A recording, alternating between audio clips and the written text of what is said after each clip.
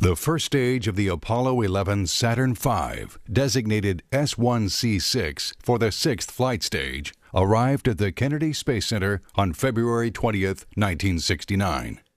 Because of their large size, Saturn V stages were shipped to the Kennedy Space Center by ocean-going vessels and specially designed aircraft. The Saturn V was the first large vehicle in the U.S. space program to be conceived and designed for a specific purpose, that of landing a man on the moon and returning him safely to Earth. The birth of the Saturn V can be dated to January 10, 1962, when NASA formally announced development of the Big Booster. The 300,000-pound first stage is 33 feet in diameter and 138 feet long. At liftoff, it held nearly 4.5 million pounds of propellant, consisting of RP-1, a form of kerosene for fuel, and liquid oxygen as oxidizer. The first stage generated a total thrust of around 7.5 million pounds, operating for just 2.5 minutes to lift the vehicle to an altitude of about 38 miles at burnout.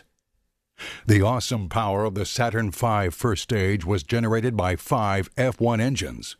Each F-1 engine was a single start, 1.5 million pound fixed thrust engine. All of the engines were identical with one exception. The outer 4 swiveled or gimbaled for steering control. The center engine was fixed.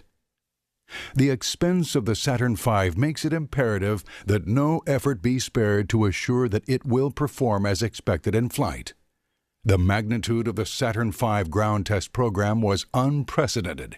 To qualify for flight, all components and systems had to meet standards deliberately set much higher than actually required. The inspection to which flight hardware was subjected was thorough. X-rays were used to inspect fusion welds, 100 castings and 5,000 transistors and diodes. A quarter-mile of welding and 5 miles of tubing were inspected with the use of ultrasonics.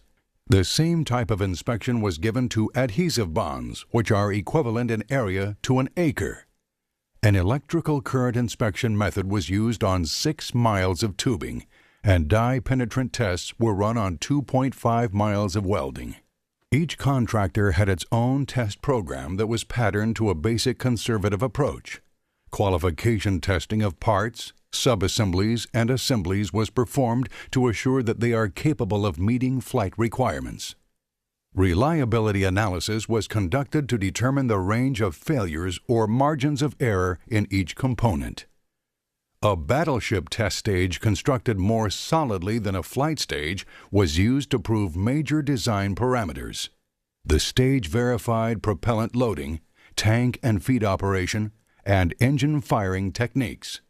Battleship testing was followed by all systems testing. Finished work undergoes functional checkout to ensure it meets requirements. Fluid-carrying components are subjected to pressures beyond normal operating requirements. Rocket engines were static fired before delivery to the stage contractor, and each stage underwent testing leading to a full-power captive acceptance firing.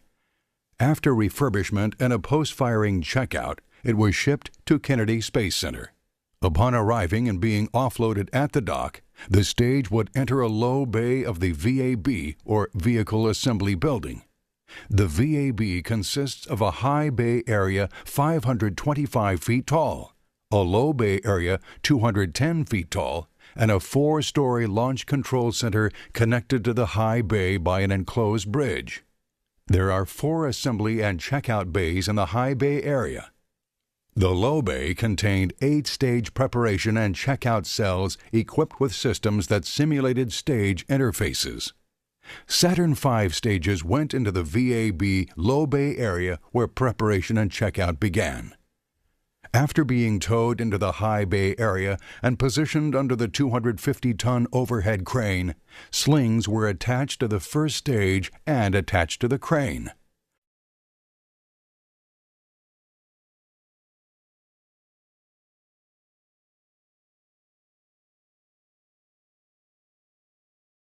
The stage is lifted to a vertical orientation and then positioned over the mobile launcher. At this stage in the process, the first stage is still missing the engine nozzle extensions and fairings and fins. These will be added later. The VAB had 141 different lifting devices at the time of the Saturn V, ranging from 1-ton mechanical hoists to two 250-ton high bay bridge cranes. Each pair of high bays shares a bridge crane. The cranes have a lifting range of 456 feet and a travel distance of 431 feet. When the stage is positioned over the mobile launcher, it is lowered into place. Then it is secured to 4 hold-down and support arms. These support the entire space vehicle during launch preparation and provide hold-down during thrust buildup prior to launch.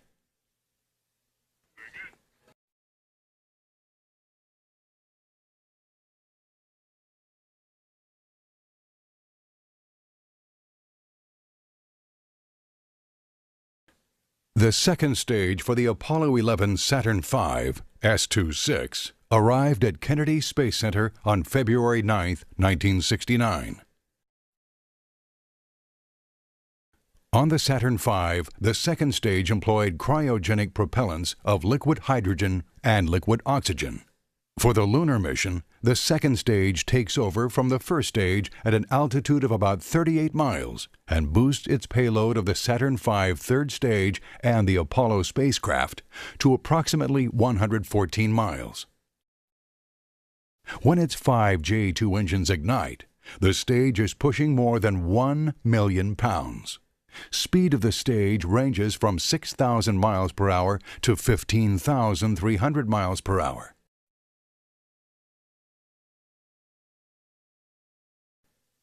The beginning of the second stage boost is a two-step process. When all the F1 engines of the first stage have cut off, the first stage separates. Ullage rocket motors around the base of the second stage then fire for approximately 4 seconds to give positive acceleration to the stage prior to engine ignition. About 30 seconds after the first stage separation, the part of the second stage structure on which the Ullage rockets are located, the aft interstage, is separated by firing explosive charges. This second separation is a precise maneuver. The 18-foot high interstage must slip past the engines without touching them. With the stages traveling at great speed, the interstage must clear the engines by only a little more than 3 feet.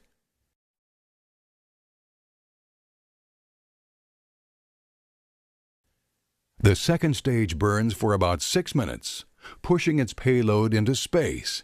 The 81-foot second stage is basically a container for its 942,000 pounds of propellant, with engines attached at the bottom. Propellants represent more than 90% of the stage's flight weight.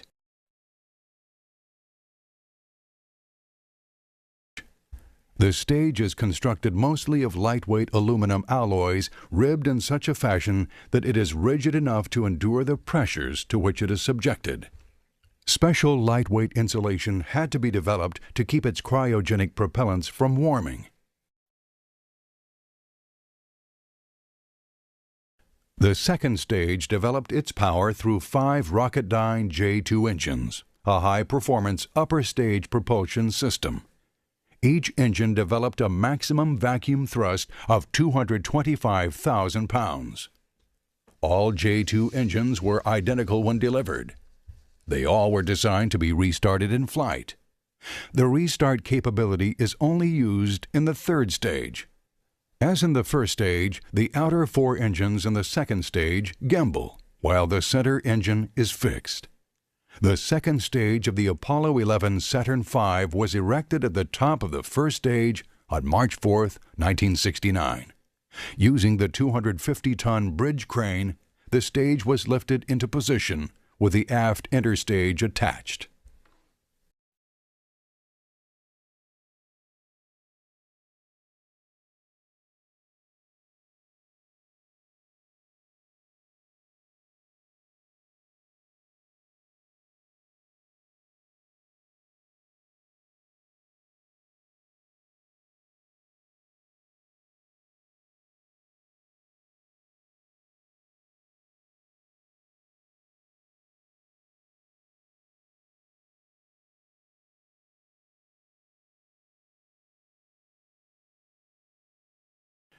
The Apollo 11 Saturn V's third stage was moved into the VAB for checkout on January 21, 1969.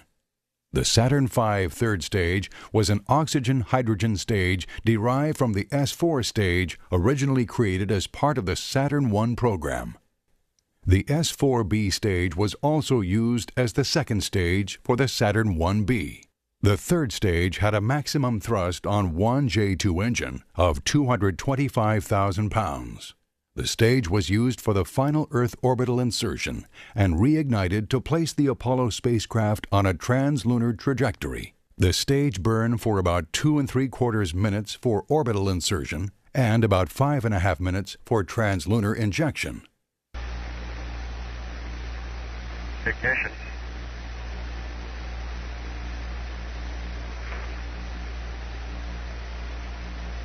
We confirm ignition and the thrust is go.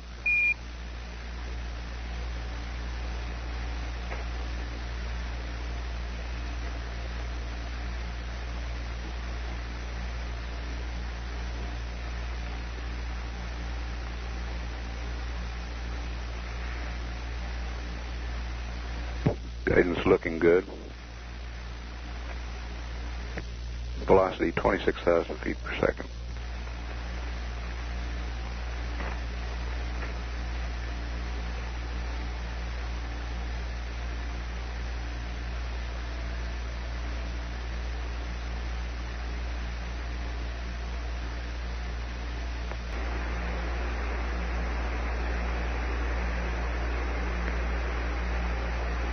Cut off.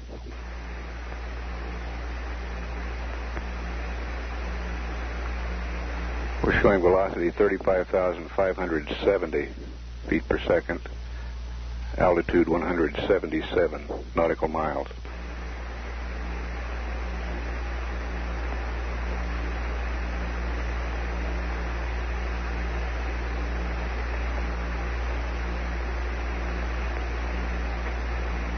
Apollo 11, this is Houston. We show cutoff and we copy the numbers in noun 62.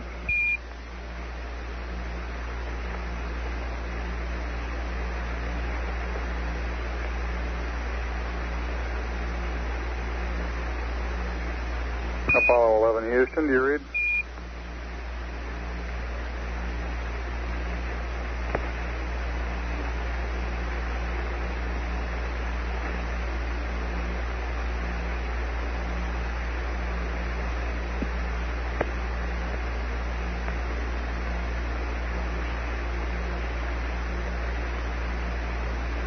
Apollo 11, this is Houston. Do you read, over? Roger, Houston. Apollo 11. We're reading a VI of 35579er, and the EMS was plus 3.3, over. Roger, plus 3.3 on the EMS. Because the stage was a part of the vehicle for an extended period of time, it contained an auxiliary propulsion module for attitude control. 2 APS modules were mounted 180 degrees apart on the aft skirt assembly. Each module contained 3 150-pound thrust engines and 1 70-pound thrust ullage motor. The Apollo 11 third stage, with its aft interstage, was placed above Stage 2 on March 5, 1969.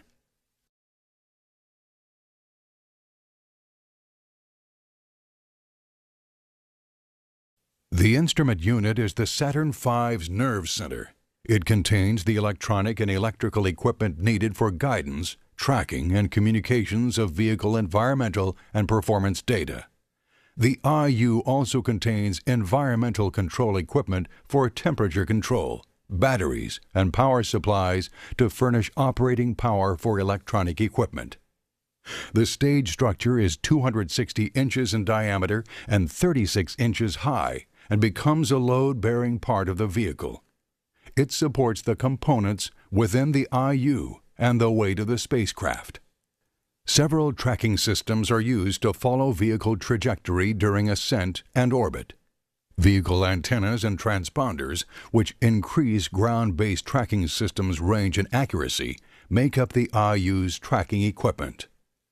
The Saturn V is equipped with lots of equipment designed to detect malfunctions. Some of this equipment checks engine thrust and monitors guidance computer status, attitude rates, angle of attack, and abort request. This emergency detection information is flashed to the IU where it is routed to the emergency detection distributor in the electrical system.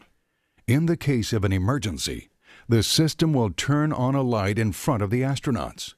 If the spacecraft abort selector switch is in the automatic abort position, the abort will take place without further crew participation. The action cannot be vetoed by the astronauts. However, if the selector switch is in the manual position, the crew makes the decision when to abort a mission.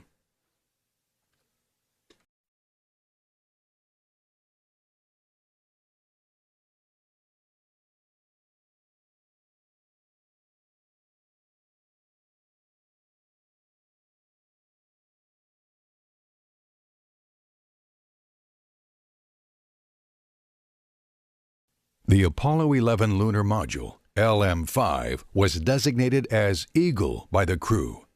The lunar module is a two-stage vehicle designed for space operations near and on the Moon.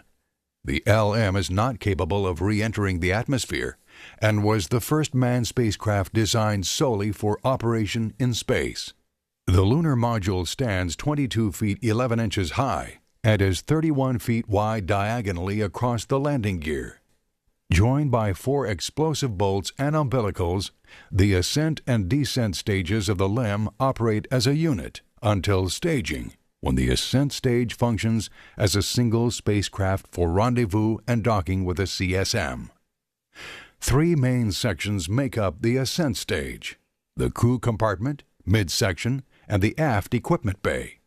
Only the crew compartment and midsection are pressurized at 4.8 pounds per square inch. The cabin volume is 235 cubic feet. The descent stage consists of a cruciform load-carrying structure of 2 pairs of parallel beams, upper and lower decks, and enclosure bulkheads. The center compartment houses the descent engine, and descent propellant tanks are housed in the 4 square bays around the engine. The descent stage measures 10 feet 7 inches high by 14 feet 1 inch in diameter. In a retracted position until after the crew mans the LEM, the landing gear struts are explosively extended and provide lunar surface landing impact absorption. The main struts are filled with crushable aluminum honeycomb for absorbing compression loads. Foot pads 37 inches in diameter at the end of the landing gear provide support on the surface. Each pad except the forward pad is fitted with a lunar surface sensing probe which signals the crew to shut down the descent engine upon contact with the lunar surface. Eagle had a launch weight of 33,205 pounds.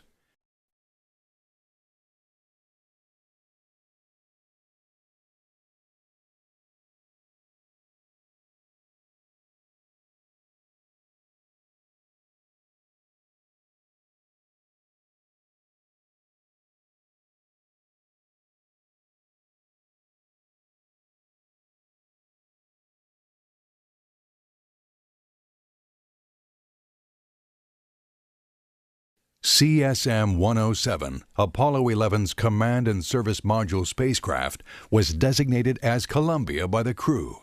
It consisted of a service module 12 feet 10 inches in diameter and 24 feet 7 inches high. For the Apollo 11 mission, it weighed 51,243 pounds at launch. Aluminum honeycomb panels 1 inch thick form the outer skin, and milled aluminum radial beams separate the interior into 6 sections around a central cylinder containing 2 helium spheres, 4 sections containing service propulsion system fuel and oxidizer tankage, another containing fuel cells, cryogenic oxygen and hydrogen, and 1 section essentially empty. The service propulsion system provided thrust for large spacecraft velocity changes through a gimbal-mounted 20,500-pound thrust hypergolic engine using a nitrogen tetroxide oxidizer and a 50-50 mixture of unsymmetrical dimethylhydrazine and hydrazine fuel. The command module is a pressure vessel encased in heat shields, cone-shaped 11 feet 5 inches high with a base diameter of 12 feet 10 inches and a launch weight of 12,250 pounds. The command module consists of the forward compartment, which contains 2 reaction control engines and components of the Earth landing system, the crew compartment or inner pressure vessel containing crew accommodations, controls and displays, and many of the spacecraft systems, and the aft compartment housing 10 reaction control engines, propellant tankage, helium tanks, water tanks, and the CSM umbilical connection. The crew compartment contained 210 cubic feet of habitable volume. The command module Earth landing system includes the drogue and main parachute system, as well as post-landing recovery aids. In a normal entry descent, the command module forward heat shield is jettisoned at 24,000 feet, permitting mortar deployment of 2 reefed 16.5-foot diameter drogue parachutes for orienting and decelerating the spacecraft. After drogue release, 3 mortar-deployed pilot chutes pull out the 3 main 83-foot diameter parachutes with 2-stage reefing to provide gradual inflation in 3 steps. 2 main parachutes out of 3 can provide a safe landing. Apollo 11, Houston, you're a go for TEI, over. Apollo 11, thank you. This is Apollo Control at 134 hours, 48 minutes. It continues very quiet here in Mission Control. The flight controllers have been observing the crew inputs to their computer, monitoring as the crew prepares for the trans-Earth injection burn, scheduled to occur at about 35 minutes from now. This is Apollo Control. We're now less than 30 seconds from the time at which trans-Earth injection is scheduled, the burn to start Apollo 11 on its trajectory back to Earth. We're now 15 seconds from the scheduled ignition time. That burn will last about 2 minutes, 28 seconds and consume 10,000 pounds of propellant.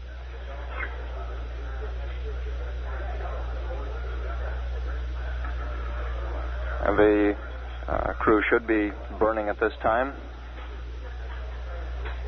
Of course, that maneuver is performed on the backside of the moon. We have no data from the spacecraft here in Mission Control at this time. We won't know how the burn went for about another 10 minutes, which is the time at which we're scheduled to reacquire Apollo 11. AOS. And there's the cue. We have acquisition of signal. Hello, Apollo 11, Houston, how did it go, over?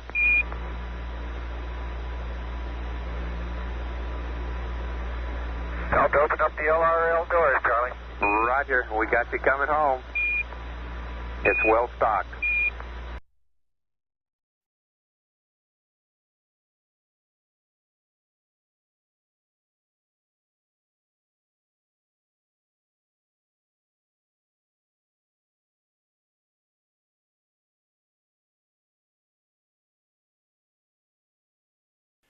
At launch, the lunar module is housed in the spacecraft Lunar Module Adapters section. This is a truncated cone 28 feet long extending from the top of the instrument unit to the bottom of the service module. The entire assembly of CSM, LEM, and spacecraft Lunar Module Adapter are assembled, moved to the VAB, and erected atop the 3rd stage of the launch vehicle. There she goes. It was a good one. Roger, Dodger. We got Eagle looking good. It's holding cabin pressure, and it picked up about 2 feet per second from that jettison. I believe that. I can see some cracks in outer coating around the tunnel. In the thermal protective covering. I don't think it has anything to do with structure. Roger.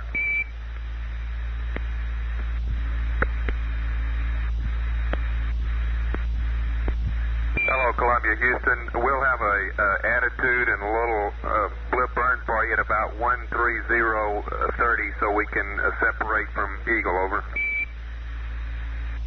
That's fine.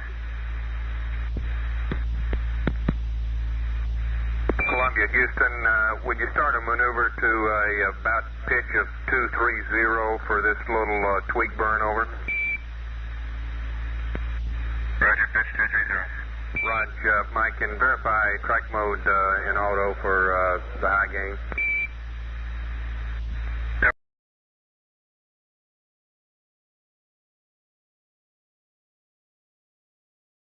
The crewmen of Apollo 11 spent more than 5 hours of formal crew training for each hour of the mission's 8-day duration. This training included detailed briefings on spacecraft systems, operation and modifications, Saturn launch vehicle briefings on countdown, range safety, flight dynamics, failure modes, and abort conditions. Briefings were held and continuous training done on mission photographic objectives and use of camera equipment.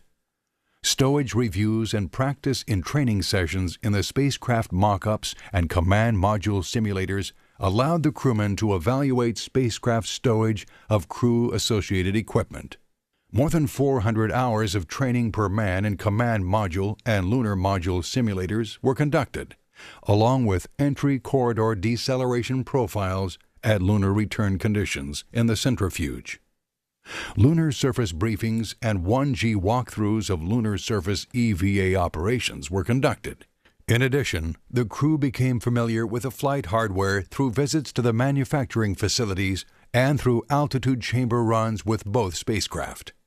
In these runs, the spacecraft were placed in a condition simulating flight pressure.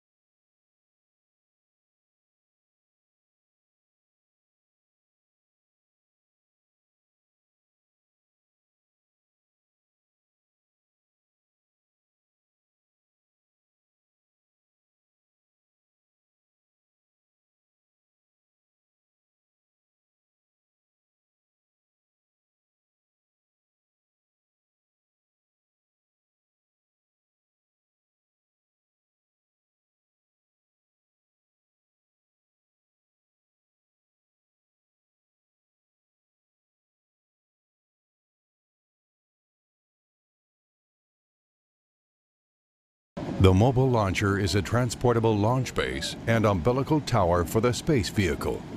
3 mobile launchers were used at Launch Complex 39. The launcher base is a 2-story steel structure, 25 feet high, 160 feet long, and 135 feet wide. It is positioned on 6 steel pedestals 22 feet high, both in the VAB and at the launch pad. At the launch pad, the launcher was also stiffened by 4 extendable columns designed to counter rebound loads if the Saturn engines cut off. The umbilical tower, extending 398 feet above the launch platform, is mounted on one end of the launcher base. A hammerhead crane at the top has a hook height of 376 feet above the deck. The 12 million pound mobile launcher stands 445 feet high when resting on its pedestals. The launch vehicle sits over a 45-foot square opening which allows an outlet for engine exhaust into the launch pad trench containing a flame deflector.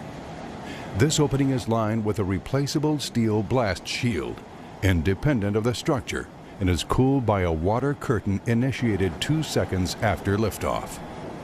There are 9 hydraulically operated service arms on the umbilical tower.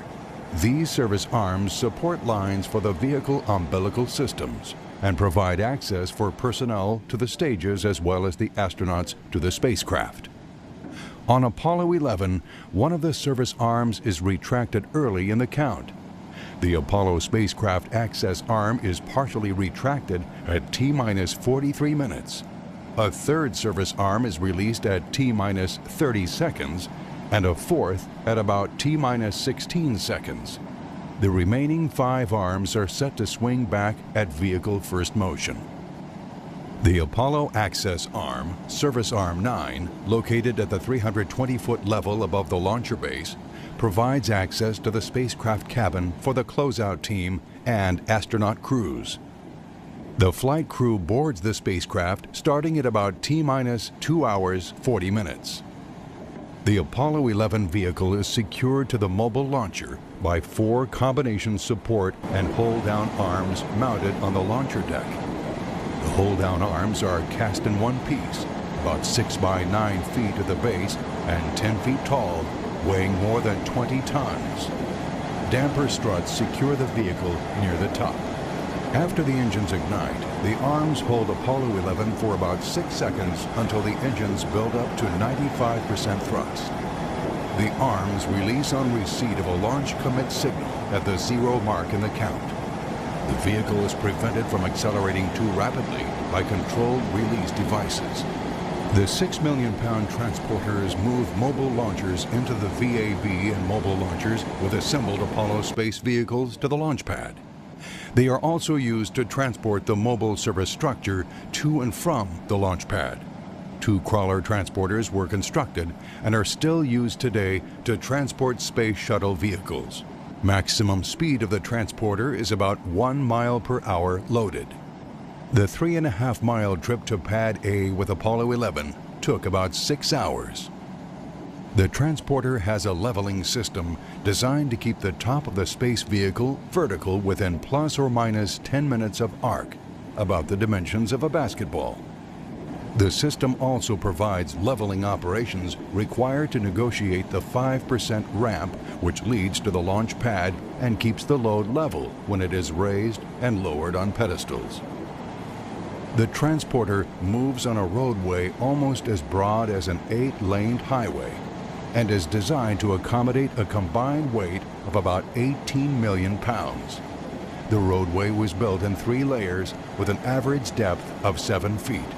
The base layer is 2.5 feet of hydraulic fill. The next layer consists of 3 feet of crushed rock. The top is covered with a cover of river rock, 8 inches deep.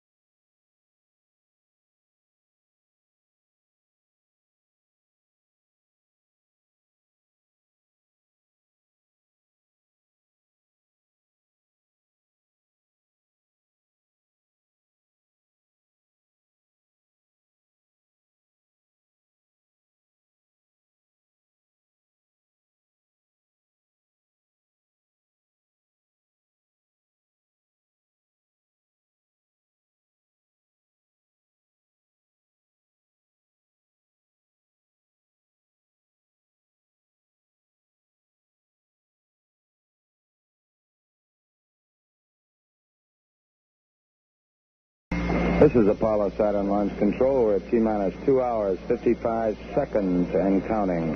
We're approaching the 2-hour mark in our countdown, and we appear to be proceeding satisfactorily at this time. The crew aboard the spacecraft, the 320-foot level. The hatch is closed, and we're beginning to purge the cabin to bring it to the proper atmosphere for launch, which is a combination of oxygen and nitrogen, 60% oxygen and 40% nitrogen atmosphere. Of course, the astronauts themselves are breathing pure oxygen through their spacesuits. Coming up shortly will be another key test in which both the launch crew for the launch vehicle crew and the spacecraft team combine together with the commander, Neil Armstrong, to make a thorough check of the emergency detection system. This is the system that will signal the astronauts in the cabin if anything goes wrong below them. We used a ground-based computer to accomplish this test. It's rather lengthy as these tests go using a computer. It will take some 30 minutes.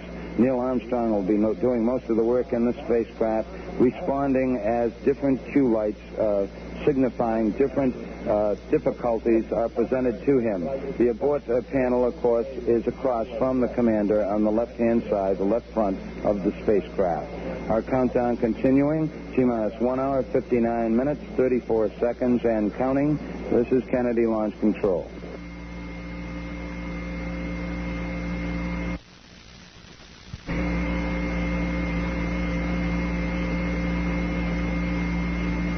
This is Apollo Saturn Launch Control, T-minus 1 hour, 50 minutes, 55 seconds, and counting. We're proceeding with the countdown for the Apollo 11 mission at this time, and it's going satisfactorily.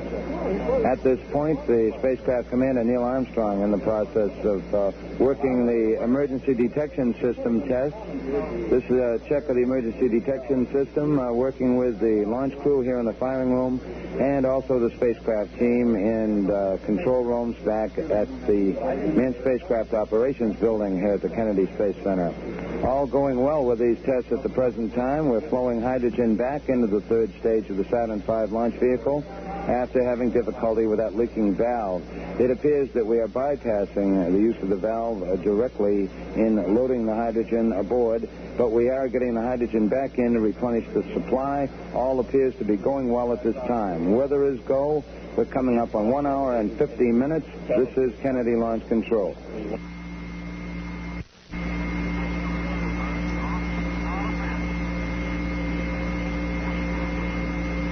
This is Apollo Saturn Launch Control. T-minus 1 hour, 40 minutes, 55 seconds, and counting.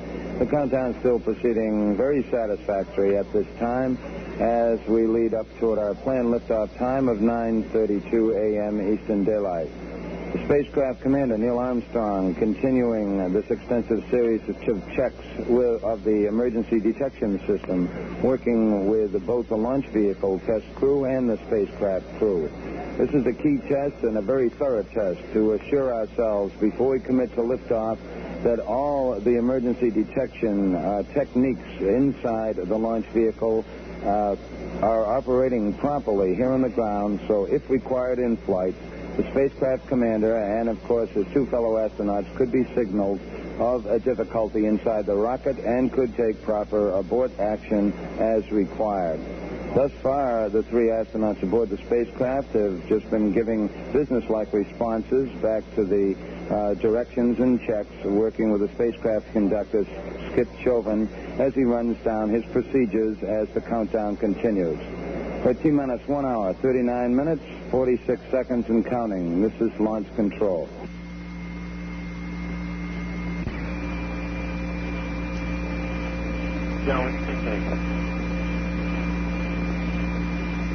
Just like this.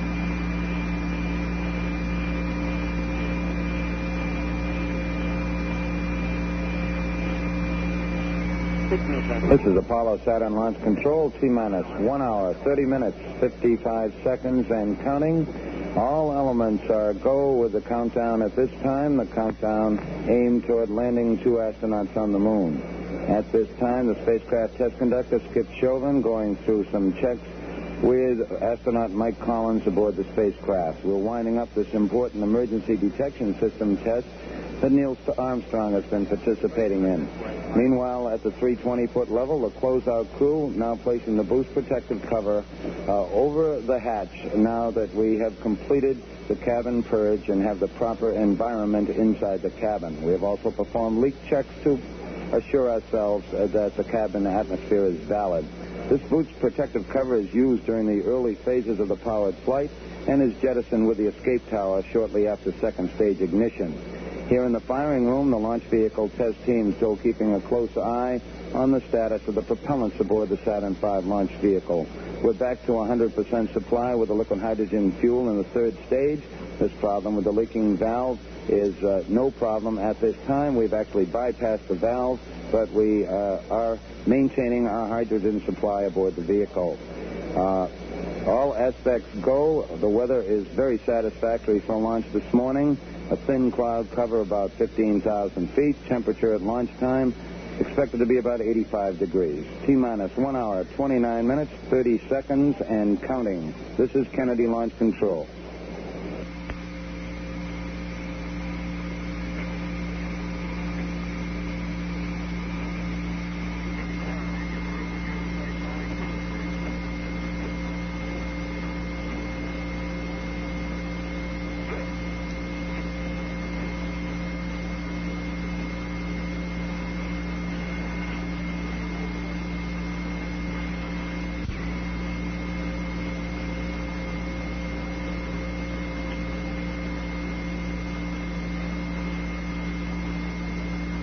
This is Apollo Saturn Launch Control. T-minus 1 hour, 20 minutes, 55 seconds, and counting. All still go with the countdown for Apollo 11 at this time. At this point in the countdown, spacecraft commander Neil Armstrong once again appears to be the busiest worker in the spacecraft as he's performing a series of alignment checks associated with the guidance system in the spacecraft. He's working these checks with the spacecraft test conductor as the spacecraft test conductor reads off the various procedures and Armstrong responds to them. The astronauts aboard the spacecraft also were informed by the spacecraft conductor a short while ago that the launch vehicle is go at this time. The hydrogen problem that we did encounter earlier has been solved. That's real good news, said Armstrong, and then he went back to work shortly thereafter. We're now coming up on the 1 hour, 20-minute mark in the countdown. This is Kennedy Launch Control. This is Apollo Saturn Launch Control. T-minus 1 hour, 11 minutes, 55 seconds, and counting. The countdown for Apollo 11 still going very satisfactorily at this time. In most cases, we're a matter of 5 or 10 minutes ahead of the countdown procedures. The crew in the White Room at the 320-foot level who have been aiding the astronauts up to this time are just in the process of finishing up their work. They've been advised by the spacecraft test conductor that they'll probably be able to move out in about 3 minutes or so. Once this is accomplished, once the closeout crew does depart, we'll be ready to move that swing arm back, swing arm 9. It will be moved 12 degrees away from the spacecraft hatch. This is about 5 feet away from the hatch.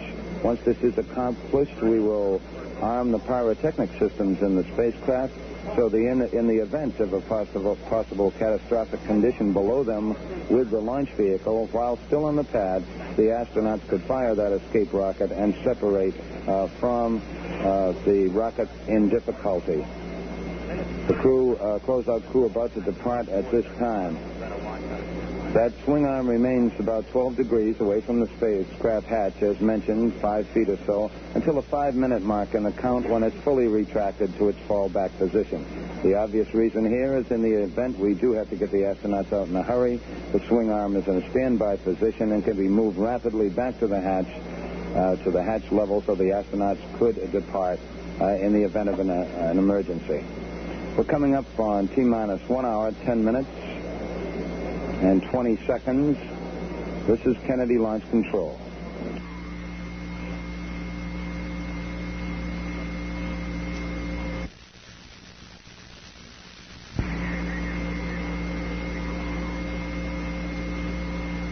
This is Apollo Launch Control at 1 hour, 7 minutes, 25 seconds, and counting.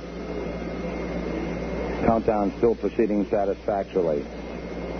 For those People who would like to synchronize their watches in relation to the count will synchronize on 26 minutes past the hour, which is now about 65 seconds away. We'll count down the last 5 seconds to 26 minutes past the hour. We're now 1 minute away from 26 minutes past the hour.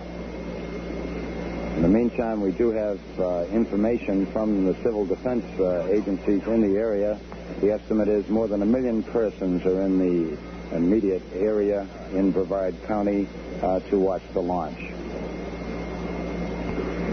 Now 40 seconds away from 26 minutes past the hour.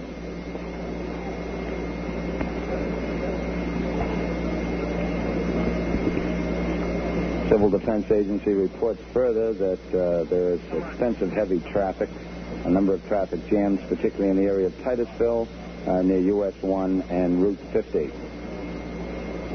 Countdown still progressing satisfactorily, 15 seconds away from 26 minutes.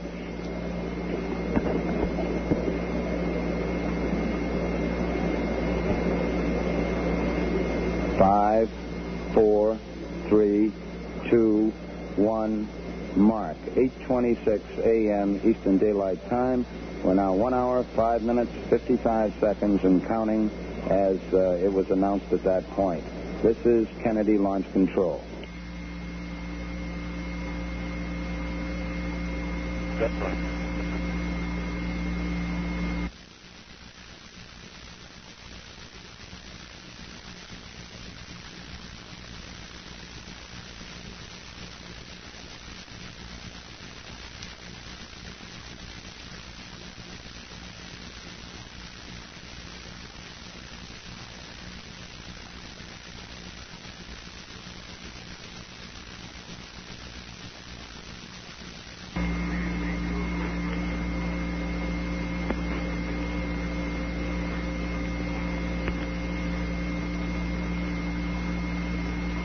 This is Apollo Saturn Launch Control, T-minus 61 minutes and counting. T-minus 61 minutes on the Apollo 11 countdown, and all elements are go at this time. Astronaut Neil Armstrong has just completed a series of checks on that big service propulsion system engine that sits below him in the stack. We want to assure ourselves before liftoff that that engine can respond to commands from inside the spacecraft. As Neil Armstrong moved his rotational hand controller, we assured ourselves that the engine did respond by swiveling or gimbaling. This, of course, is important for maneuvers in space. The countdown is still proceeding very satisfactorily, other than 2 minor problems. Since we picked up the count at 11 p.m. Eastern Daylight Time last night, all has gone well. As we approach the 1 hour mark now in the count, a series of radio frequency and telemetry checks will be in progress with the launch vehicle. We'll also check out the tracking beacons in the instrument unit that travels as a guidance system for the Saturn V during the powered phase of flight. Now 59 minutes, 48 seconds and counting. This is Kennedy Launch Control. Saturn Launch Control, T-minus 2 hours, 40 minutes, 40 seconds and counting. At this time, the prime crew for Apollo 11 has boarded the high-speed elevator from inside the A level in the mobile launcher, which is the second level inside the launcher. This is a high-speed elevator, 600 feet per minute, which will carry them to the 320-foot level, the spacecraft level. Shortly, we'll expect astronauts Neil Armstrong and Michael Collins to come across Swing Arm 9, the Apollo access arm, and proceed to the White Room and stand by to board the spacecraft. The third member of the crew, astronaut Edwin Aldrin, who will be the last one to board the spacecraft, will stand by in the elevator, seated in a chair, while his 2 comrades first board the spacecraft. Once Armstrong, who sits in the left-hand seat, and Collins, who will sit in the right-hand seat during liftoff, are aboard, then Aldrin will be called, and he will take his seat, the middle seat in the spacecraft. The spacecraft commander, Neil Armstrong, and the command module pilot, Michael Collins, now proceeding across the swing arm into the small white room that attaches at the spacecraft level.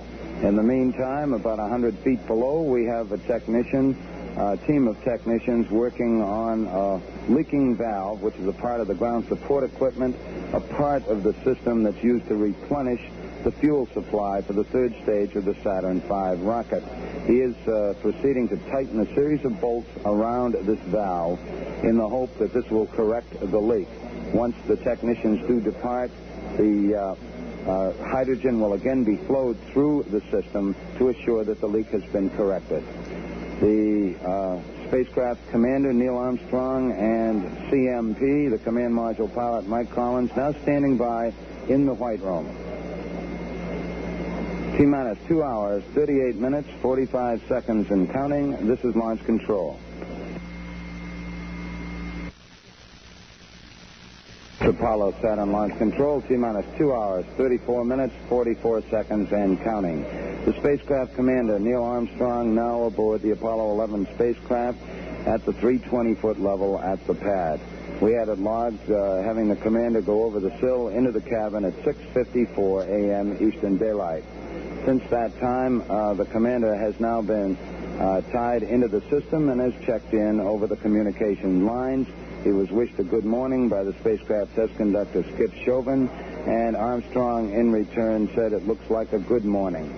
In the meantime, 120 feet below him, the technicians continuing to work to tighten bolts around a leaking valve associated with the system that replenishes hydrogen fuel for the third stage. To repeat once again, this is not a problem on the launch vehicle itself, but on the ground support equipment associated with it. T-minus 2 hours, 33 minutes, 45 seconds and counting. This is Kennedy Launch Control. This is Apollo Saturn Launch Control, T-minus 2 hours, 30 minutes, 55 seconds and counting. Right on the hour, the command module pilot, astronaut Michael Collins, who will be sitting on the right-hand side of the spacecraft during liftoff, boarded the spacecraft. We had it logged at 7 a.m. Eastern Daylight Time. The third member of the crew, astronaut Buzz Aldrin, standing by in the elevator around the corner along the swing arm from the White Room and the spacecraft at the 320-foot level. 120 feet below, technicians still working on some bolts that surround a leaking valve that is associated with a system that replenishes the hydrogen fuel supply for the third stage of the Saturn V rocket. Our countdown proceeding at this time, coming up to the 2 hour and 30 minute mark in the count. This is Kennedy Launch Control. This is Apollo Saturn Launch Control, T-minus 2 hours, 23 minutes, 46 seconds and counting.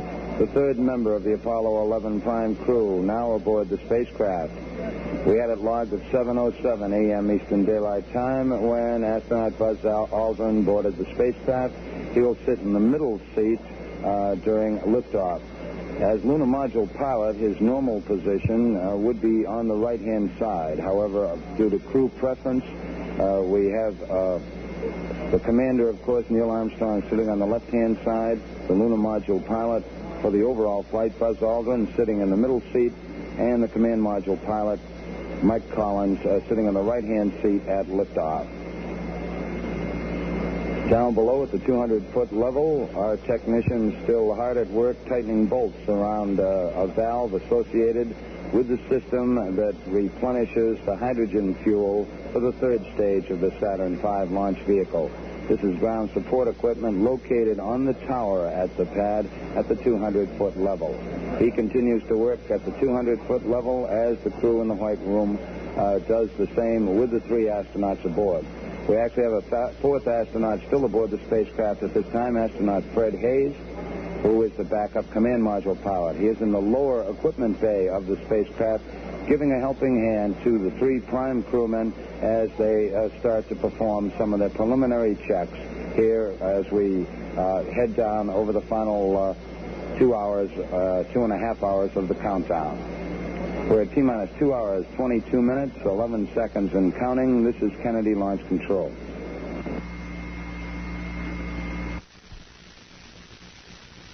This is Apollo Saturn Launch Control. We've just passed the 2 hour, 21 minute mark in our countdown, and we are proceeding at this time.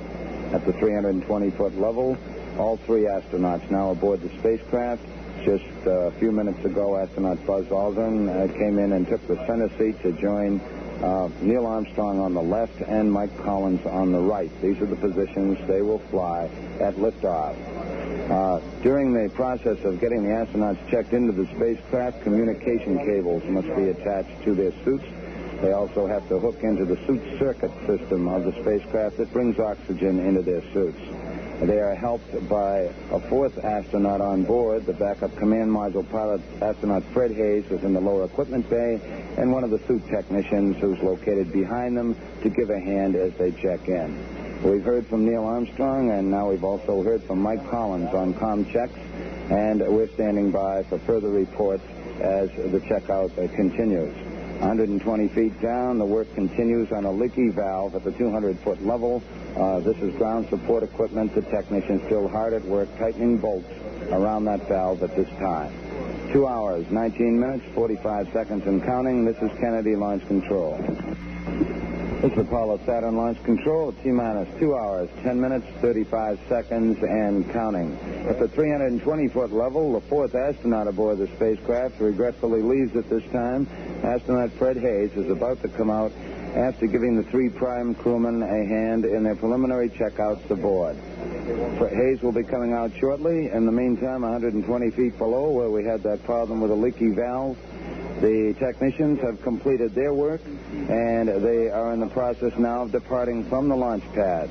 In a short while, we'll start flowing hydrogen again back through the general replenishing system to continue to top off the supply of the hydrogen fuel in the third stage of the Saturn V launch vehicle.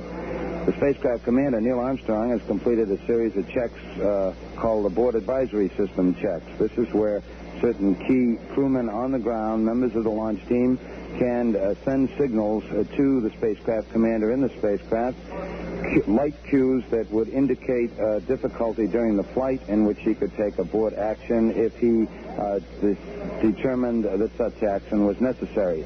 These checks have been completed, and Neil Armstrong confirmed that the lights came on in the console in front of him, the panel in front of him, as these lights were operated from the ground here in the Launch Control Center. All still going well with our count. We will stand by as we, again, bring hydrogen back to the third stage. You will see how that operates. We're now at T-minus 2 hours, 9 minutes, 4 seconds, and counting. And this is Kennedy Launch Control.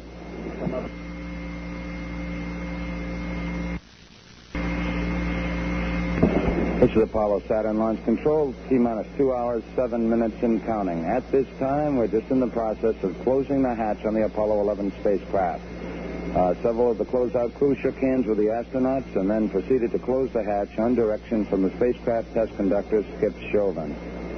We had it logged as the hatch being closed and tightened, still being tightened right at this time, which is 25 minutes past the hour. Once the hatch is closed, we will start a cabin purge to condition the cabin inside. The three astronauts, of course, are on pure oxygen in their spacesuits on the suit circuit. We will produce a cabin atmosphere in the spacecraft of a 60-40 combination, 60% oxygen and 40% nitrogen. This is the atmosphere used for liftoff. Once that is accomplished, the closeout crew will be ready to put the boost protective cover on the hatch and continue with their closeout. The hatch being closed at this time, we are proceeding. We'll stand by to see how our hydrogen condition is as far as replenishing the hydrogen fuel supply with the third stage of the Saturn V. 2 hours, 5 minutes, 50 seconds and counting. This is Kennedy Launch Control.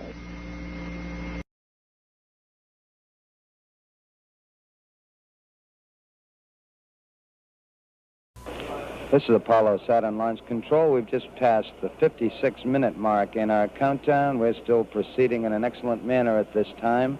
All elements reporting in that all systems continuing to look good at this point.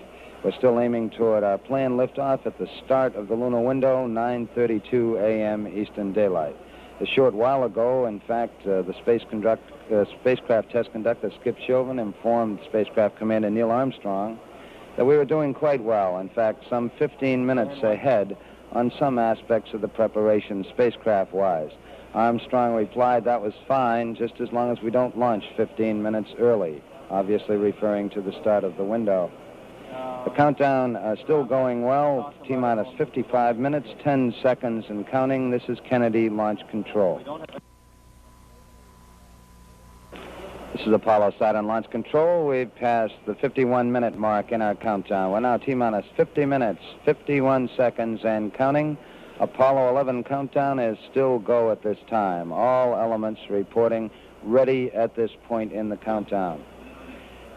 The spacecraft the test supervisor, Bill Schick, has advised all hands here in the control center and the spacecraft checkout people that in about 30 seconds, that big swing arm that has been attached to the spacecraft up to now will be moved back to a park position some 5 feet away from the spacecraft. We alert the astronauts because there is a little jolt when the swing arm is moved away.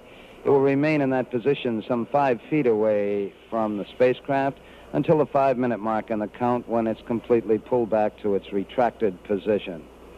It's coming up now in 5 seconds. The swing arm will come back. Mark. The swing arm now coming back from the spacecraft. The countdown proceeding satisfactorily. We've completed our telemetry checks with the launch vehicle, and at this point, with the swing arm back, we arm the pyrotechnics so that escape tower atop the astronauts, atop their spacecraft, could be used if a catastrophic condition was going to occur under them with the launch vehicle from this point on down in the countdown. We have the high-speed elevator located at the 320-foot level in the event the astronauts have to get out in a hurry. This is a special precaution. One of the members of the support team for Apollo 11, astronaut Bill Pogue, is here in the firing room.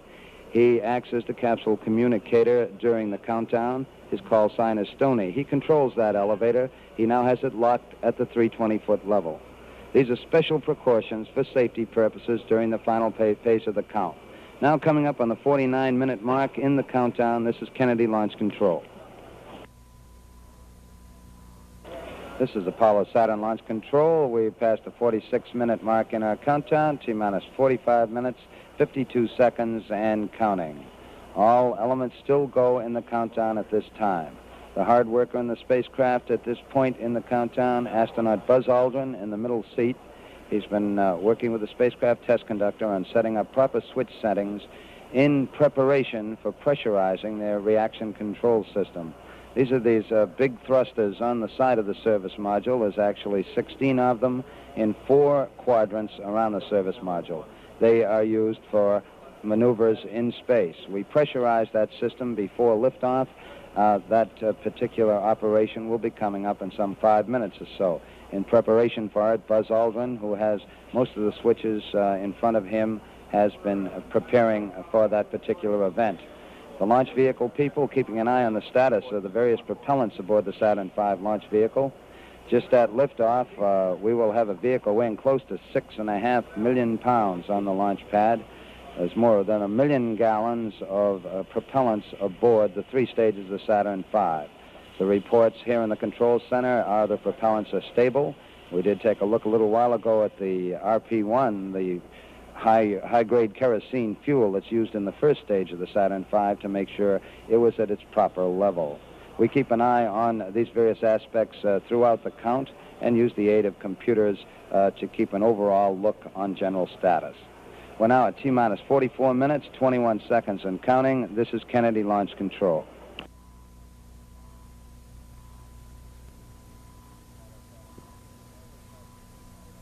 This is Apollo Saturn Launch Control. We passed the 41-minute mark in our count. T-minus 40 minutes, 53 seconds and counting. We are continuing, and we're continuing very excellently at this time. There are no problems that have been reported in as the countdown continues to click down. We're still aiming for the start of our window on this, the first flight to land men on the moon. We're aiming toward our planned liftoff time of 9:32 a.m. Eastern Daylight Time. Coming up shortly will be a key test here in the firing room as far as the launch vehicle people are concerned.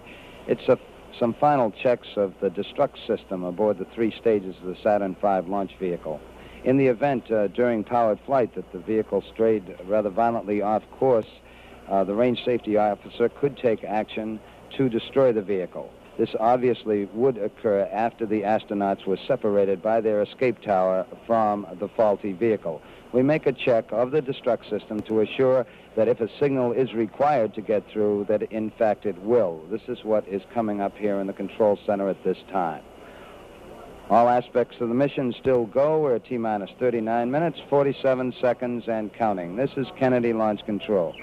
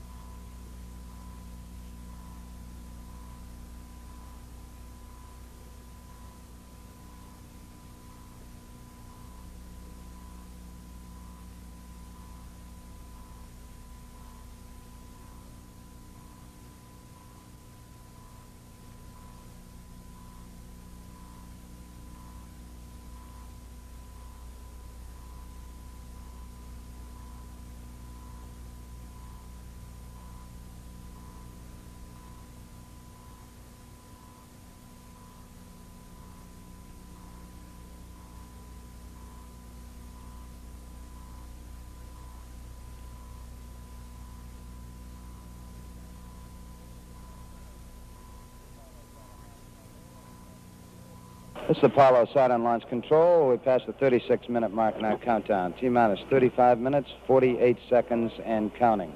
We've completed those range safety command checks, all still going well with the countdown. A short while ago, spacecraft test conductor Skip Chauvin asked Neil Armstrong if the crew was comfortable up there. And Neil reported back, he said, we're very comfortable, it's very nice this morning.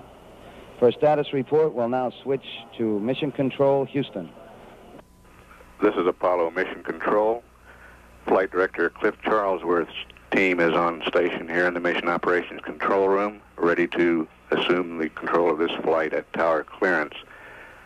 There is a possibility that Apollo 11 will check out the command module color TV camera during the first Earth revolution while in contact with the Goldstone station. If this checkout does occur, we acquire Goldstone at 1 hour 29 minutes elapsed time. We have loss of signal at 1 hour 33 minutes 50 seconds elapsed time. This TV camera checkout is a possibility. This is Mission Control, Houston.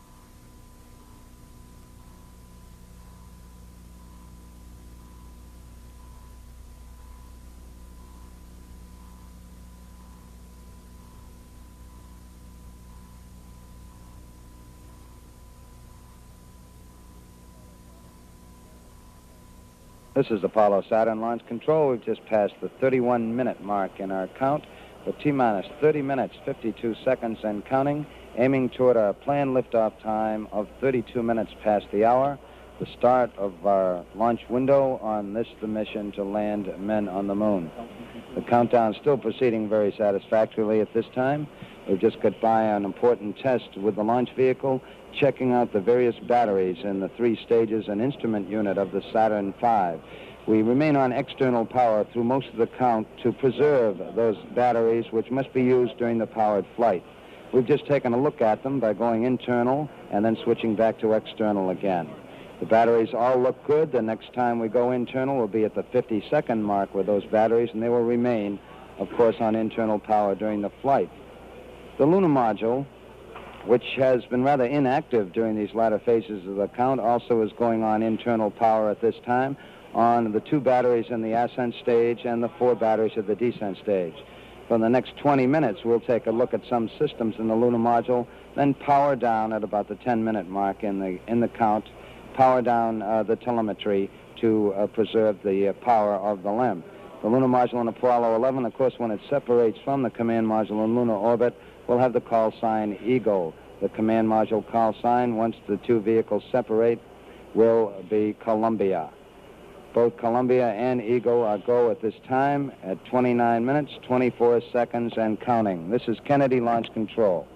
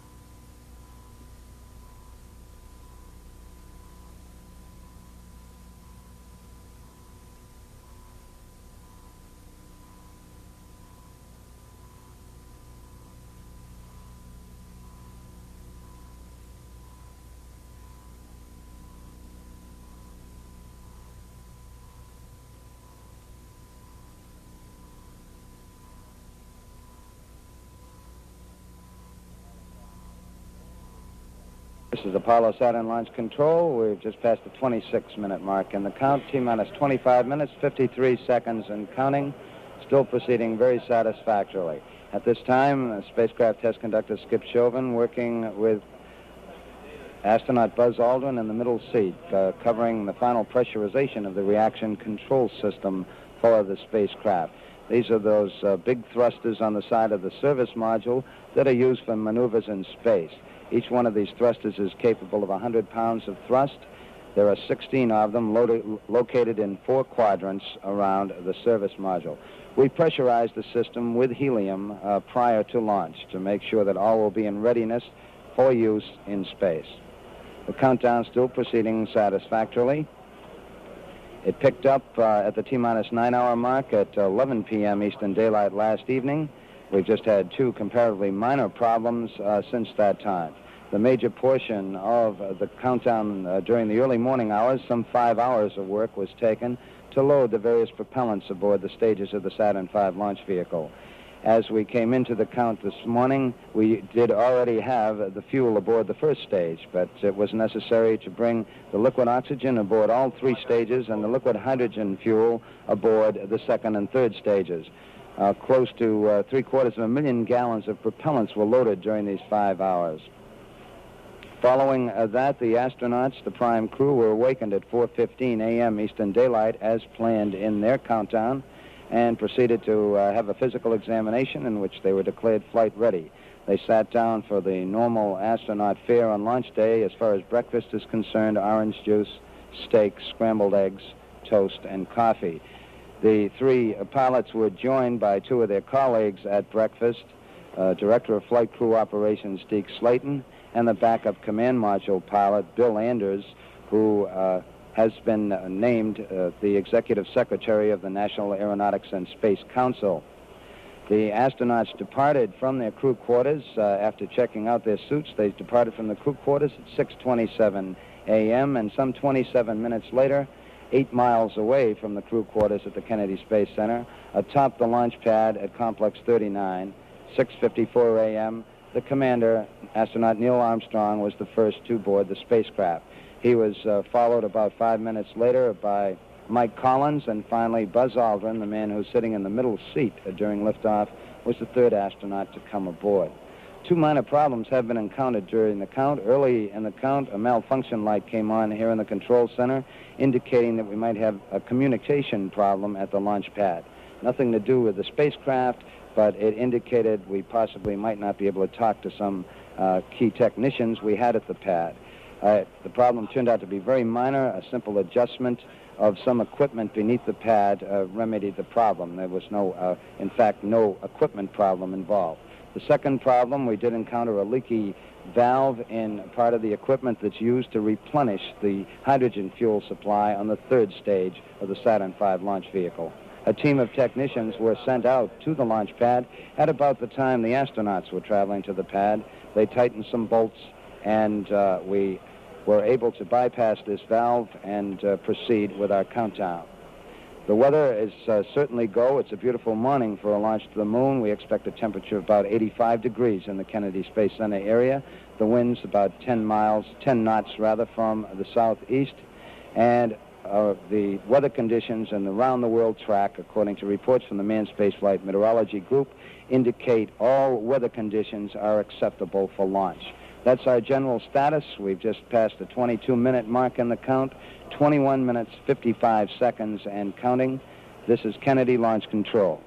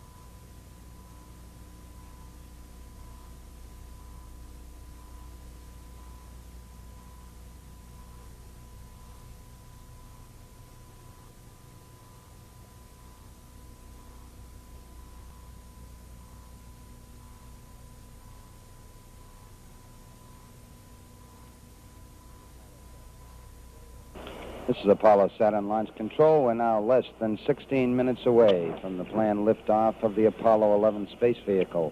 All still going well with the countdown at this time. The astronauts aboard the spacecraft have had a little chance to rest over the last few minutes or so. At least they haven't been busy with procedures with the spacecraft test conductor.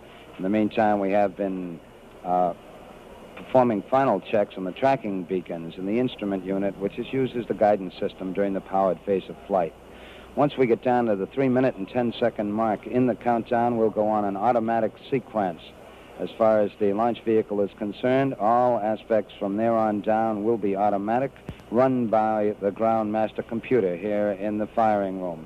This will lead up to the 8.9-minute mark in the countdown, when the ignition sequence will begin in those 5 engines of the first stage, the S1C stage of the Saturn V. At the 2-second mark, we'll get information and a signal that all engines are running, and at the 0 mark in the countdown, once we get the commit signal, the signal that says that the thrust is proper and acceptable, we then will get a commit and liftoff as the hold-down arms release the vehicle. We have some 7.6 million pounds of thrust pushing the vehicle upward, a vehicle that weighs close to 6.5 million pounds. We're now 14 minutes, 30 seconds and counting. This is Kennedy Launch Control.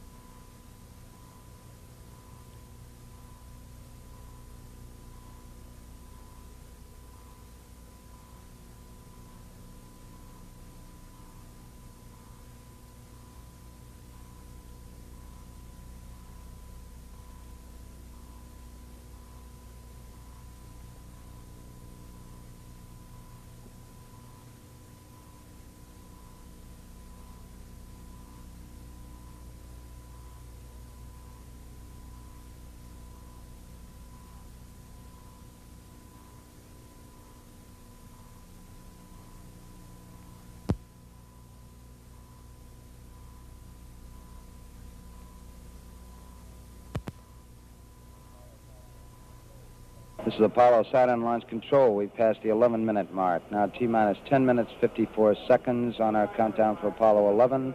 All still go at this time. The astronauts in the spacecraft busy again. The commander, Neil Armstrong, has performed some final switch settings for the stabilization and control system of the spacecraft. The spacecraft also now is on full internal power. This came shortly after the 15-minute mark. Spacecraft now on the full power of its fuel cells. Up to this time, it had been sharing the load with an external power source. Both Armstrong and Buzz Aldrin have armed their rotational hand controllers, the controllers they use in flight.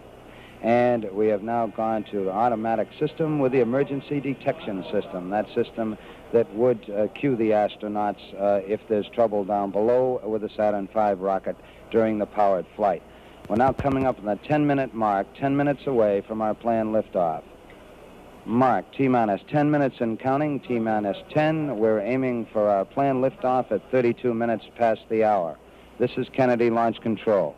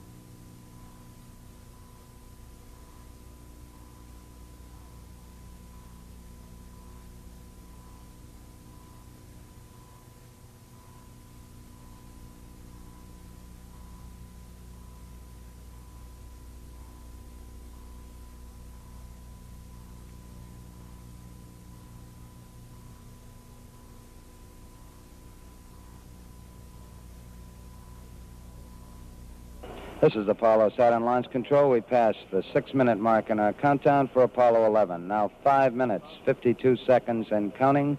We're on time at the present time for our planned liftoff of 32 minutes past the hour. Spacecraft test conductor Skip Chauvin now has completed the status check of his personnel in the control room. All report they are go for the mission, and this has been reported to the test supervisor, Bill Schick. The test supervisor now going through some status checks. Launch operations manager Paul Donnelly reports go for launch. Launch director Rocco Petrone now gives a go with 5 minutes, 20 seconds and counting. Coming up shortly, that swing arm up at the spacecraft level will come back to its fully retracted position. This should occur at the 5-minute mark in the count. In the meantime, the lunar module telemetry has been powered down. We took a good look at Eagle, and it looks good. The spacecraft test conductor for the lunar module reported that Eagle was go. The swing arm now coming back to its fully retracted position as our countdown continues. T-minus 4 minutes, 50 seconds and counting. Skip Chauvin informing the astronauts that the swing arm now coming back. The astronauts will have a few more reports coming up in the countdown. The last business report will be from Neil Armstrong at the 45-second mark in the count when he gives a status on the final alignment of the stabilization and control system. We're now passing the 4-minute, 30-second mark in the countdown. Still go at this time.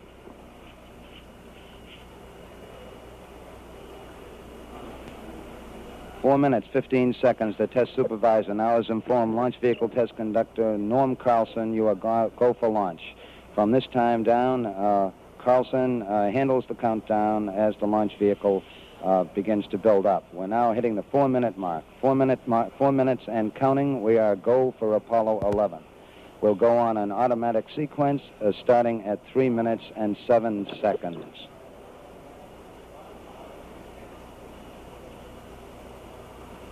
3 minutes, 45 seconds and counting. And the final abort checks between several key members of the crew here in the control center and the astronauts.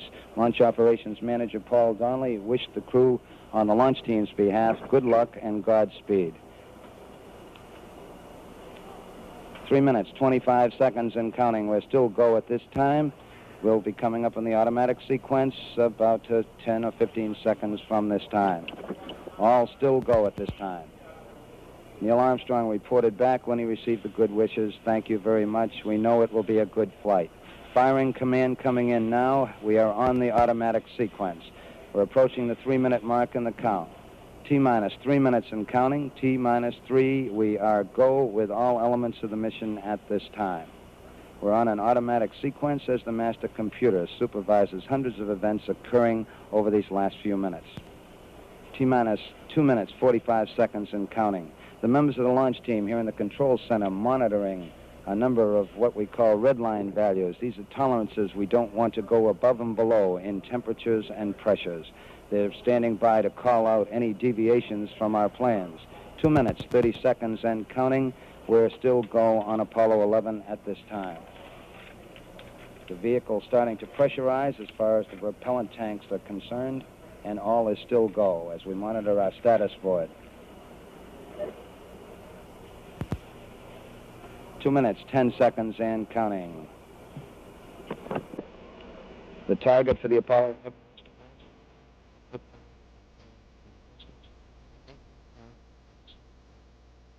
just past the 2-minute mark in the countdown. T-minus 1 minute, 54 seconds and counting. Our status board indicates that the oxidizer tanks in the second and third stages now have pressurized. We continue to build up pressure in all 3 stages here at the last minute to prepare it for liftoff. T-minus 1 minute, 35 seconds on the Apollo mission, the flight to land of the first men on the moon. All indications coming in to the control center at this time indicate we are go. 1 minute, 25 seconds and counting.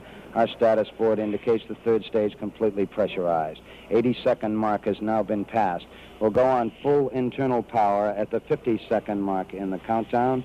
Guidance system goes on internal at 17 seconds, leading up to the ignition sequence at 8.9 seconds. We're approaching the 60-second mark on the Apollo 11 mission. T-minus 60 seconds and counting. Past T-minus 60. 55 seconds and counting. Neil Armstrong just reported back. It's been a real smooth countdown. Past the 50-second power transfer. It's complete. We're on internal power with the launch vehicle at this time. 40 seconds away from the Apollo 11 liftoff. All the second stage tanks now pressurized. 35 seconds and counting. Still go with Apollo 11. 30 seconds and counting.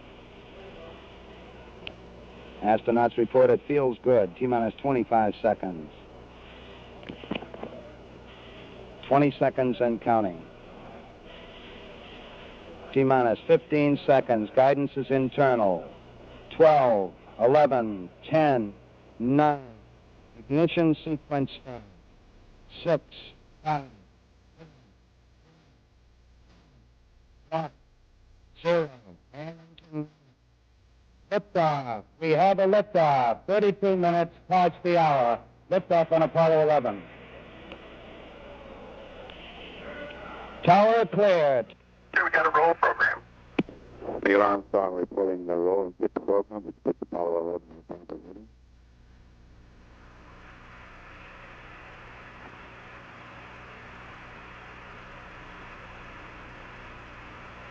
Plus 30 seconds. Roll is complete and the pitch is programming.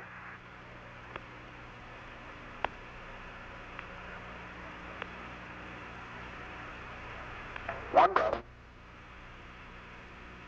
One Bravo is a abort control mode.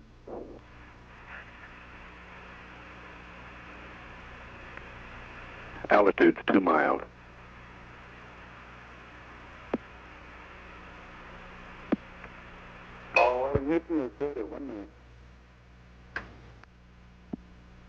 Downrange 1 mile, altitude 4 miles now. Velocity 2,195 feet per second. Start model pressure red line is lit. I don't... Where? Yeah, it don't make a difference. No difference. Okay, let's punch them out. Everything is go, Ralph. We're through the region of maximum dynamic pressure now.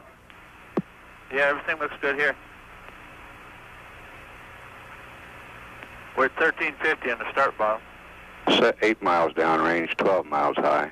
Velocity 4,000 feet per second. Stand by for Mode 1 Charlie. Mark, Mode 1 Charlie. 1 Charlie. Cliff Charlesworth taking a staging status. This is Houston. You are go for staging.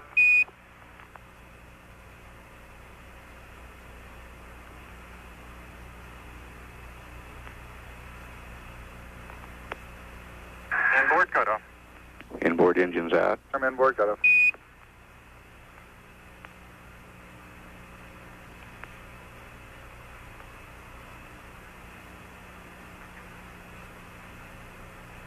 Downrange 35 miles, 30 miles high. Standing by for the outboard engine cut down now.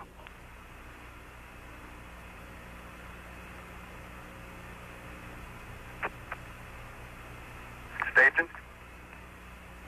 And ignition.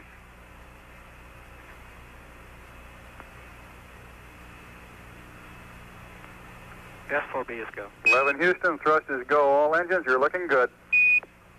Roger, you're loud and clear, Houston. At 3 minutes, downrange 70 miles, 43 miles high, velocity 9,300 feet per second. All the second stage tanks now pressurized. 35 seconds and counting. We are still go with Apollo 11. 30 seconds and counting. Astronauts report it feels good. T-minus 25 seconds. 20 seconds and counting. T-minus 15 seconds. Guidance is internal. 12, 11, 10, 9. Ignition sequence starts. 6, 5, 4, 3, 2, 1, 0. All engine running. Liftoff. We have a liftoff. 32 minutes past the hour. Liftoff on Apollo 11.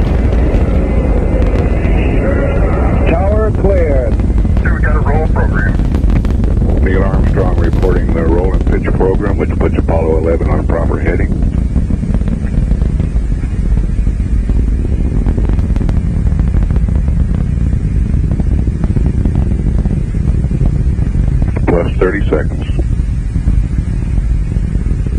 Roll complete and the pitch is programmed.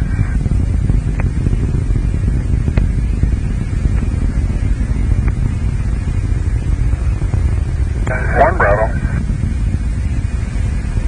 One Bravo is a abort control mode. Ignition sequence start. 6, 5, 4, 3, 2, 1, 0. All engine running. Clock start flight, Roger. We have a liftoff. 32 Thrust go all engines, Roger.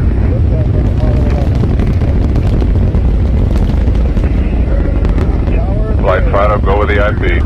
Roger, IP. Neil Armstrong reporting the roll and pitch program, which puts Apollo 11 on proper heading.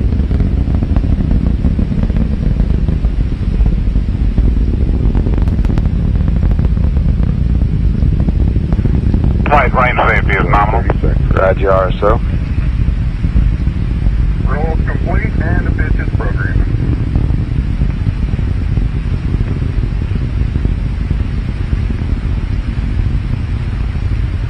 One Bravo. Flight range safety is in the water. Roger, RSO. Roger.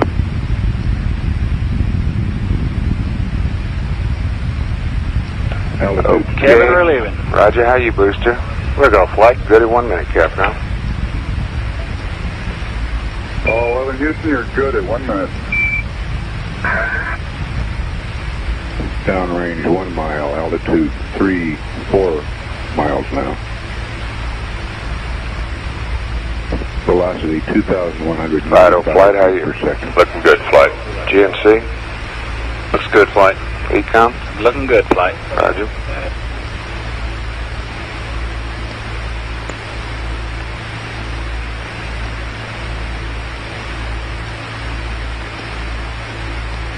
We're through the region of maximum. Booster, flight, how you? We'll go flight.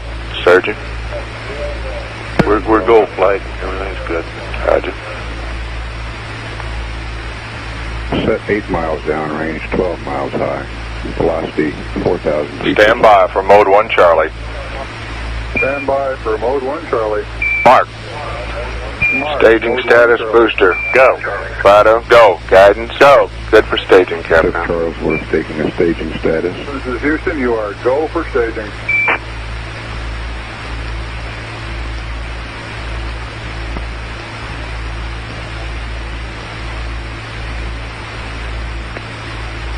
Inboard cutoff. Inboard engines out. And then confirm inboard. Roger.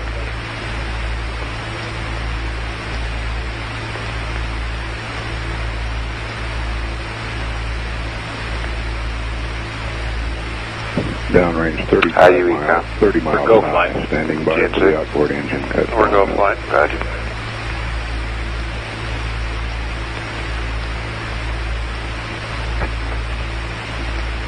Station. And again. Cut off. Ignition. Roger. Trajectory verify. Roger. Thrusters go all engines. Looks good, Capcom. 11 Houston, thrusters go all engines. You're looking good. Roger, you're loud and clear, Houston.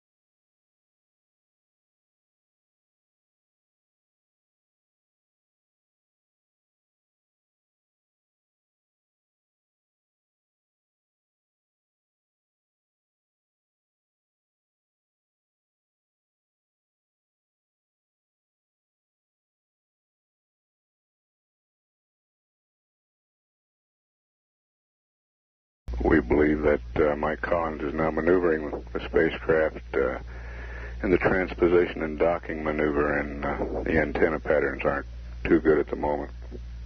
So we have a weak signal strength.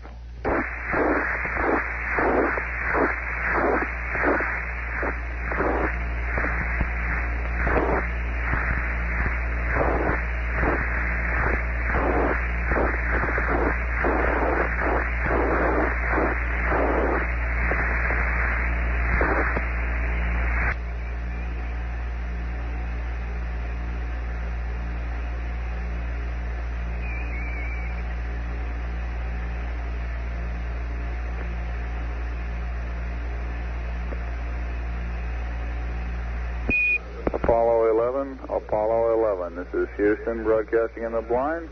Request Omni Bravo. If you read us, request Omni Bravo. Out.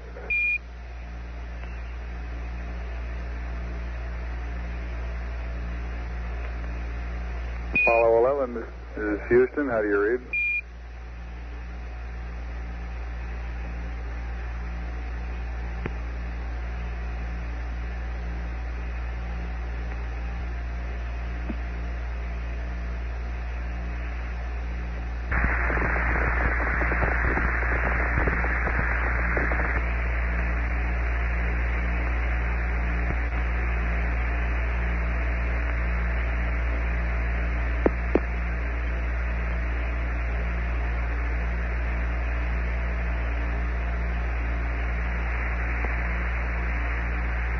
Goldstone still showing weak signal strength.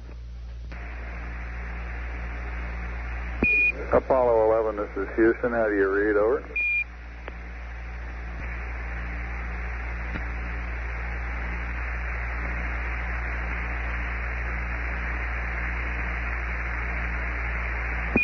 Apollo 11, this is Houston. Do you read? Over.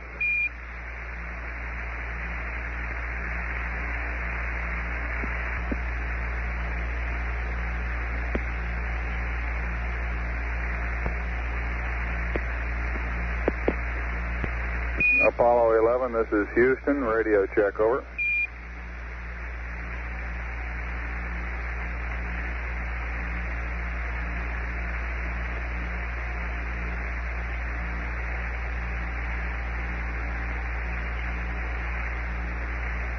Apollo 11, this is Houston. Radio check, over.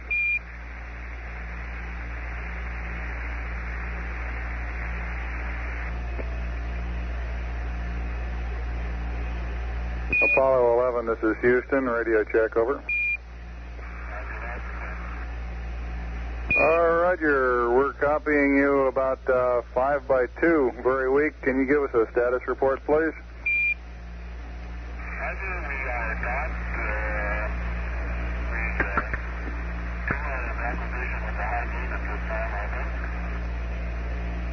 Understand you are using the high gain, over. Affirmative. Roger, I read you very loud and clear, Buzz. Mike's pretty weak. Roger, we've got the high gain locked on now, I believe, auto track and now. Okay, you're coming in loud and clear, but Mike is just barely readable. How is Neil? How are you reading Mike? Loud and clear now, Mike, and we understand that you are docked. That's affirmative.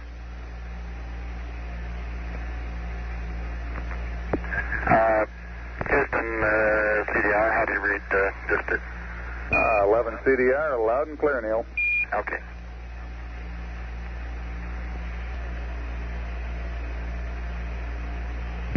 This is Apollo Control. Apollo 11's velocity now 21,096 feet per second. Distance from Earth 6,649 nautical miles.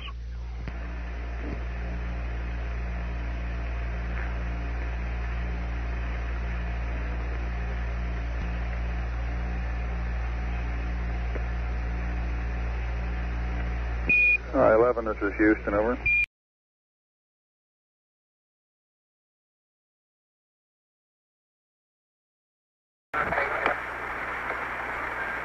Hello, Apollo 11, Houston. says that the TV looks great. Over.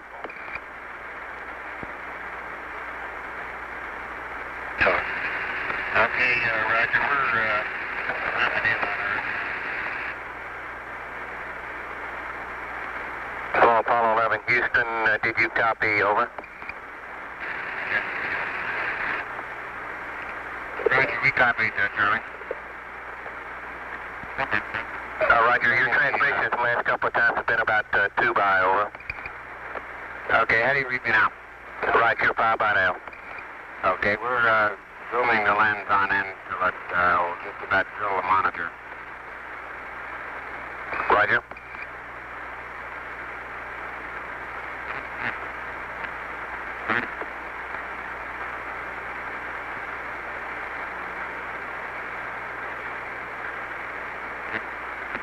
Okay, it's in full zoom now. Copy 11. And how about the f-stop? Is 22 going to be adequate? Stand by. We'll get with the Goldstone TV guy. We don't have anything here at Houston. Stand by. Yeah, that's right. It looks good on the monitor as far as the f-stop goes, therefore we just assume it's okay, Goldstone.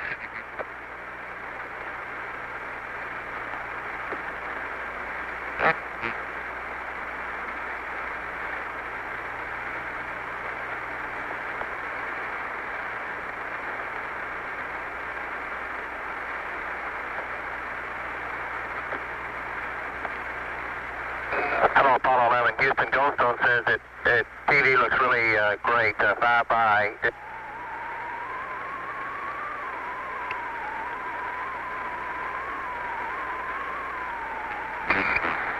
Okay, you just cut out, Charlie. We understand that it's looking great. We'll leave it the way it is and wait for you to come back on. All right, how do you read me now? Over. 5 by. Okay, my comments were from Goldstone that they see no white spots as we saw in 10. Looks like the AGC's working real well. The F-22 looks good. Over. Okay, very good. Well, we shut out the sun coming in some of the other windows into the spacecraft, so it's looking through the number 1 window, and there isn't any reflected light right now, so it ought to be a pretty good picture. Roger.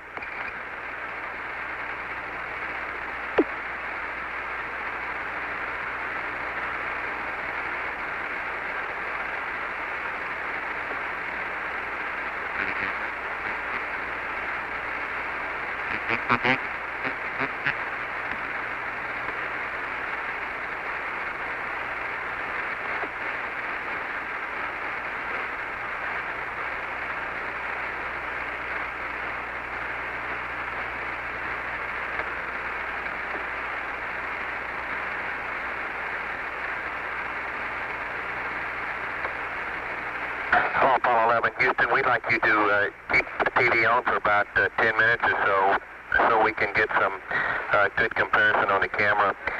You can do anything you're...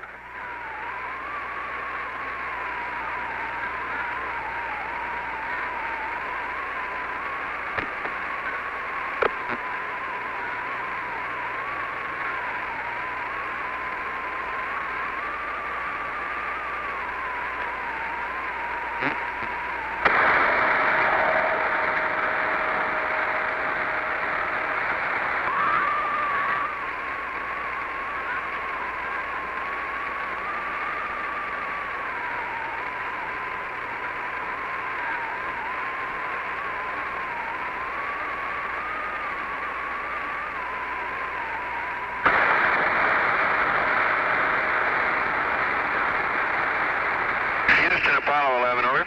Roger, go ahead, over. Charlie, I'm sorry, you keep cutting out. We heard up to you can do anything, and then after that, we didn't hear anything, and we knew that wasn't right anyhow, but we can't. But what do you want us to do?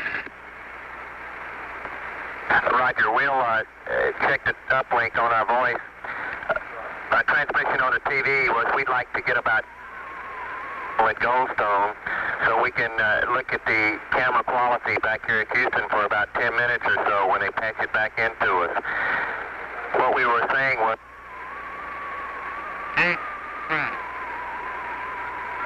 we'd like a little... Stand by. Start over with, we were saying...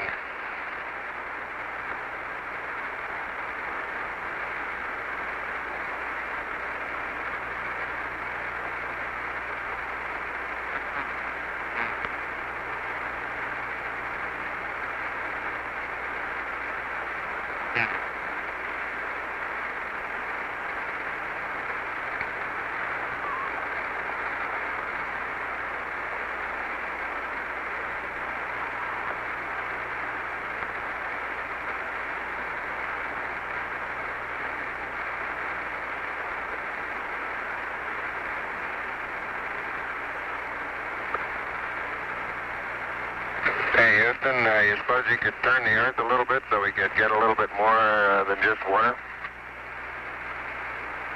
Roger, 11. I don't think we got much control over that. Looks like you'll have to settle for the water.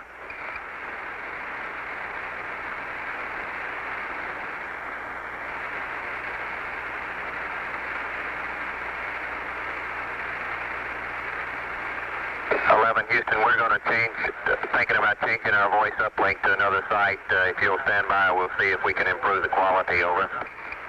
Okay, Charlie. We'll stand by for your call.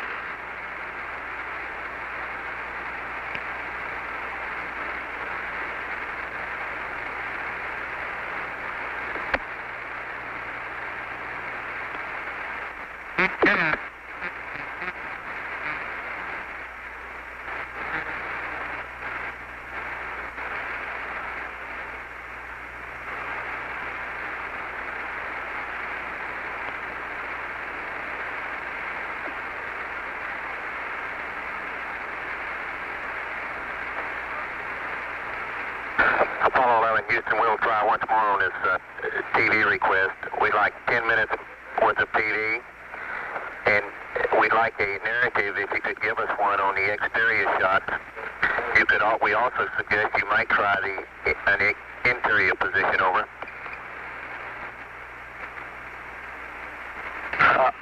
Roger, we're seeing the center of the Earth is viewed from the spacecraft in the eastern Pacific Ocean. We have not been able to visually pick up the Hawaiian island chain, but we can clearly see the western coast of North America,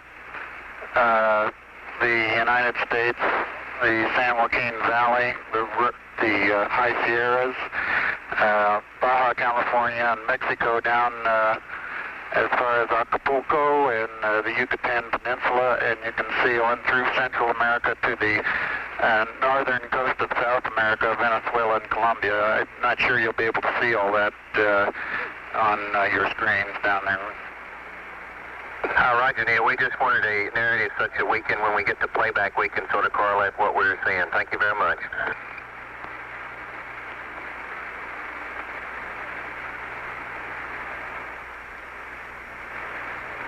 I didn't see anything but the disky so far. Looks like they're hogging the windows. You're right.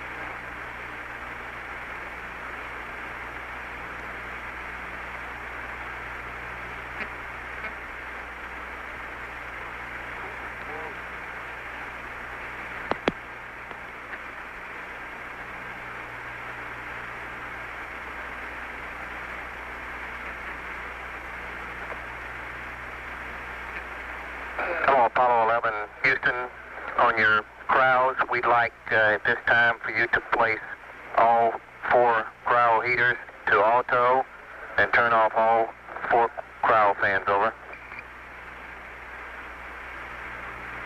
Okay, all 4 cryo heaters are auto. And all 4 cryo fans are off. Roger, that's going to be your sleep configuration. Okay. And Buzz will be terminating the battery charge in about a half hour. Roger.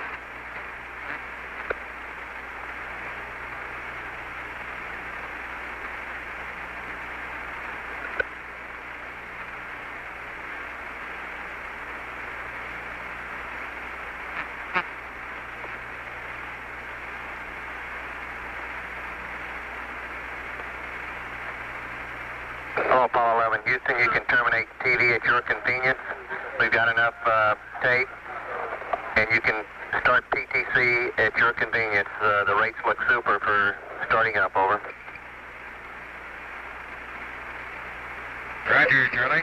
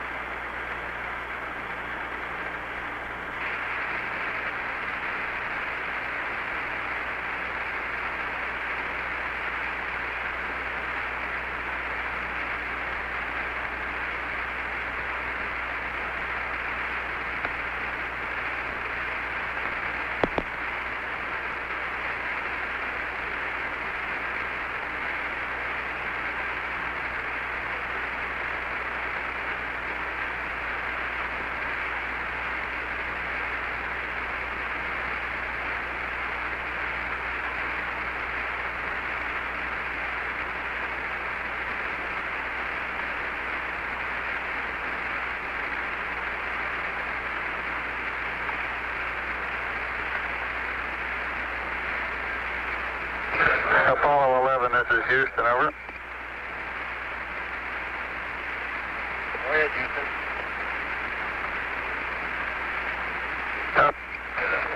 11, this is Houston. Goldstone reports they're receiving a TV picture coming down from you all. A little snowy, but a good TV picture, over. Roger, we're just testing the equipment up here. Roger. Ask them if they can read the numbers. Okay, stand by. What's showing on the disc also whether they can see PROG, DERB, and NOUN, over.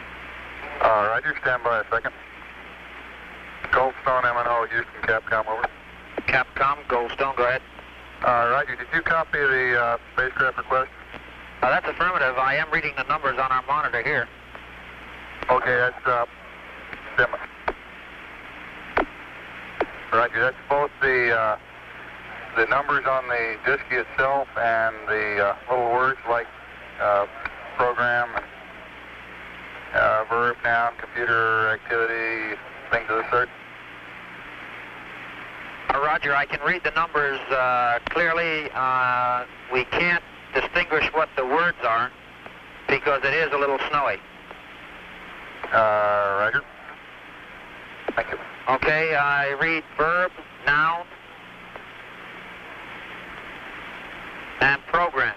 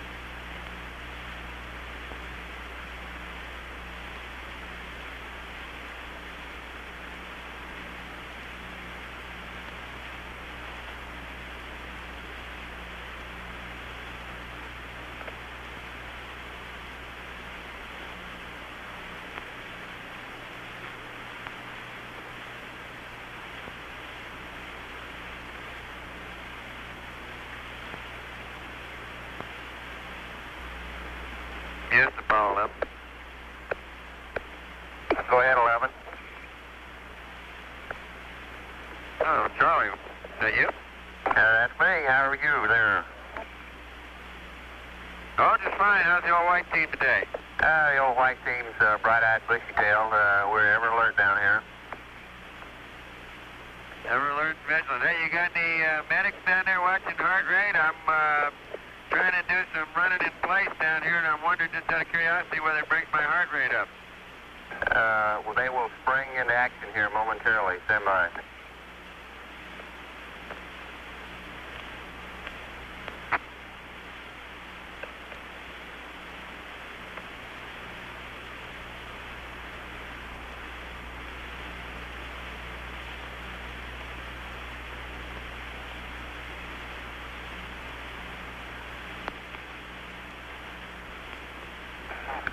Hello, 11.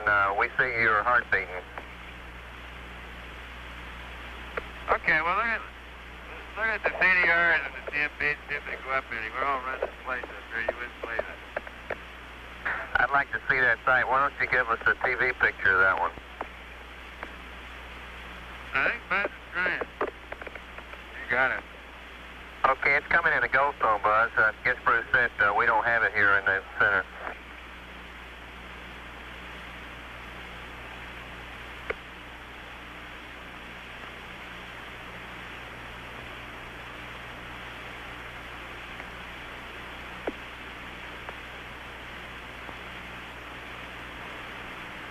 Afraid this isn't going to help out the PTC very much. Yeah, I don't know if it's a vibration or what it is, but it makes the pitch and yaw rate needles on FDAI number 1 jump up and down a little bit when we jump up and down. Right. All right. Ghost Zone said he see you running there, Mike. Okay. Ask him what he's running from.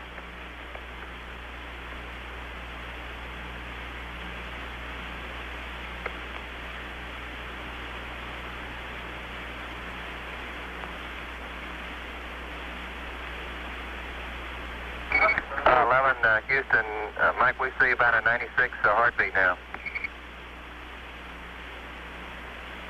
Okay, thank you.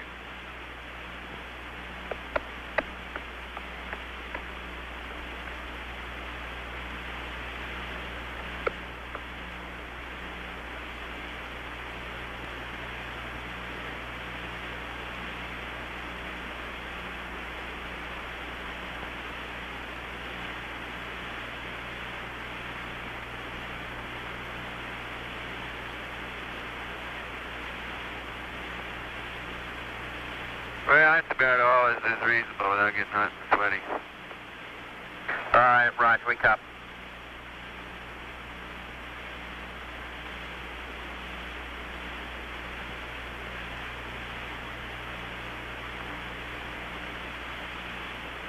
Goldstone should be getting about the best picture of the Earth we can get right now, John. Roger, Mike. Thank you much. We got a little distortion in the horizontal direction. Standing on our monitor. I wonder if they're getting the same thing. Stand by, Buzz. I'll let you know.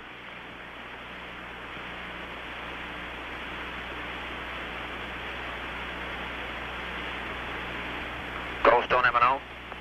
Okay, the cruise is complaining of some horizontal banding on their monitor. Do y'all see that on the picture? Stand by.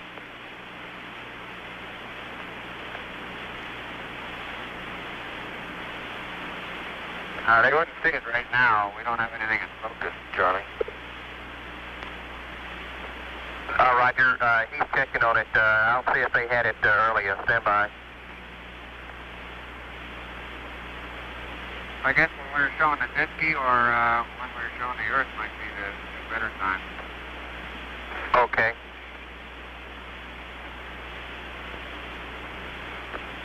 Houston, Capcom, Goldstone. Go ahead. Okay, our TV people confirm they see this horizontal bend. Okay. 11, Houston, the Goldstone TV people also see the banding when same time y'all do, over. Okay, would they call it a horizontal waviness instead of banding, maybe? No, I'm not talking to them directly. Stand by, Buzz. Let me see how they describe it. Ghost on M&O, Houston Capcom. Could you put the TV guy on the loop, please? Capcom Goldstone, roger.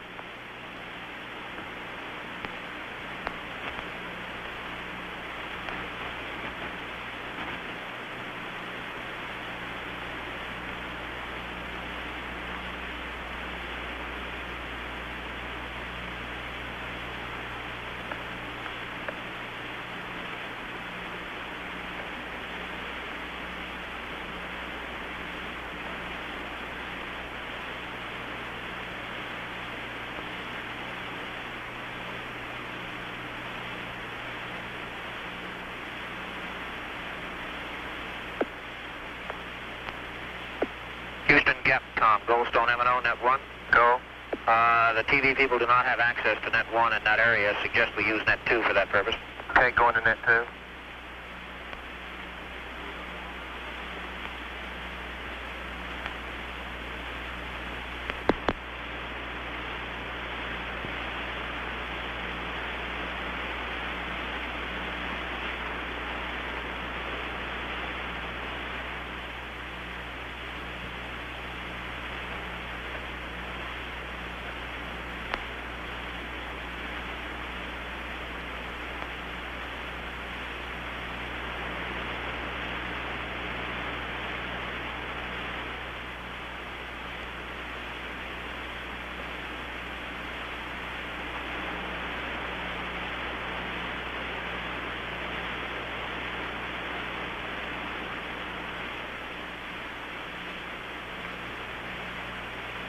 Hello, Apollo 11. Houston, the Goldstone TV guys say that they have some horizontal banding across the upper part of the picture and across the lower part. They would consider the lines just straight, no waviness to them at all, over. Roger, understand. They do seem to distort vertical lines, though. Say again about the vertical lines, Buzz. Roger, when there's a vertical line, these horizontal bands tend to put small waves in it. Right, I copy. He didn't mention that. Stand by, I'll check again.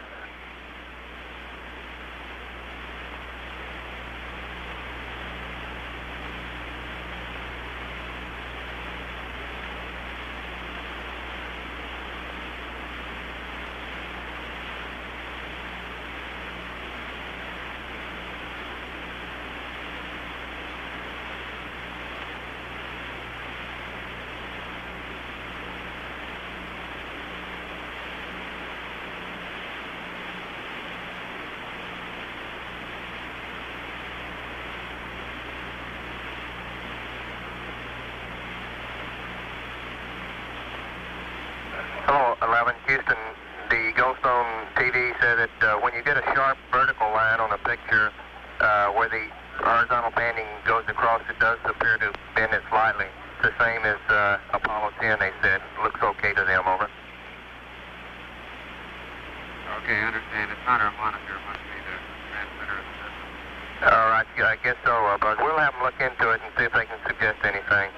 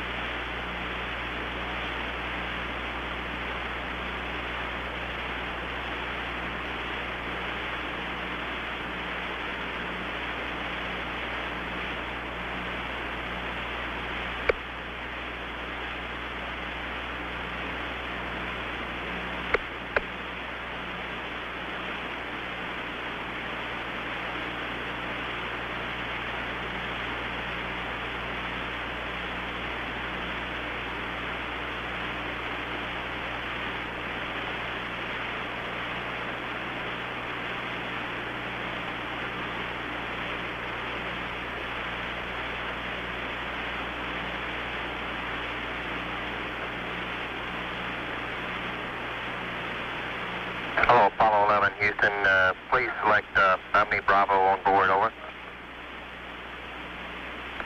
Take on the Bravo, Johnny. Roger. How's everything going down there? You guys happy with spacecraft systems? Roger, affirmative. Everything's looking really good to us, over. Okay, same here.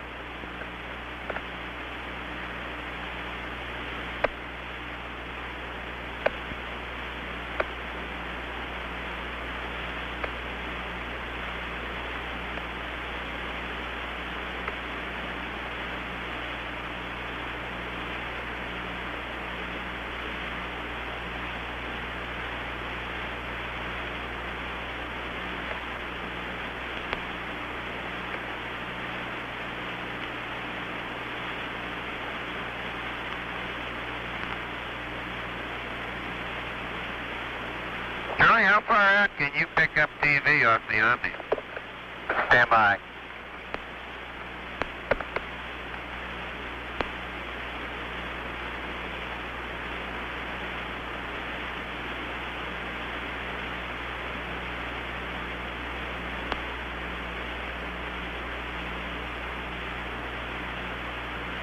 Apollo 11, Houston, we're just about at the limits where we can get any kind of picture at all on the Omnis on the TV.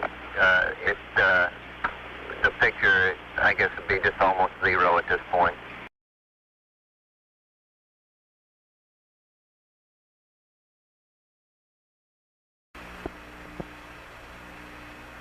Okay, 11, we have a picture. We see the Earth right in the center of the screen, over. Roger, Houston, Apollo 11. Calling in from about 130,000 miles out. And we'll zoom our camera in slowly to get the most magnification we can. Over. Roger.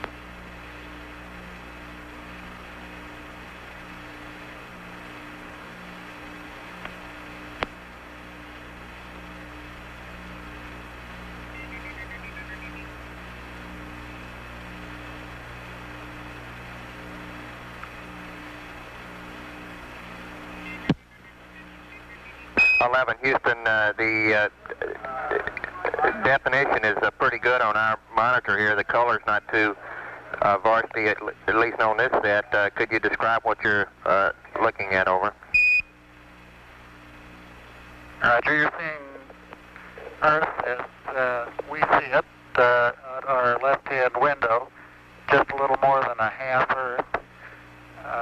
We're looking at the eastern Pacific Ocean, and the north half of the top half of the screen we can see North America, Alaska, United States, Canada, Mexico, and Central America. South America becomes invisible just off beyond the terminator or inside the shadow. We can see the oceans with a definite blue cast, see white bands of major cloud formations across the Earth, and can see coastlines, pick out the western U.S., San Joaquin Valley, the Sierra Mountain Range, the peninsula of Baja California, and can see some cloud formations over southeastern U.S. There's one definite mild storm southwest of Alaska. Looks like about 500 to 1,000 miles. And another very minor storm showing the south end of the screen near the, a long way south of the equator, probably 45 degrees or more south latitude. You can pick out the browns in the landforms pretty well. The greens do not show up very well. Some green showing along the northwestern coast of the United States and northwestern coast of Canada. Roger 11, it's a pretty good picture on clarity here. We're having, could you tell us, it appears to us that there are two distinct cloud formations trending east-west, one approximately about along the equator and one around 30 or so south latitude. Could you tell us exactly where those cross the land masses over?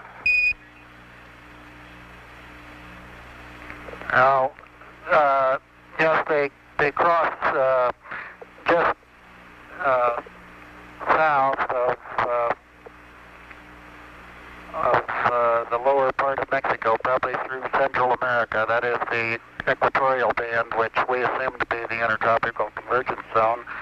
The other band, which is about 30 south, correctly seems to appear to join equator at the far left, or just beyond the horizon on the left edge of Earth, or at least looks like it's going to join it. We don't have an explanation for that banding. Roger, Neil. Thank you. It also appears that just to the left of the terminator, up in the northern hemisphere, there's a cloud band trending, a gap in the clouds trending northwest, southeast. It appears to us that that comes in about over the northern United States, or perhaps the central United States. Is that about correct? Over.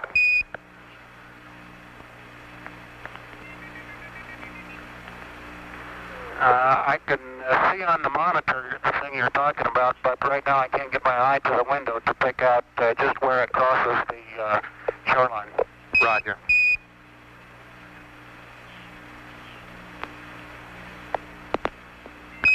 You guys are doing a good job. It's a real steady picture here. Where clarity is excellent. The color, it's the clouds are, the whites are distinct. The rest of it looks like to me anyway, on the monitor I'm observing, is a fairly greenish blue, is the way I describe it. Over.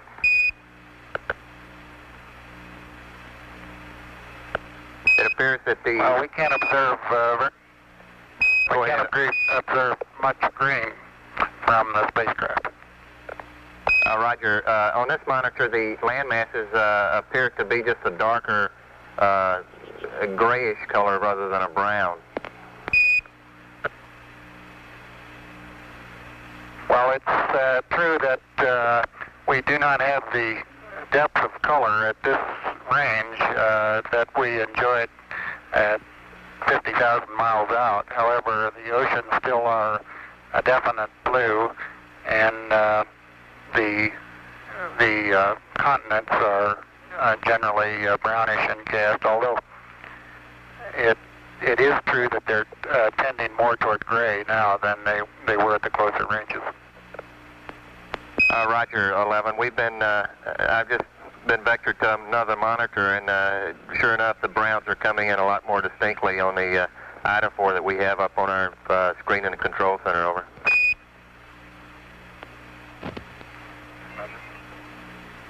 Okay, World, hold on to your hat. I'm going to turn you upside down.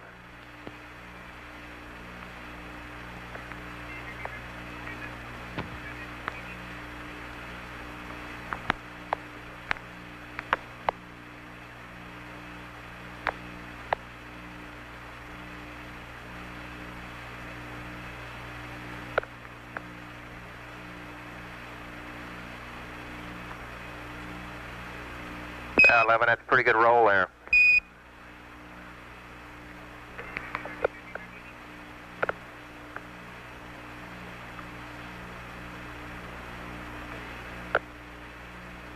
That's pretty sloppy, Charlie. Let me try that one again.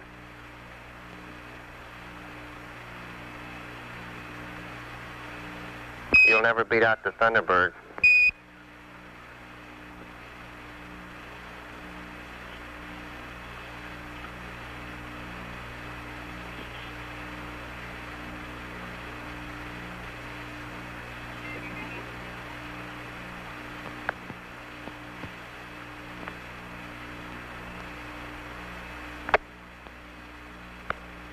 Apollo 11 Houston, that practice did you some good. It's looking real smooth roll there. Oops, spoke too soon.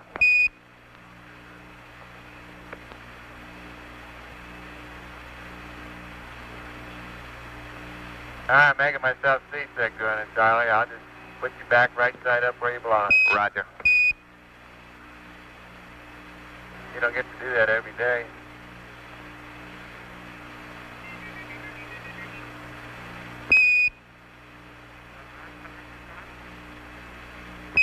11 Houston, could you describe, from your view, the polar cloud cap appears to us to extend down the western coast of North America. Would you estimate how far it extends down? Over.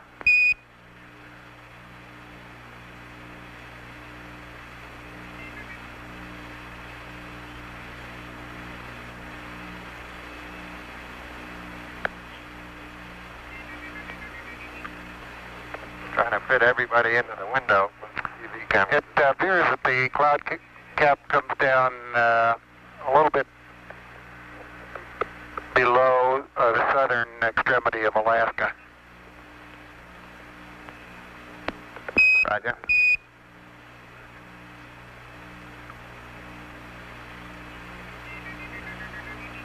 We've 11. We've lost our picture here now.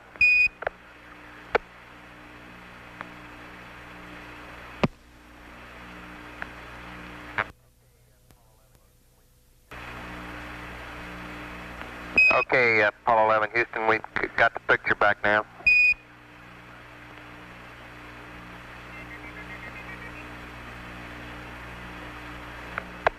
Unfortunately, we only have one window that has a view of the Earth, and it's filled up with the TV camera, so your view now is probably better than ours is.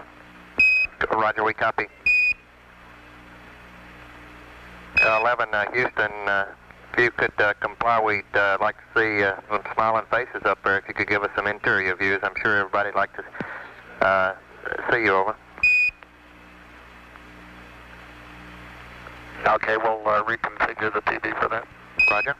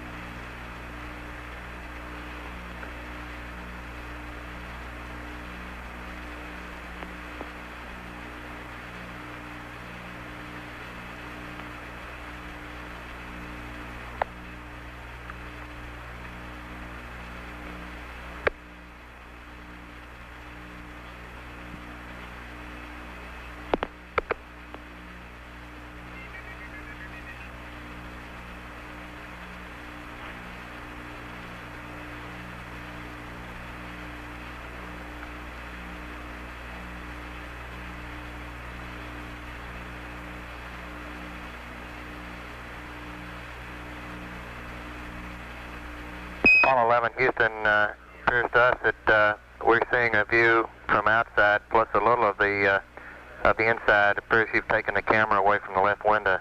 Now over. That's correct. We're moving it back and reconfiguring for interior lighting. Roger.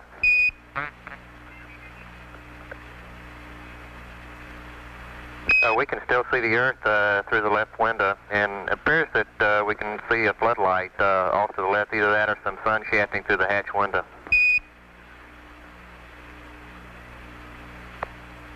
It's floodlight. Now we're coming in. Can't quite make out who that had.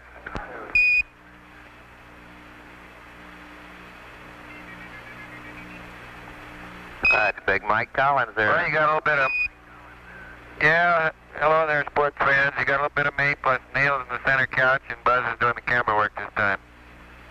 Roger, it's a little dark now, 11. Maybe a bigger f-stop might help.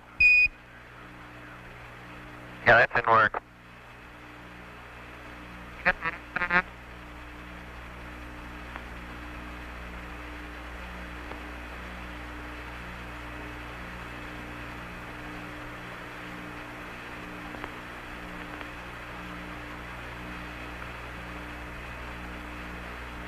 It's getting a lot better now, 11. Mike, you coming in 5 by. Got a good... Well, I put on a code and time. I'd known about this ahead of time. Is Buzz holding your cue cards for you, over? Cue cards have a no. We have no intention of competing with the professionals, believe me. We are very comfortable up here, though. We do have a happy home. There's plenty of room for the three of us, and I think we're all learning to find our favorite little corner to sit in. The Zero G is very comfortable, but after a while you get to the point where you sort of get tired of rattling around and banging off the ceiling and the floor and the side, so you tend to find a little corner somewhere and put your knees up or something like that to wedge yourself in, and that seems more at home. Roger, looks like Neil is coming in 5 by there, 11. Mike, see you in the background. The definition is really outstanding. The colors are good. It's a real good picture we're getting here of the Commander Armstrong. Buzz, when you take the camera over towards the window with the sun shafting through it, sends to blank it out, though. Yeah, Neil's standing on his head again. He's trying to make me nervous. Roger.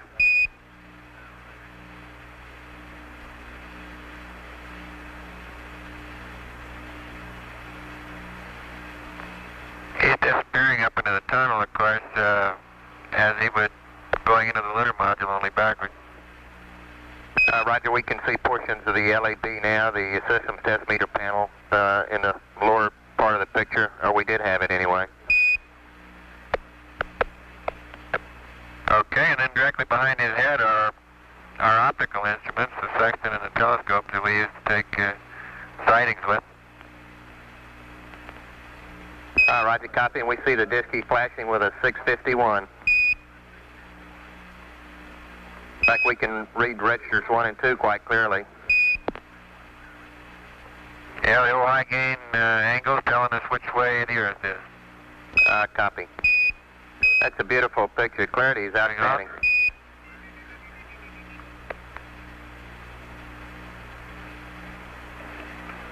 We can also give you the time of day in our system of mission elapsed time, 34 hours, 16 minutes, and 15 seconds. Roger. Can you see that clearly enough, Charlie? Roger, Apollo 11. We can see it counting up every second. We got 34:17:02 now.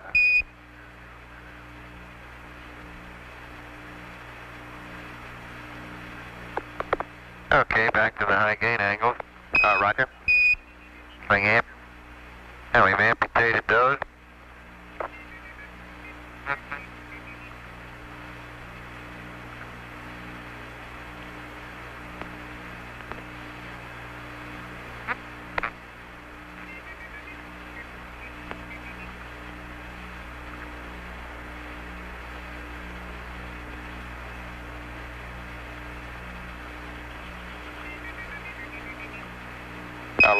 Houston, we have a beautiful rainbow there, and as you move the camera around, rapidly, that looks like the star chart coming into view now, over.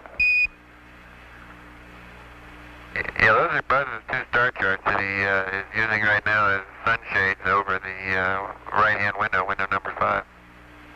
Roger, we see the sun shining in through it behind him and plotting out the ecliptic plane and the stars that you're using for the navigation. You're right. He doesn't really need the charts. He's got them memorized. They're just for show. We copy. Well, we're pointing up in this direction. We see out our side windows the sun going by, and of course out one of our windows right now we've got the Earth. Now right behind my window, of course, we have the sun, because the sun is illuminating the star chart that we see. This line represents the ecliptic plane, and these lines, vertical lines, represent our reference system that the spacecraft is using at this time. As we approach the moon will gradually grow larger and larger in size, and eventually it will be in eclipse. It will be eclipsing the sun as we go behind it, as we approach the lunar orbit insertion maneuver. Roger, 11. Could you attempt a little bit better focus there, 11, over?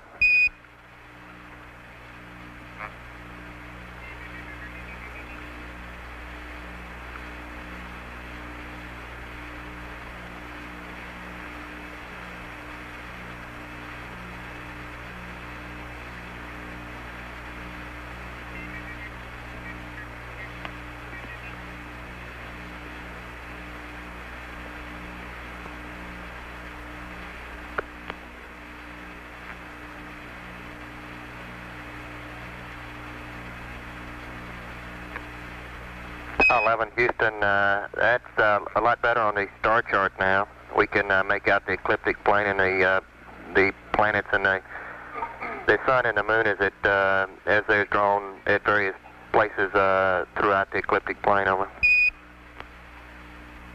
Okay, Charlie.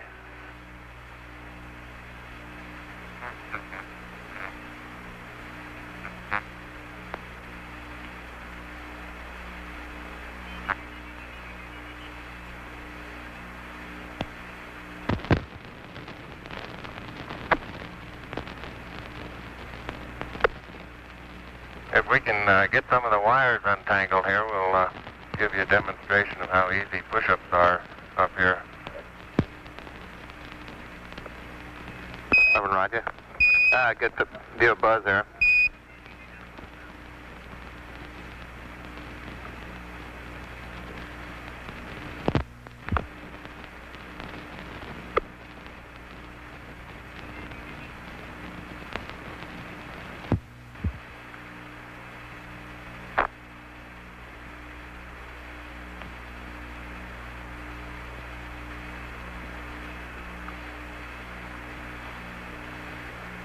And it gets pretty hard doing it that way, why we just roll over and do it the other way. Roger, we copy. Couldn't figure out whether that was a chin-up or a push-up. Just take your choice, I guess.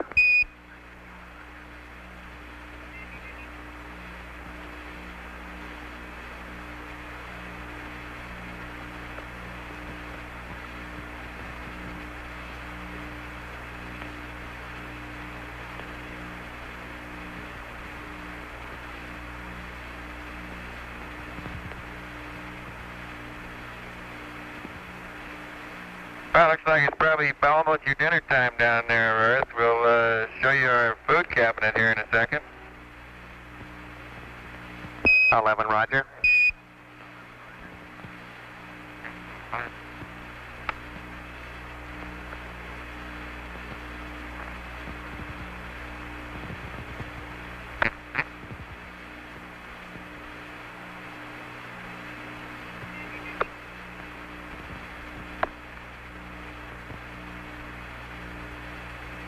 Houston, we see a box full of goodies there, over. Oh, we really have them, Charlie. We got all kinds of good stuff. We've got coffee up here in the upper left and various breakfast items, bacon in little small bites, and beverages like fruit drink. And over in the center part, we have all kinds of things. Let me pull one out here and see what it is. Right.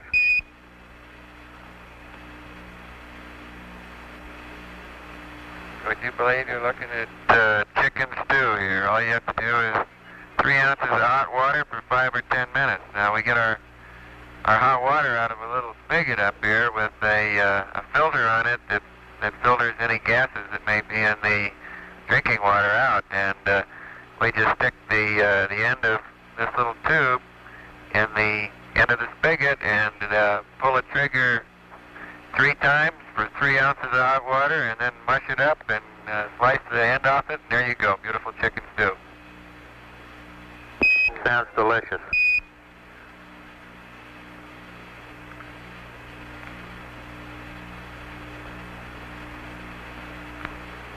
Yeah, the food so far has been very good.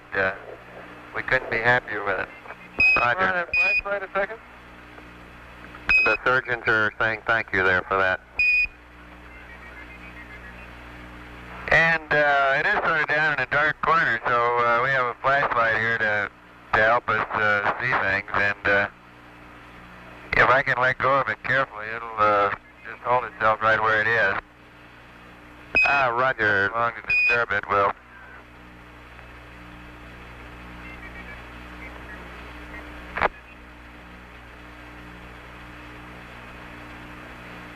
Apollo 11, Houston, that's a pretty good demonstration. You started off really stable there, Mike. Well,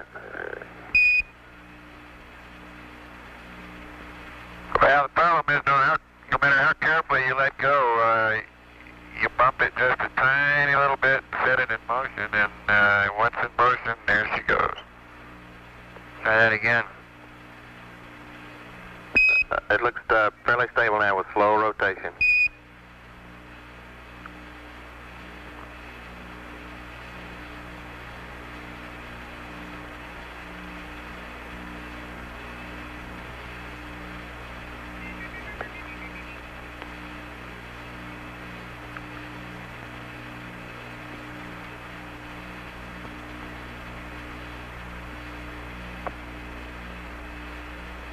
Well, so much for the food department. I'm going to close up the store down here. Roger, we copy. Charlie, we checked out the cable lengths, and we're thinking we might want to see if we can take the TV into the LEM with us tomorrow for part of the time. Over. Roger, good show. We'd like to see it if it'll reach that far. Over. We'll give it a try. Roger.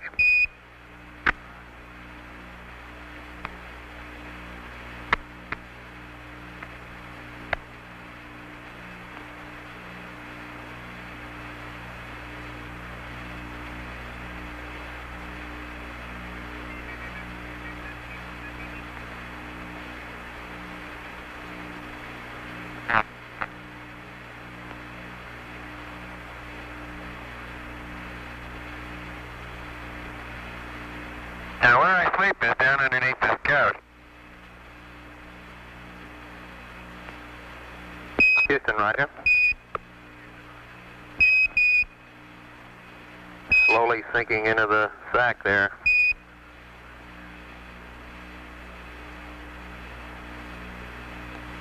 Yeah, it's really comfortable.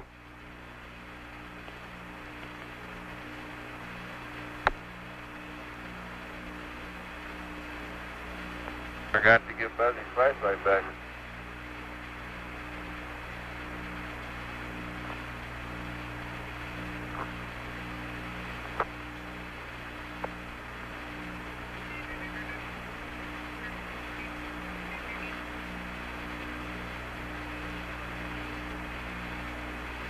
Apollo 11, Houston, could you give the folks a view of your patch if on your CWGs, over?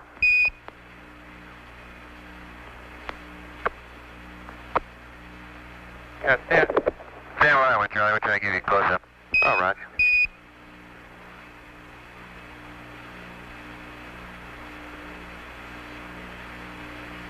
Mm-hmm. 11, Houston, we have the patch. Could you attempt to improve the focus slightly, over?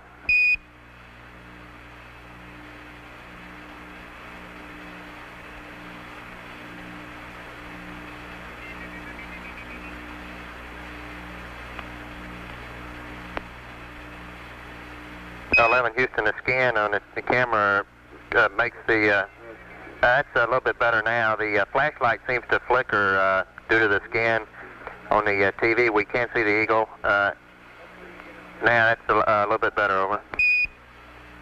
Could you open the f-stop a little bit more, over?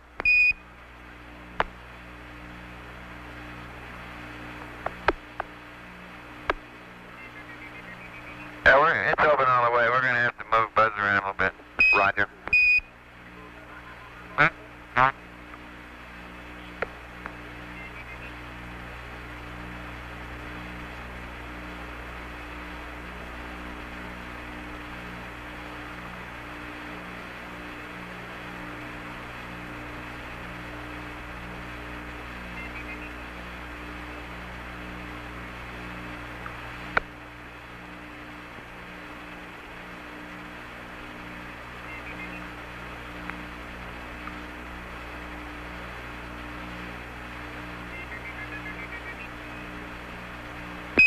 Okay, Apollo 11, Houston, the color's better now. It's coming in. We could attempt a little bit better focus on it. There we go. Our focus is a lot better now. We see the eagle coming right in on the lunar surface, over. That's very good now.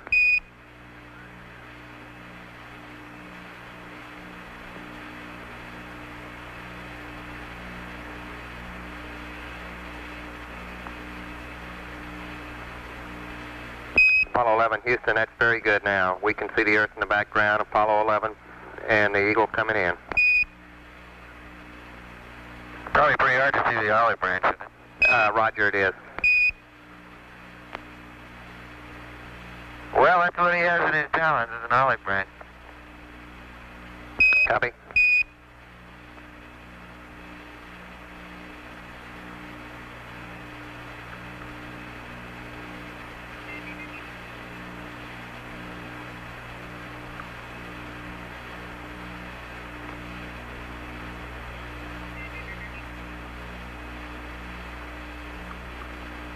Apollo 11, Houston, we're really impressed with the clarity and the detail that we have in the picture. The colors are, now it's really an excellent picture now that I'm looking at on our monitor, which is about 12 seconds before the networks can get it out due to the conversion that we have here on our TV converter.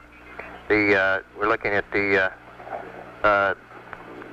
controls and display, the main display console, and we can see the disky up on the panel, over.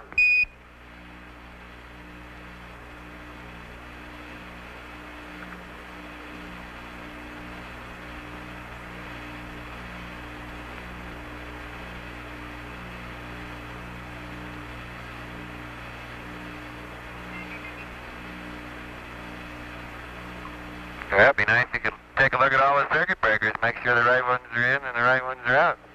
All right, Big Brother's watching. And we're glad of it.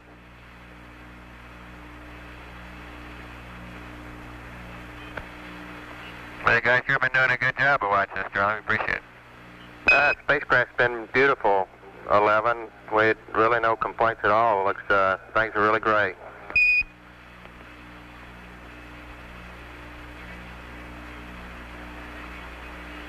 Can you see this disky on the NBC? That's affirmative. It appears that can't quite tell what program. We look like we're in Pooh. We see you punching in a verb 35, I think it is. Over. Yeah, might as well tell the ECOMs or tell the GNCs and everybody to hold on their hat, and I'll push the enter button.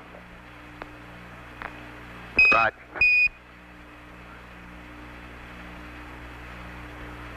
We see a real display now.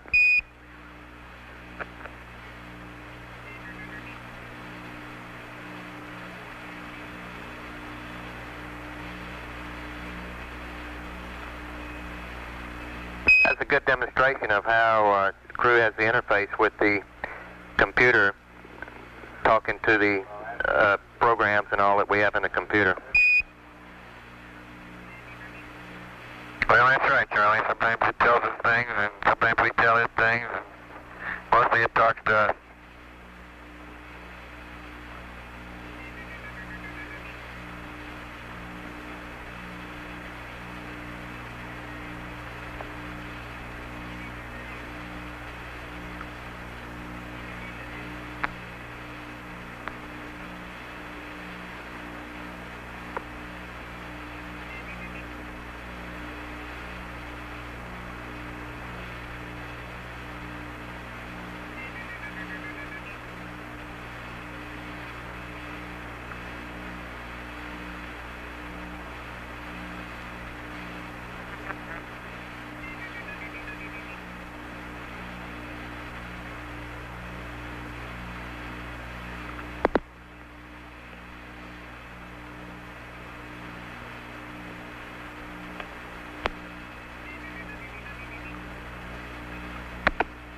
11 Houston, we just lost our pick. I see we're going back outside now. Over.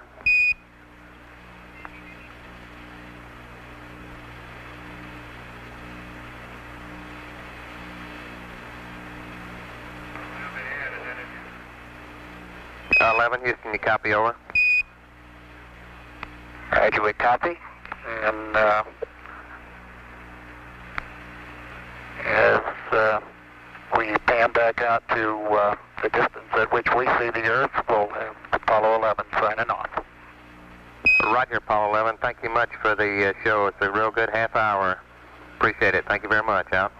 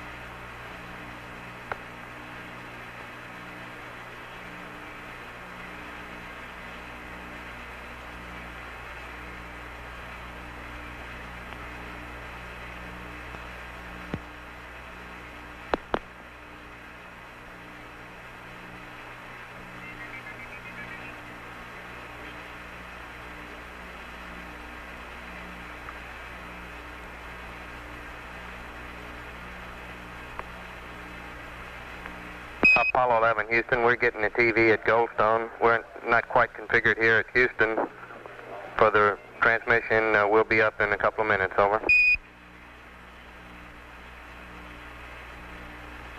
All right, this is just for free. This isn't what we had in mind. Roger.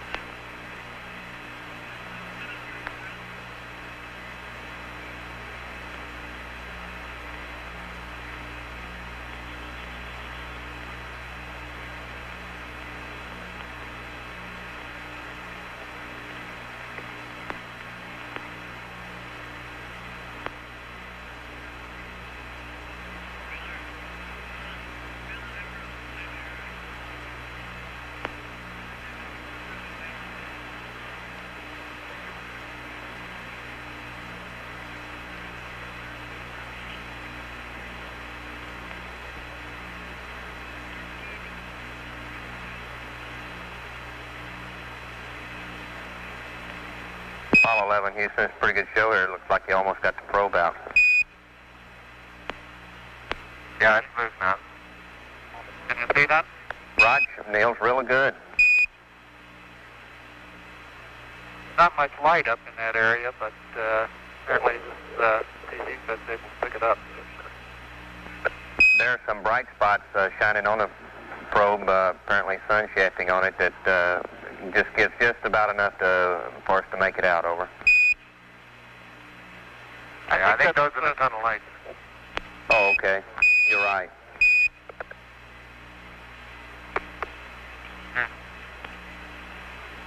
Okay, it's loose now, coming down.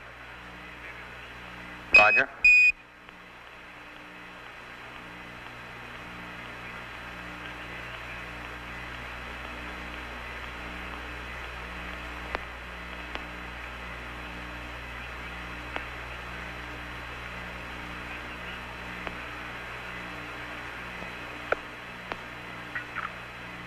Looks like it's a little bit easier than doing that in the chamber. You bet. The only way to take it easy. It's pretty massive, but it goes where you direct it. 11 Houston, that's a beautiful picture now we got. We're looking at a 12-second delay, and to us, you're just bringing it down by the optics now.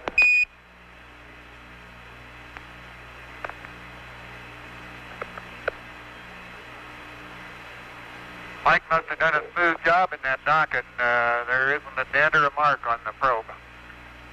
Rog.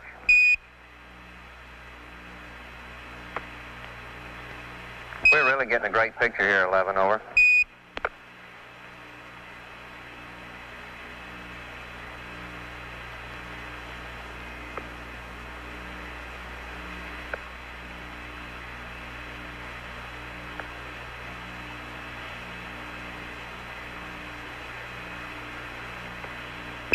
Houston, with a 12-foot cable, we estimate you should have about 5 to 6 feet excess when you get the camera into the limb, over. Roger. We can see the probe now. A correction to drove. Roger.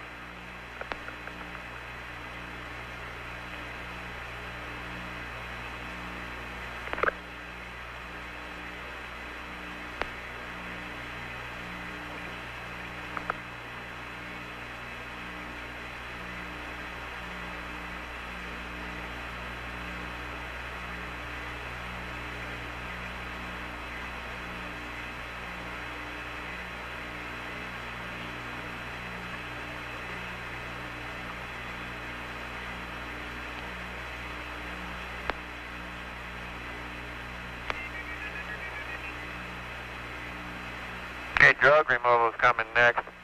Roger. As we suspected.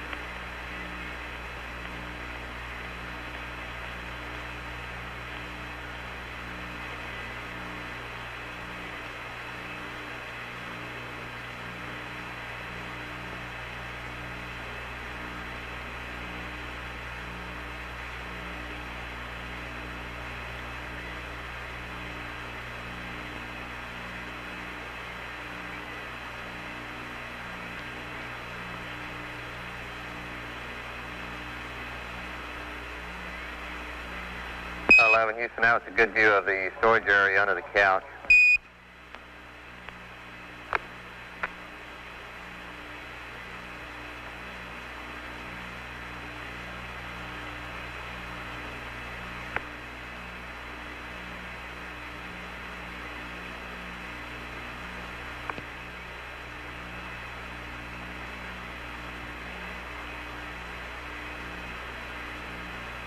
Houston, looks like it's pretty crowded in there with that drogue, over.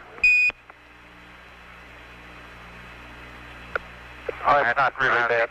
This TV cable's getting in the way.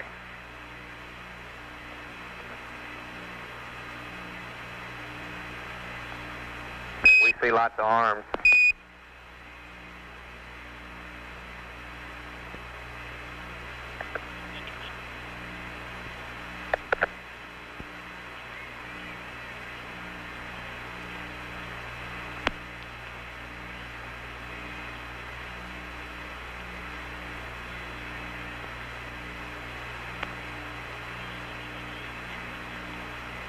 Only problem, Charlie, is these TV stagehands don't know where to stand.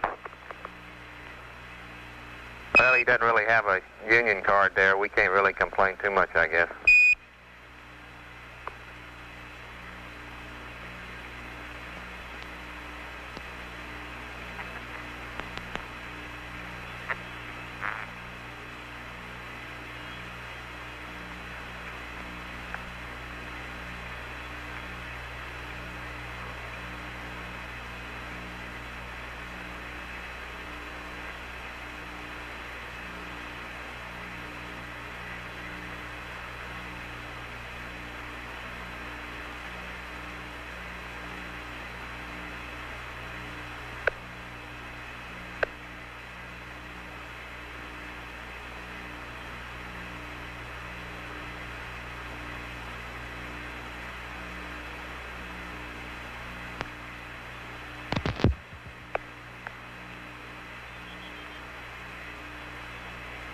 Apollo 11, Houston, do you have a little white dot in the bottom of your monitor, on TV monitor, over?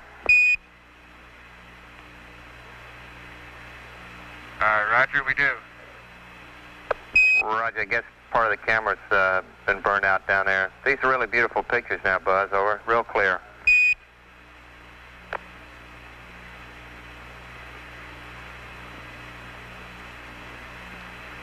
Okay, we might have got just a little bit of sun in there. Is it just one small white dot? That's affirmative.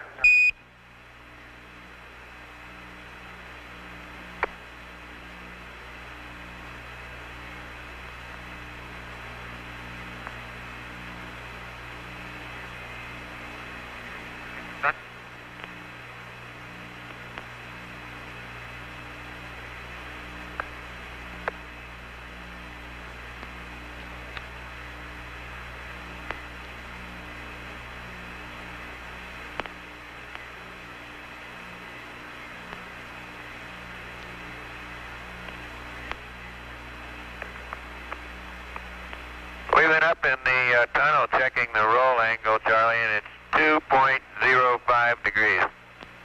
Roger, copy. 2.05 on the roll cal.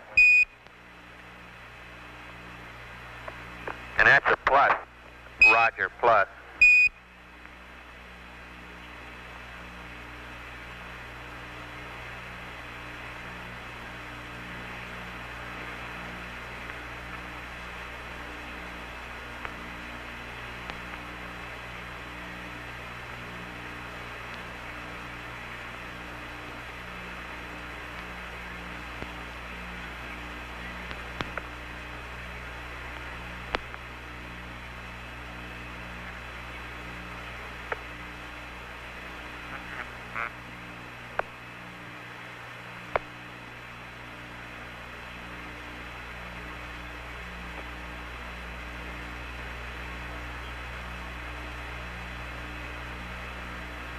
Houston, the tunnel looks pretty clear to us.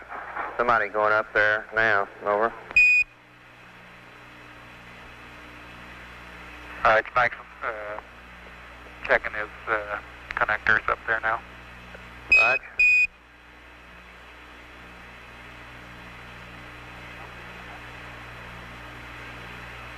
Houston, the lighting up in there looks very good to us at this time. Over.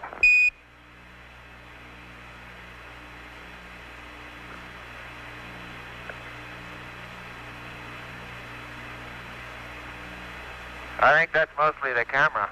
It's subdued, to say the least. Roger, it's gathering pretty well to us. We see everything quite clearly up in there.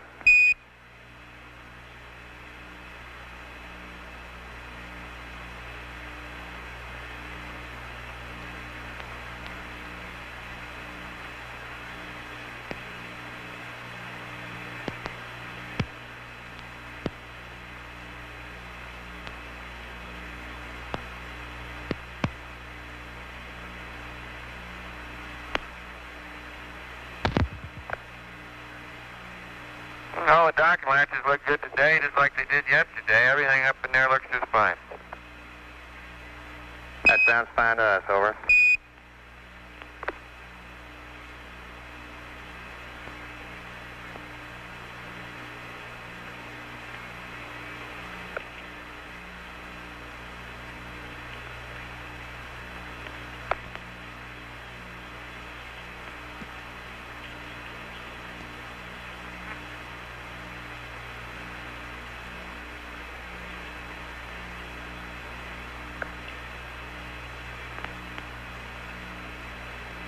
Houston, we can even read the decals up there on the limb hatch. Well, let me zoom it up and see how much you can read. Okay.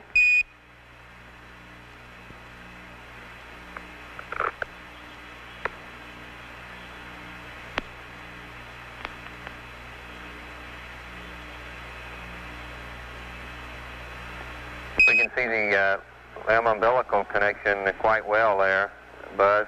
You see you zooming in on one of the decals now that to reset, unlatch handle, latch behind grip, and pull back 2 full strokes.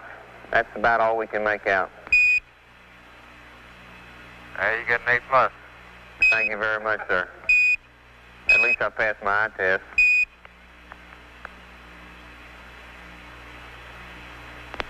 I'm standing 6 feet from it, Charlie, and you can read it better than I can. There's something wrong with the system. Roger.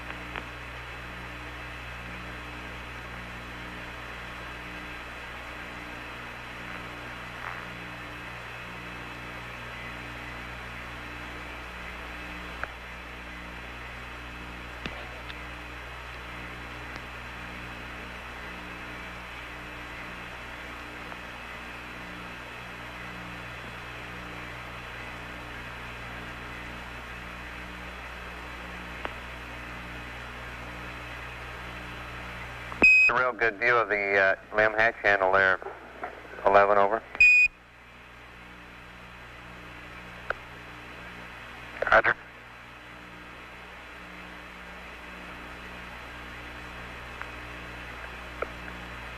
Looks like we'll be ready to go into the limb early, if that's okay with y'all down there. Roger, it's fine with us, Neil. Go ahead anytime you wish, over. Okay.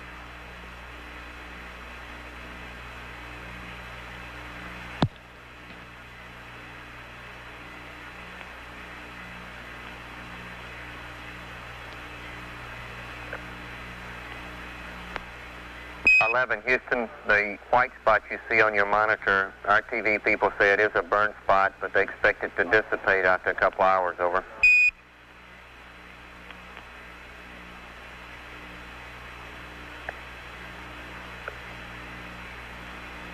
Roger, thank you.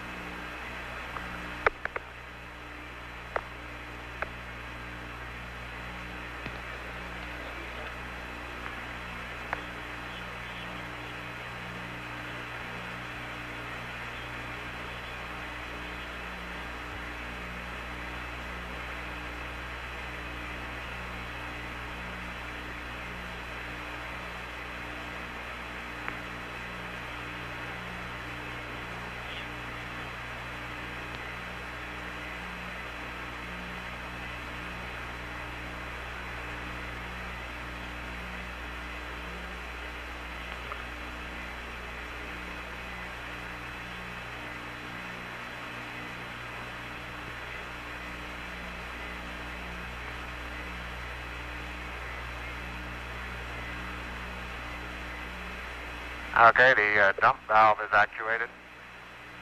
Roger, copy, 11. We see that very clearly. Is that U-bus with your hand on it?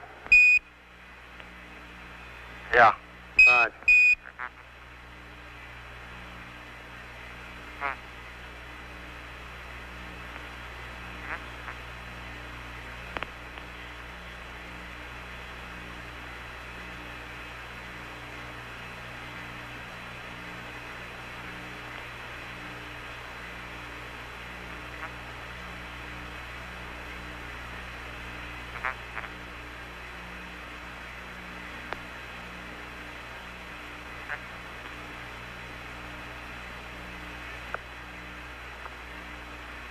11, Houston, we're really amazed at the quality of the picture up in the tunnel. It's really superb, over.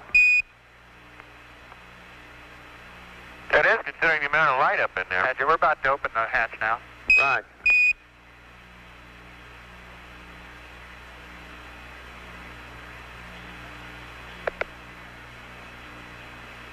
There's that same guy that when you open up the doorway, he's waiting there for you and he turns the lights on.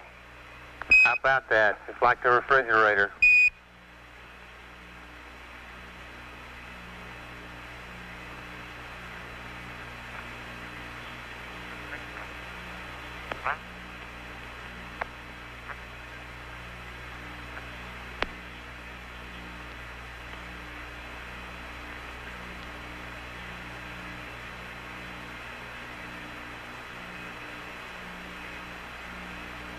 Buzz, the view in through by your left shoulder there is good. We can see the Aspen engine cover, the Velcro on it, and that's about all we can make out right now.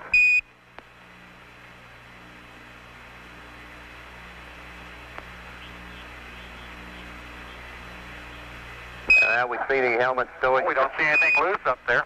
Well, great. Looks good to us. We see your helmet stowage bag.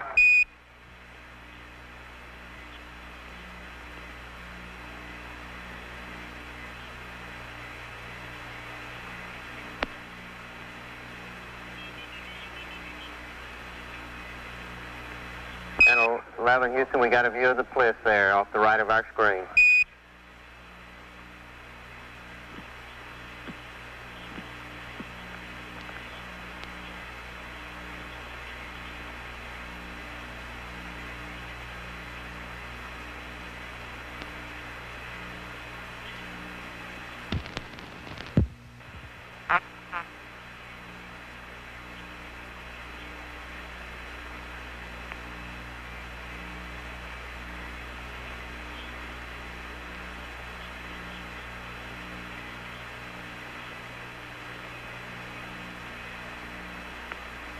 Houston, Bussy already in?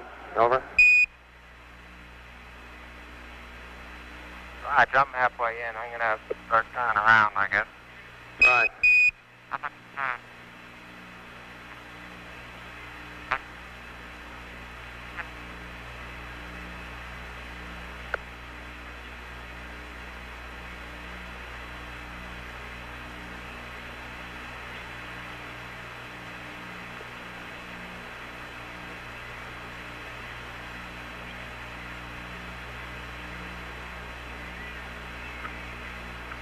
Apollo 11, Houston, we'd like you to read out the LCG reservoir site level, over.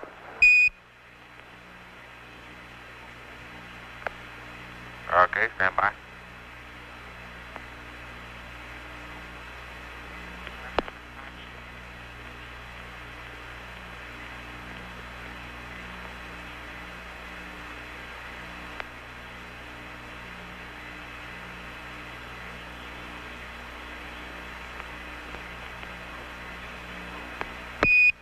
At 11, we have a good view of the window there.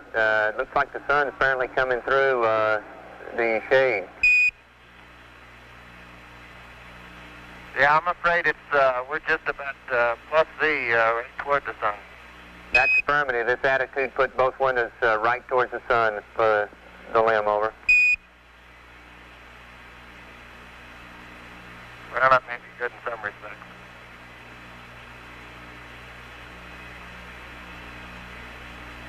We had a view, Buzz, of the utility light cord. Sure if you've... Now, let me show you a view looking the other way. Raj. And we see right now a utility light or either a floodlight up there. I think now I see the utility light still in the storage bag. Hey, that's a great shot right there. We see you in there. Guess that's Neil and Mike. Better be, anyway.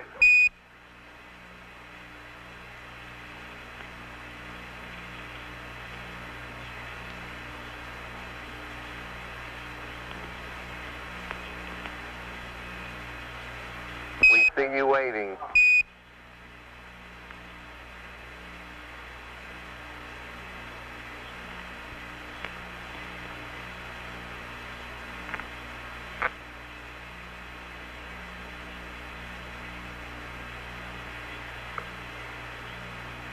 Houston, that's really a beautiful shot.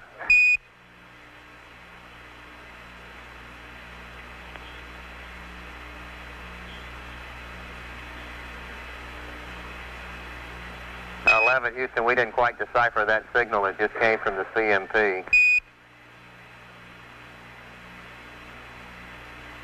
Just very low. On the LCG sight gauge, you got about, it looks like the white mark that's in the plunger is about quarter to 3/8 inch out into the green away from the red. Is that what you like to say, over? Stand by. Right, Buzz, that looks good to us. Thank you much.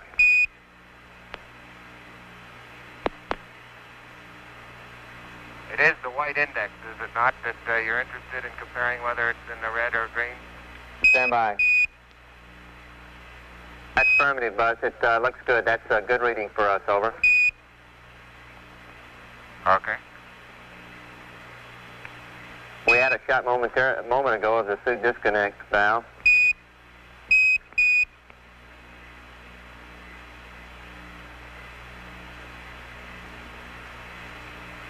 I'll open up the windows and see what the lighting condition's going to be like.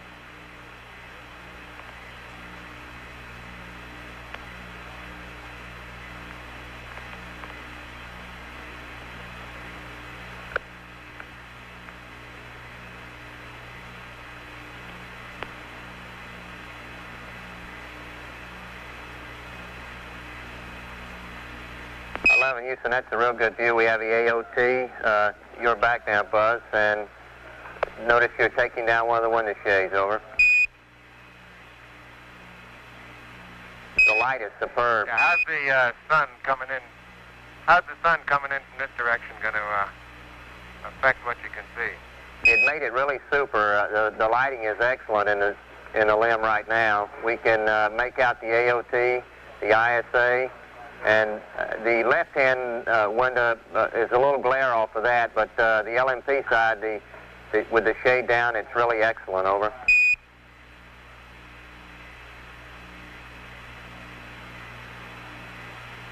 Well, I'm turned around. Why, I took the shade off my side first. Roger, we copy. The light level for the TV is really excellent, over.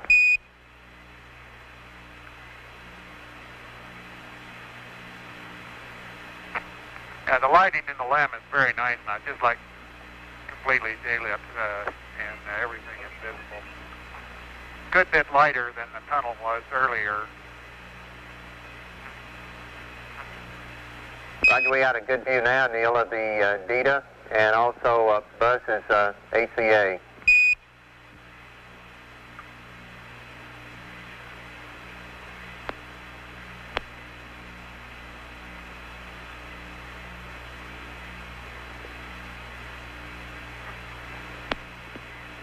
Hey, I'm pointed at the front hatch now. Everything seems to be in place down there. Roger. We got the dump valves in view, over.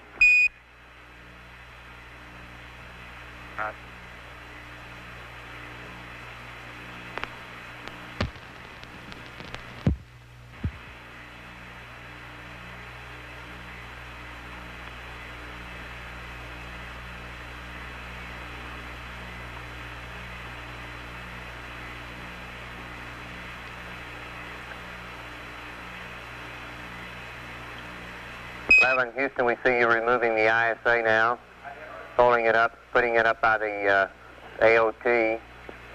The instrument panels are coming into view behind. Yeah, I think probably be best since we've got an SPS burn to put it back over the instrument panel instead of putting it up over the bliss and the recharge station. Would you care to comment on that one? We could do either just as easily. Stand by. We'll have an answer for you momentarily. 11, Houston, it's really a super shot of the main display.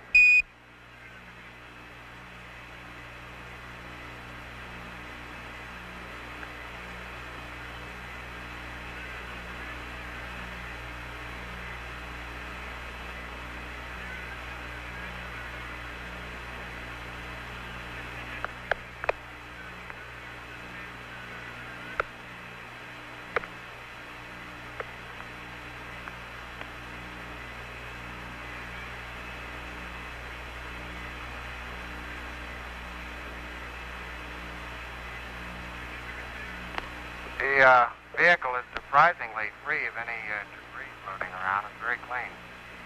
Roger.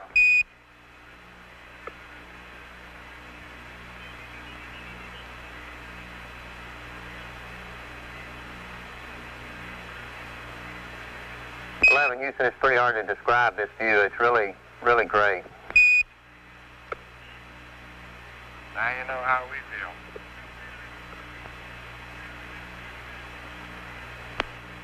Okay, Neil's OPS is about 5,800. Copy. And mine's about 5,800 also. Copy.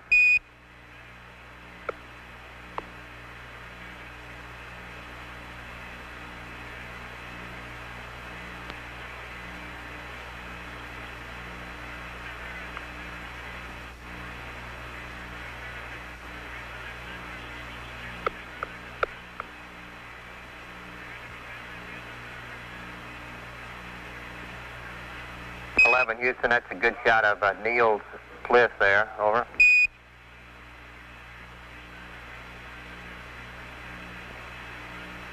No, that's mine.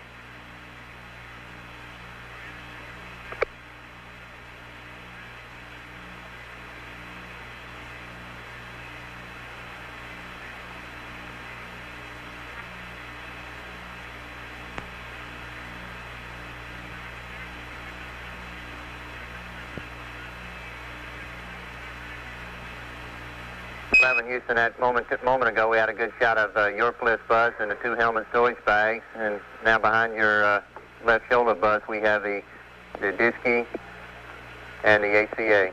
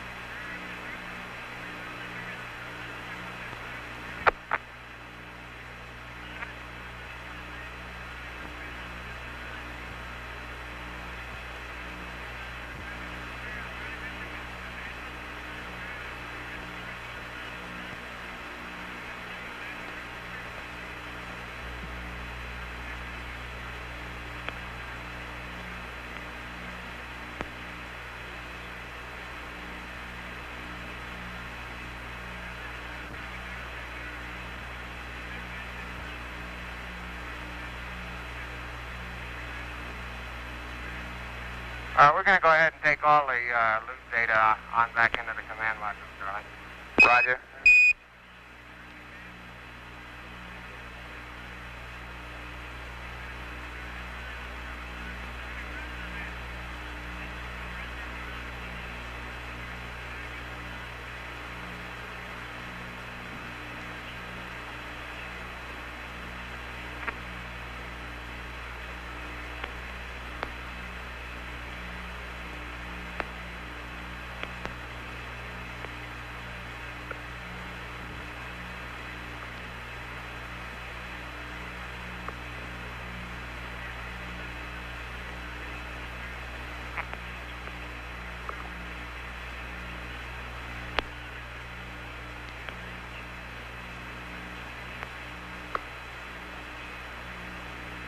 Apollo 11, Houston.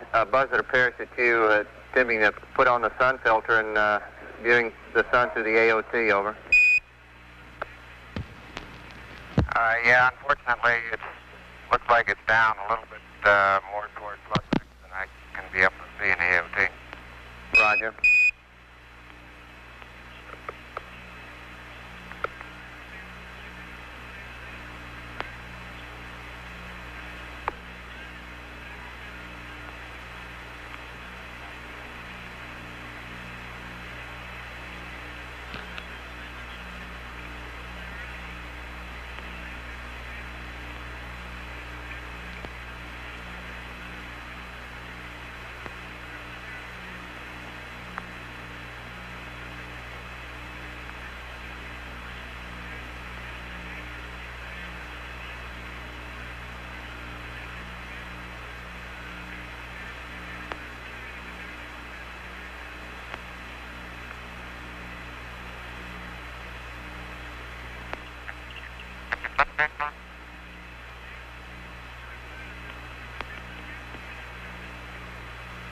We got a beautiful view of the side of the command module out of the AOT, looking in the left rear detent.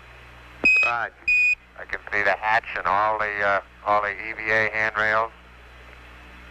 First time we've seen the silvery outside of the command module.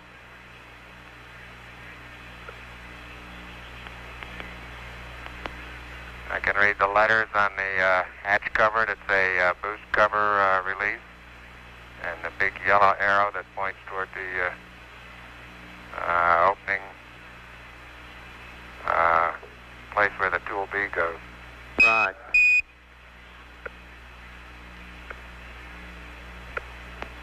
Great shot now, back down into the...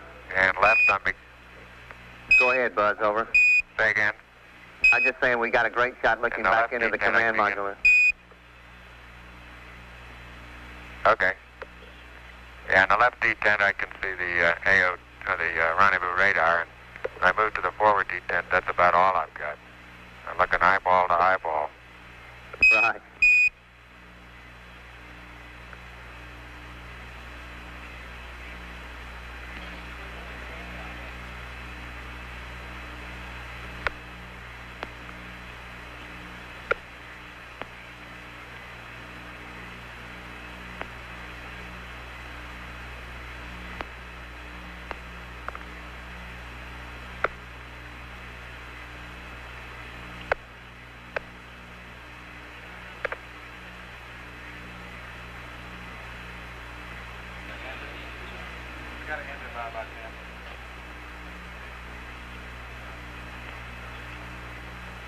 Charlie, is there any concern about the duration that we ought to have the window shades open? Stand by. We don't have any circulation in here, and might get a little on the warm side. Raj.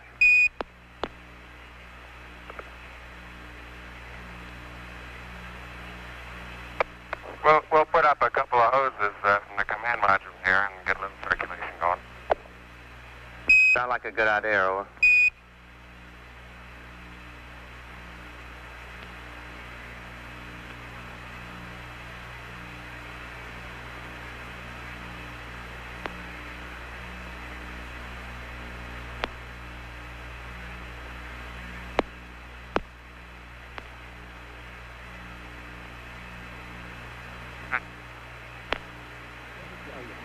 Apollo 11, Houston, as far as the window shades go in the LEM, there's nothing except for crew comfort. I don't think we got any systems problems. Be sure to put them back up when you egress, over.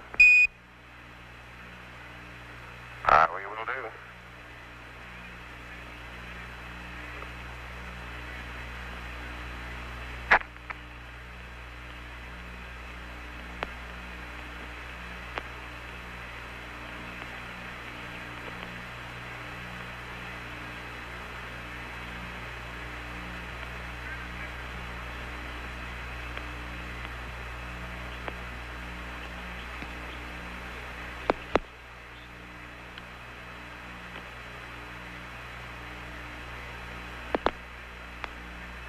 Charlie, I'll give you a view out of the overhead window back looking That's the command module right-hand rendezvous window. Roger.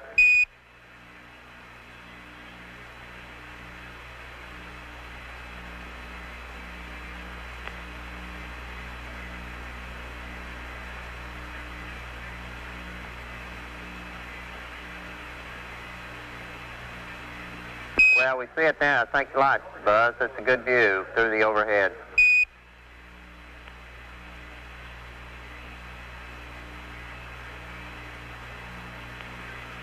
One washer on...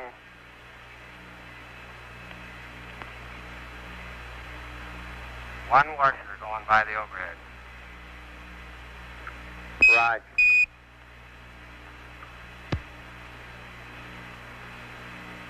There we go. We got it now.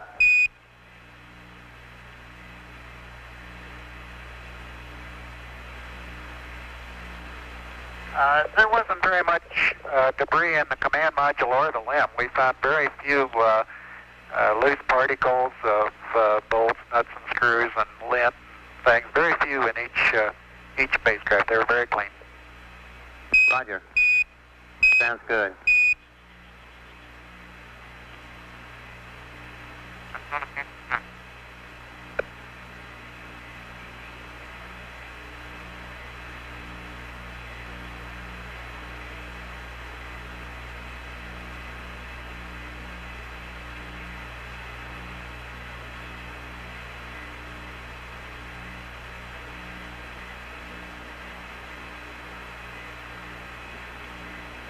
Houston, we have a good view out of the rendezvous, correction, the overhead window of the limb. We don't see anybody staring back at us, though, over.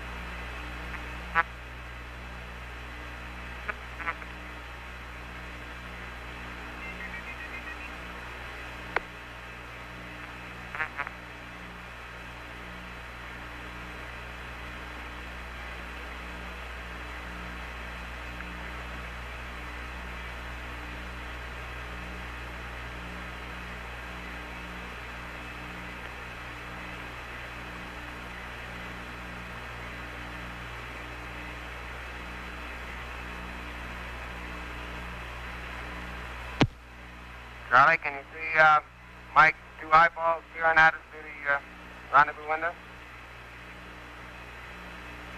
11, Houston, stand by. We haven't picked him up yet.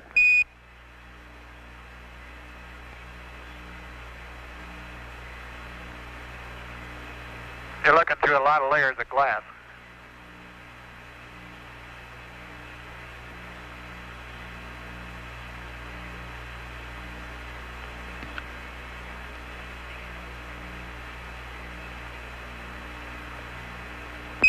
Houston, we had a slight glimpse of Mike in the rendezvous window at that time. It's pretty murky looking into there, though. Okay, here he is. I've got him on the monitor now. Okay, we see him staring back at us now. Hello in there.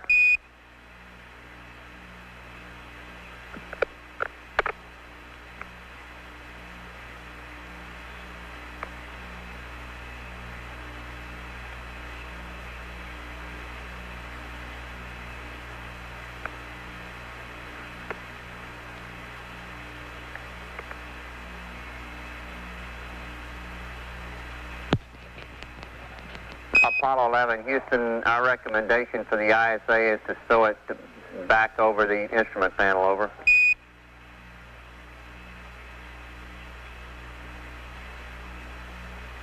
Roger, will do.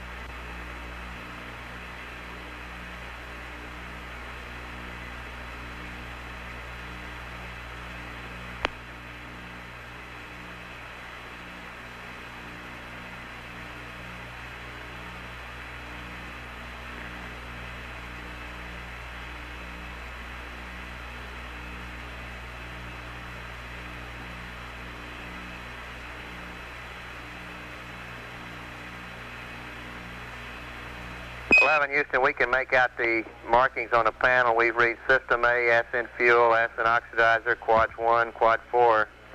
It's really unbelievable the definition we're getting down here off that little camera over. We can even see the barber pole on the talkback.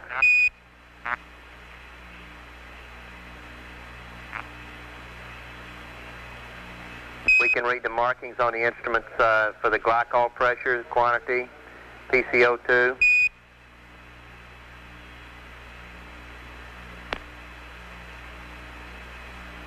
Even read the scale on the 8-ball, over.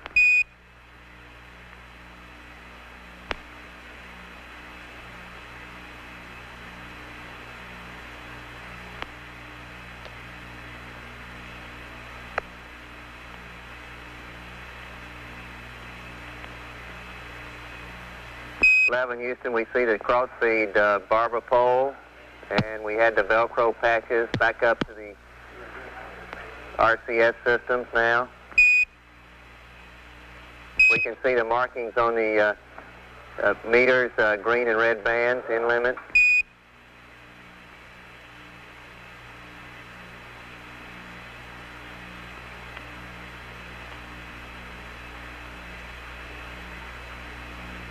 We see you raise the cover on the abort stage. We don't recommend that. Yeah, we're going to tape that one over. Right. We're going to tape that one over. We concur.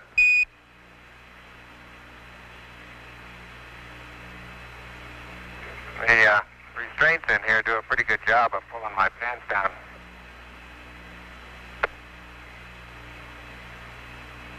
Roger. We haven't quite got that before the 50 million TV audience yet.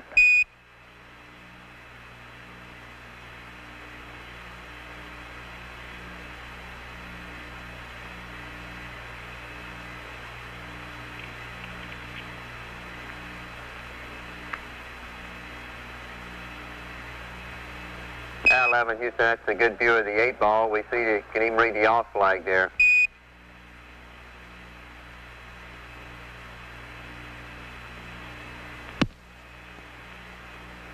You can see the signal strength meter for the radar. Read the numbers on it.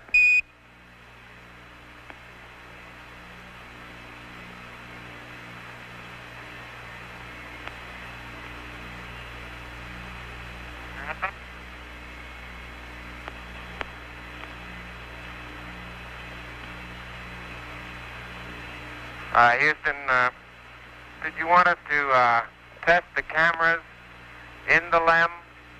And I was wondering about that. I saw it in the flight plan, but I'm just wondering if you want to do that on CSM power, or do you want us to take both of the 16 millimeter cameras back into CSM and test them there, over? Stand by, Buzz. As an alternative to that, why we could wait until LOI day and there's that word again, ancillary stowage container. Roger.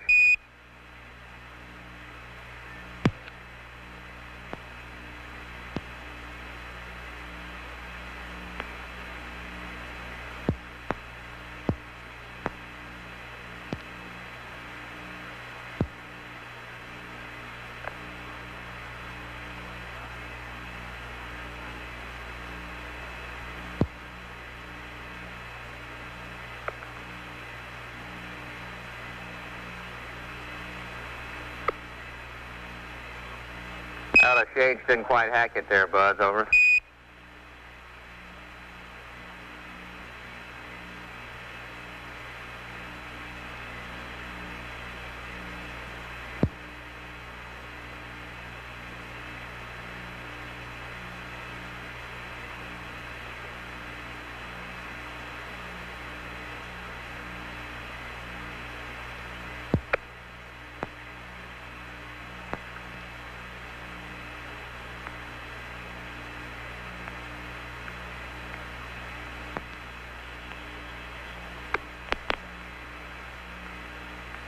Houston 11, are you still getting high bit rate off the Omnis at this distance?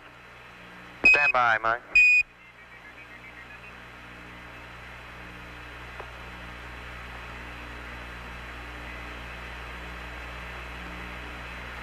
Apollo 11, Houston, about 50% of the time we're getting high bit rate off the Omnis when you're in PTC, over. Okay, thank you. Welcome.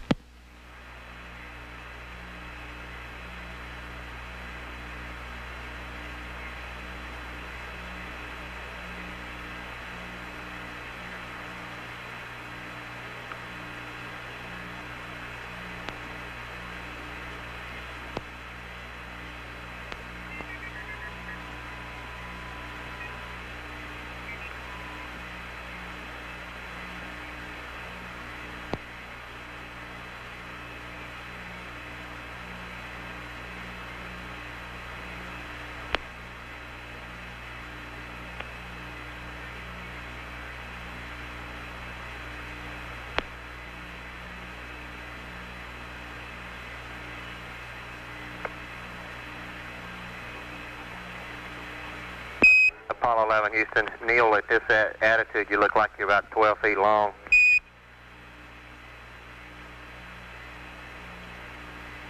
Seems like I always find myself upside down in whatever I'm doing around here.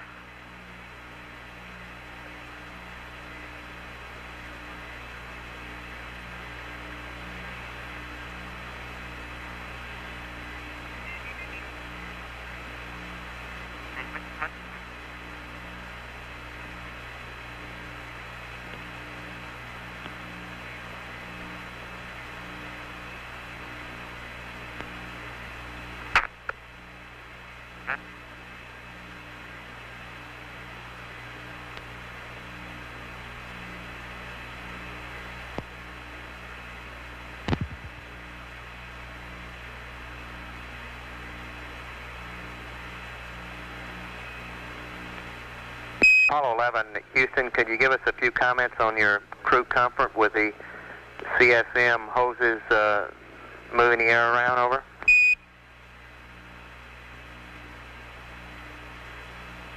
Well, it's picking up a little bit of circulation in here. What do you estimate the temperature is, Buzz, over?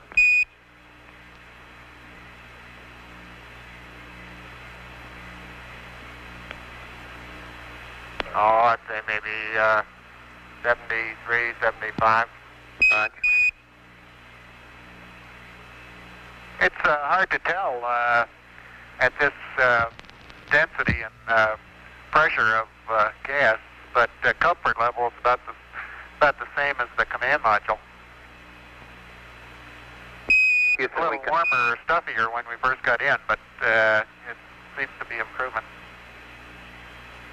Houston copies out.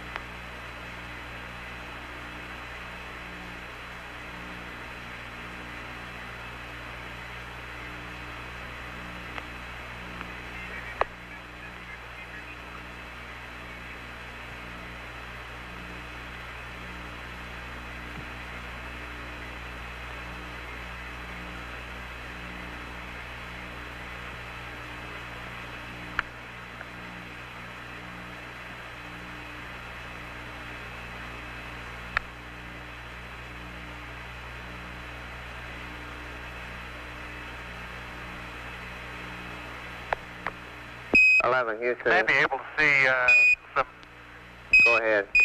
Some particles jumping around on your screen. That's just dust particles that are being eliminated by sun shafting in the window.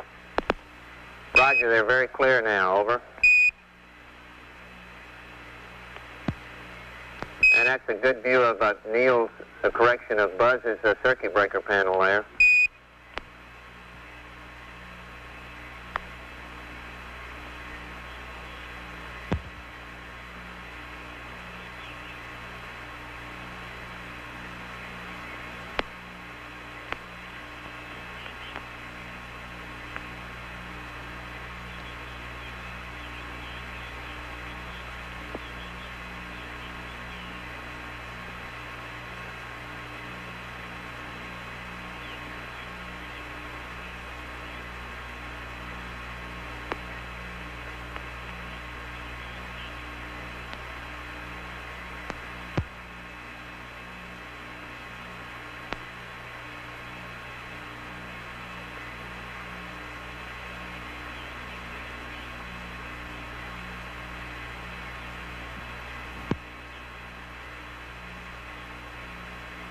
I can just barely see the handrail on the front porch from this position on the right-hand window. Roger.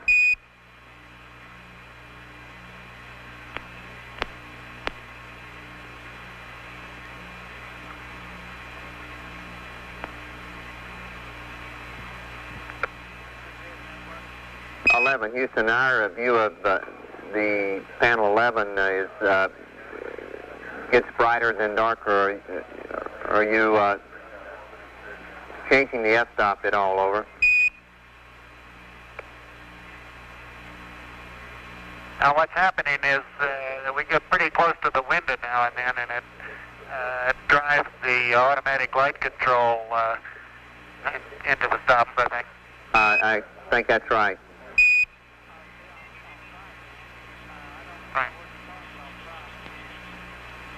Yeah, I had to switch on outside while I was going through the overhead window. That may be what's contributing to some of it. Roger.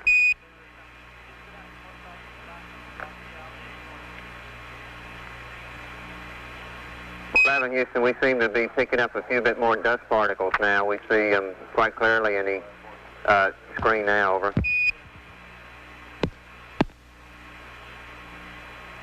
Yeah, I'm choking on one every so often.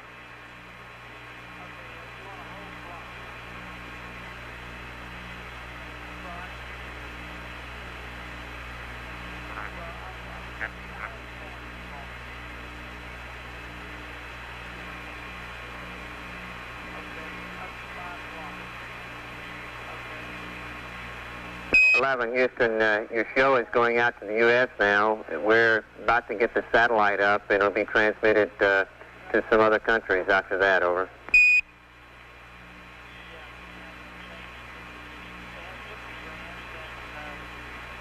Roger. I'm checking out this window bracket where I'll be putting it for the EVA pictures of Neil going down the ladder. Roger.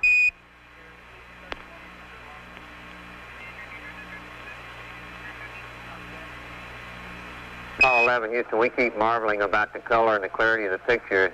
It's really difficult to describe it, so it's just perfect. Over.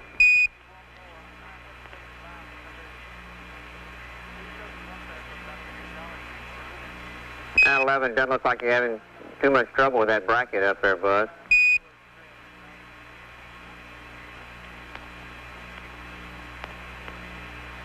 I tell you, those new knobs really make it easy to twist the thing and get it cinched down quite tight. Right.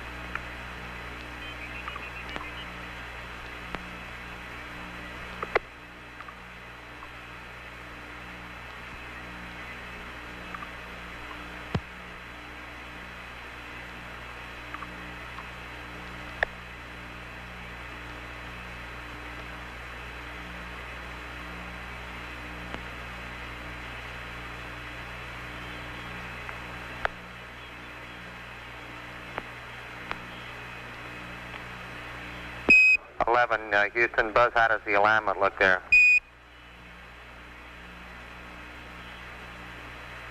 Looks pretty good, as well as I can tell. Without the gear extended, I can't get a real definitive answer, but you couldn't fix it to any place to see much more out of the window without hand-holding it for the whole time. Roger, it looks like to us it's going to work real well. Enough room to, yeah, I think so.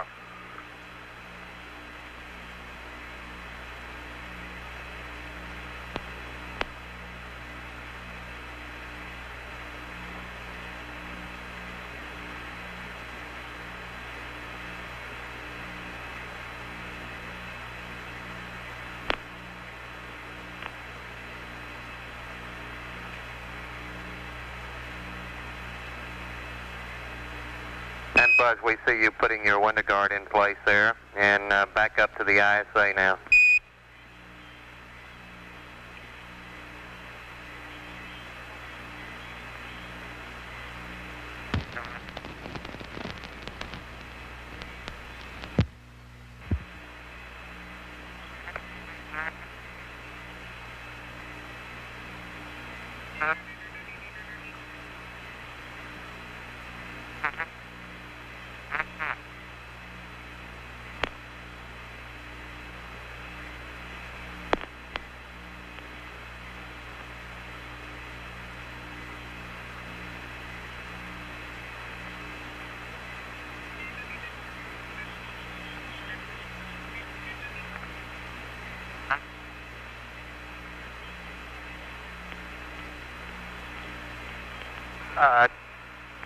Houston, ask FAO if the 90-degree bracket isn't stowed in the commander's stowage assembly. Stand by.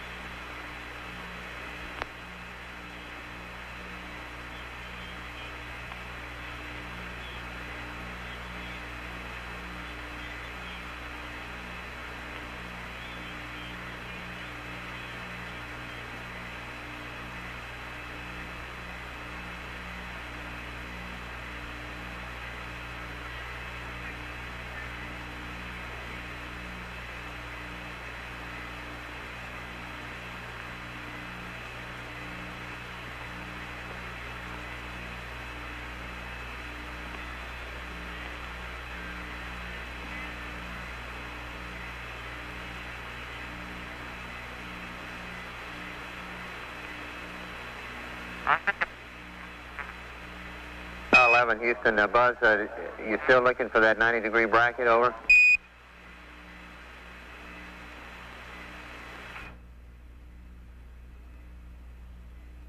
Yeah, he is looking for it now. Roger, we'll have a word for you in just a moment.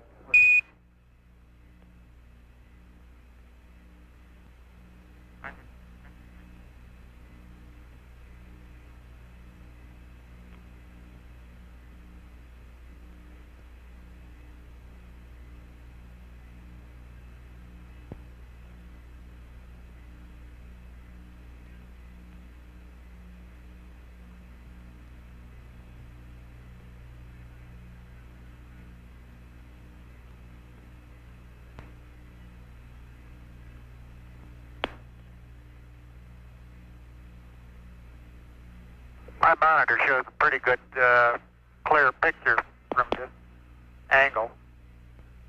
Now we found the 90-degree bracket. Roger, Neil. It's really a super picture. We've got the ACA, your ACA, the good picture of the throttle, the 90-degree bracket. We see the start, your handles, and now over to the bracket.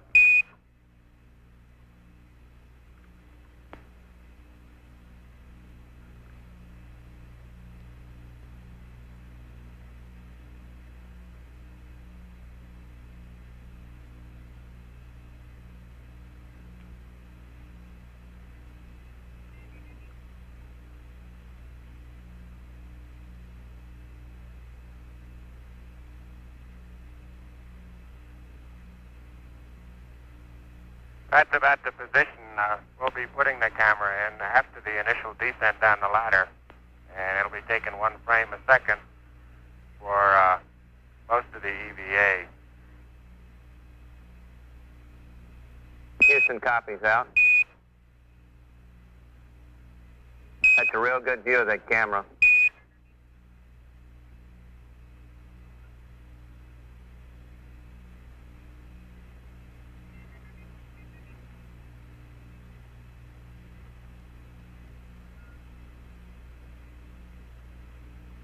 our monitor is a little bit wavy, so it's hard for us to tell when we've got a steady picture for you. 11, we have no complaints at all. We don't see that waviness on our picture. It's just really great, over. Do the edges of the window look like straight lines to you? That's affirmative. Okay, they don't in our monitor, and that leads us to make some corrections to the camera, which probably aren't required sometimes.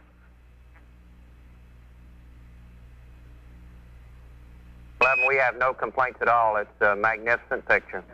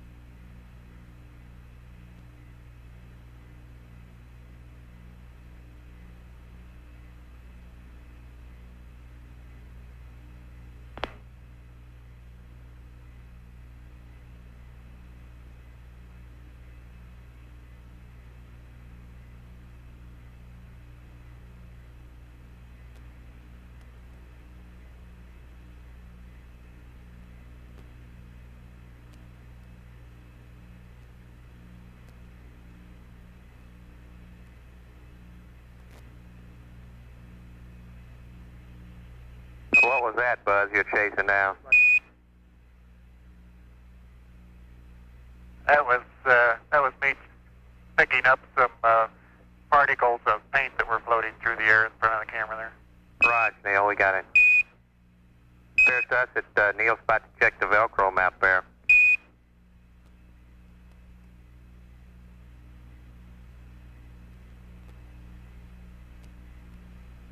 Okay, Buzz, we see the card up now.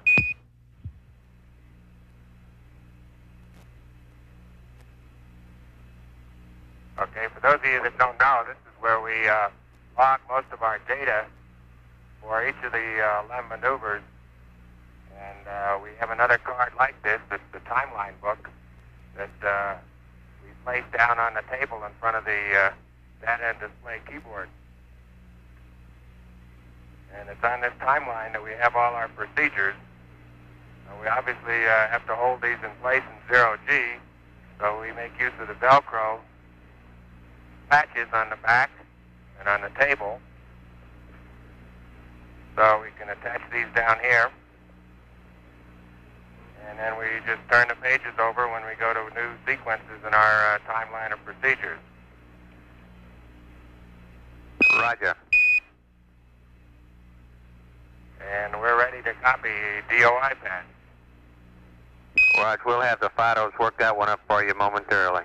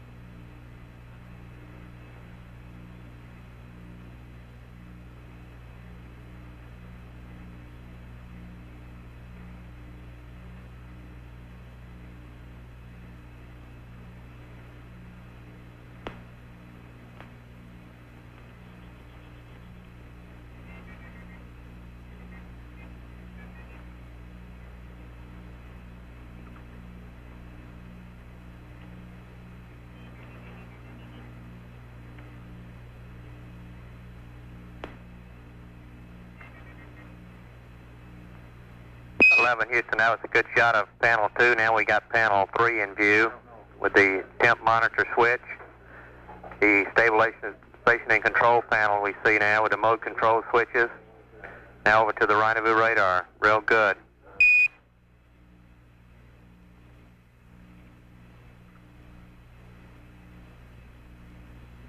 That's real good camera work.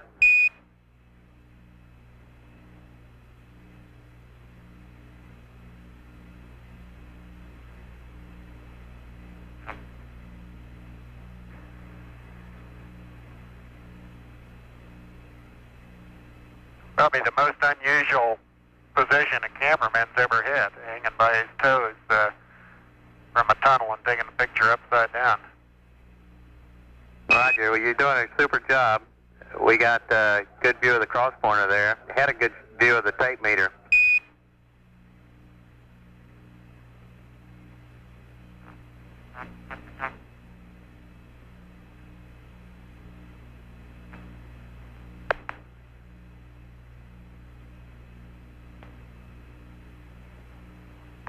We're giving you a picture now of the floor of the cabin.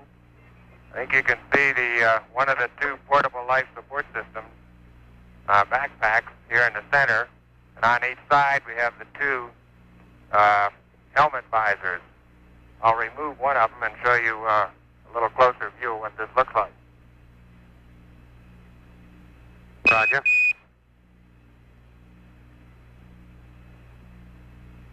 Inside the helmet visors are the EVA gloves with the blue tips. I'll not take those out now.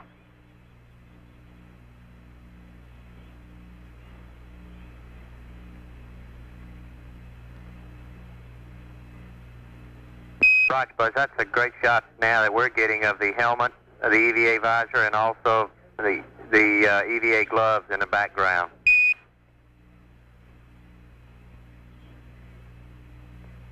Okay, you did say this was going out now, didn't you? Stand by, I think so.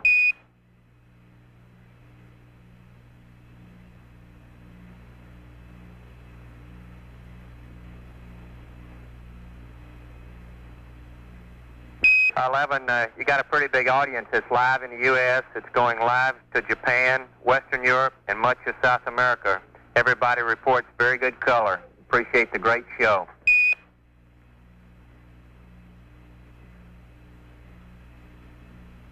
Roger, understand. Thank you.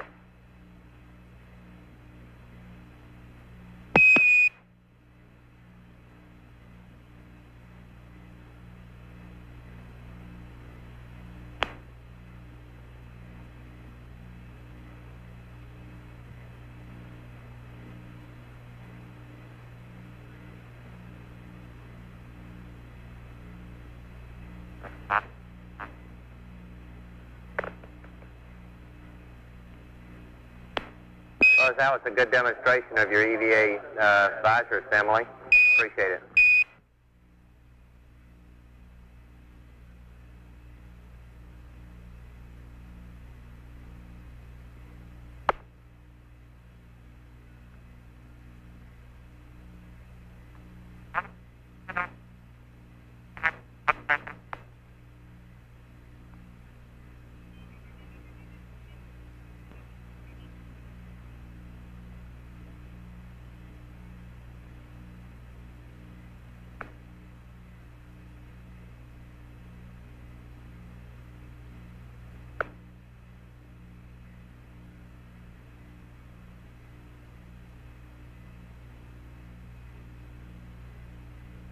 Al, that's a good view of Mr. Collins down there. We finally see him again.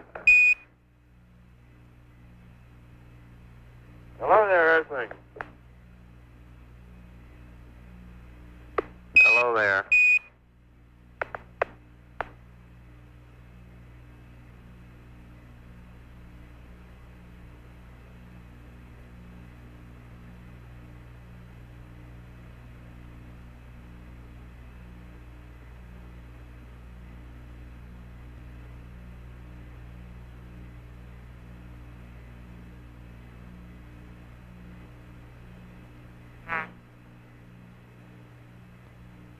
I-11 Houston, we noticed when you were scanning over panels 2 a moment ago, 1 and 2, the 2 8 balls were slightly in disagreement.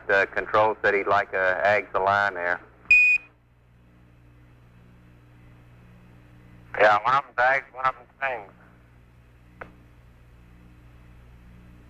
The problem is we don't know whether to line Ags to Pings or Pings to Ags. Stand by.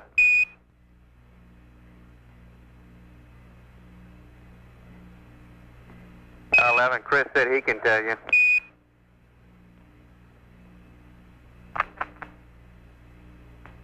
We'll cage them both. Right.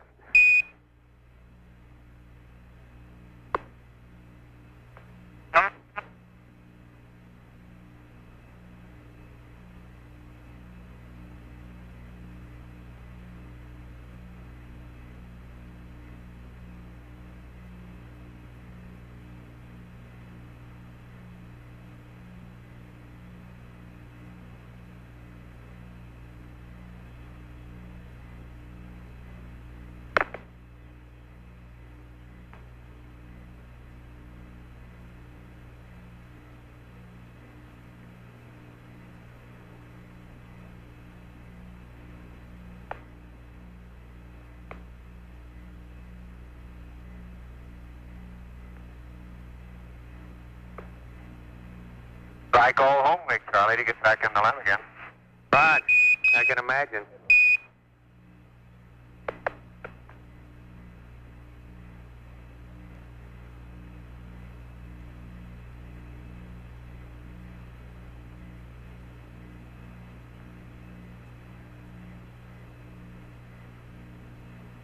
The traverse from the bottom of the LEM to the aft bulkhead of the command module must be about 16, 20 feet. It's not a disorienting one at all, but it's most interesting to contemplate just pushing off from one and bounding on into the other vehicle all the way through the tunnel.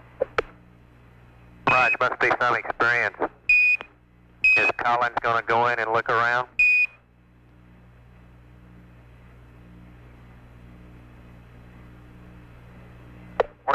We're willing to let him go, but he hasn't come up with the price of the ticket yet. Right. I'd advise him to keep his hands off the switches. If I can get him to keep your hands off my disc, it'll be a fair swap. Roger. That's why I've been eating so much today. I haven't had anything to do. He won't let me touch it anymore. Right.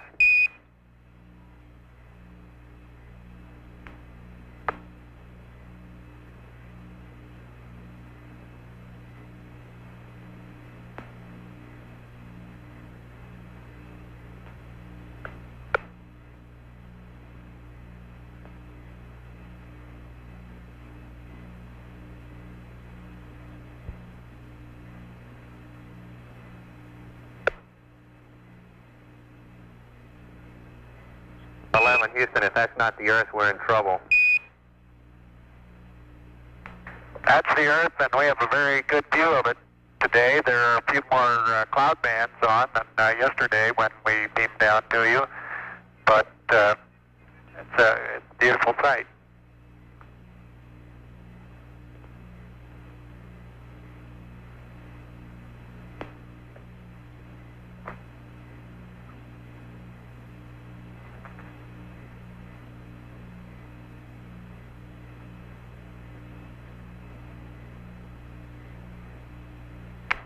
We have some horizontal banding in our TV monitor. Are we transmitting that to you, or do you have a clear picture? Neil, we have a very clear picture. The only thing that we see is a little white dot in the bottom of our screen, which is our TV guys say is an apparently a burned out spot in the camera, but it should come back. Over. Roger. We have that in our monitor also.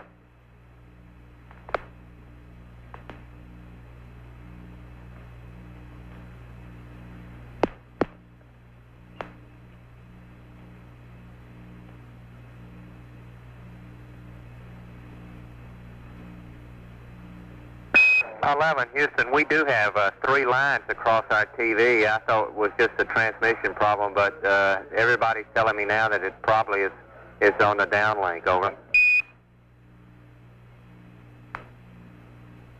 Now, those are the same 3 ones that we have. Okay.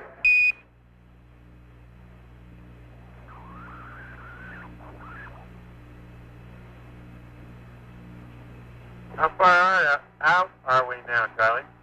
Stand by, I'll give you an exact figure.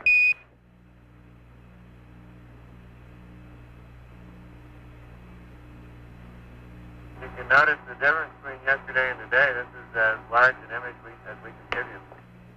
Right. Roger, it's distinctly smaller. You're now 177,000 miles out, over. Anything? That's nautical miles. That's affirmative. 11 weeks. Go ahead, over.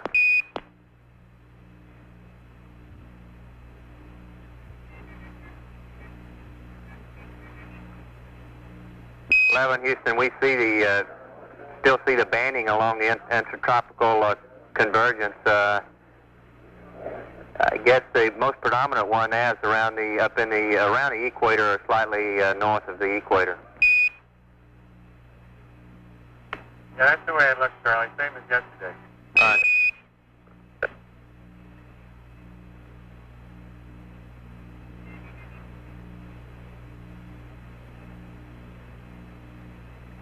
Keep the Pacific Ocean nice and clear and calm on Flag Day. That's all we had.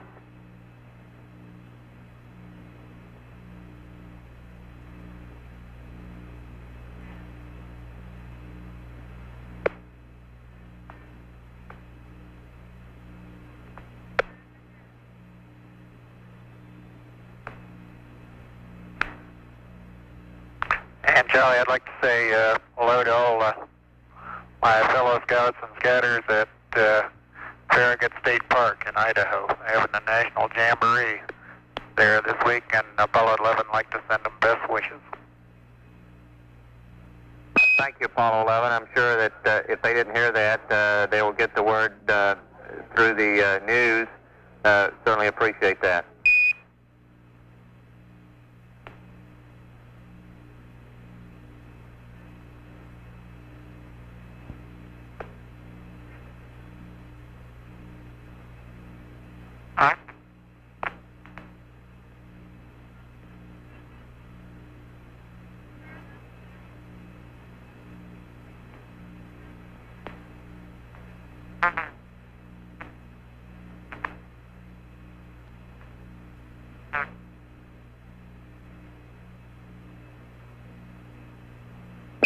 Houston, we have you, your sub-spacecraft point is just off the western coast of South America, directly south of about Mexico City, over.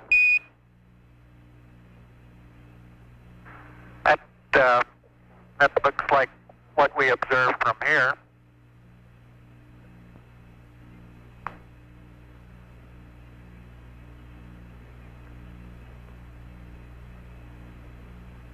And we're going to turn our TV monitor off now for a short bit while we have some other work to do. Apollo 11 signing off.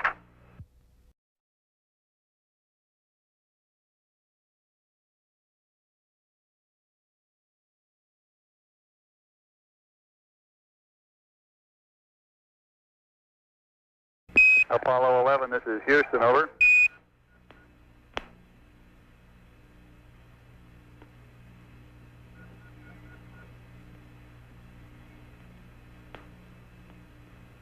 Houston, Apollo 11, are you picking up our signal? Okay. Apollo 11, this is Houston, affirmative. We're reading you loud and clear on voice, and we have a good, clear TV picture, a little bright crater in the bottom of the picture. I guess that's the spot on the tube. That's all right, about that one. And if you could give us poo and accept, we'll uplink a new state vector and target load to you.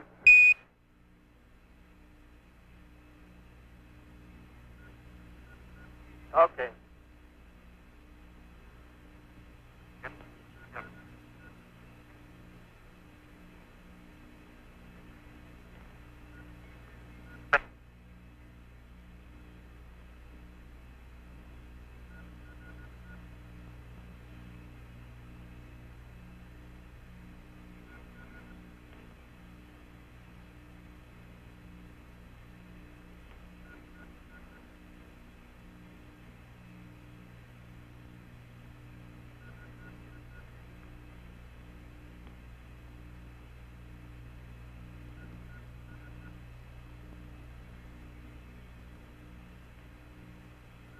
Houston, Apollo 11.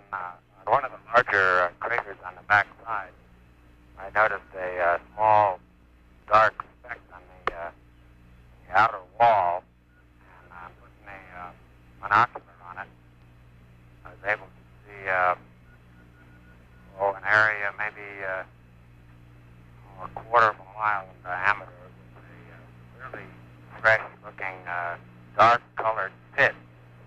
And that seems to be in contrast with all the other fresh little craters or holes that you can perceive on the walls of any of these craters. And around this particular one, there seems to be 2 or 3 of these, especially the one that caught my attention. It's quite remarkable. Roger, do you have a location on that one?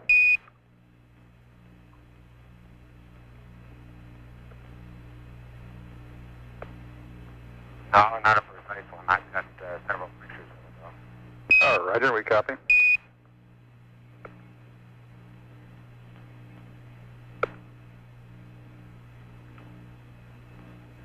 We're getting a beautiful picture in down here now, 11. The color's coming in quite clearly, and we can see the horizon and the relative blackness of space. And without getting into the question of grays and browns, it looks, at least on our monitor, sort of a brownish gray. That's a good way of describing it. It appears to me as though it made a difference just sitting back in the tunnel and gazing at all windows. It makes a difference which one you're looking out of. For example, the camera right now is looking out the number 5 window, and it definitely gives a rosier or tanner tinge, especially when you look straight through it and not at an angle of it. Roger. GNC flight.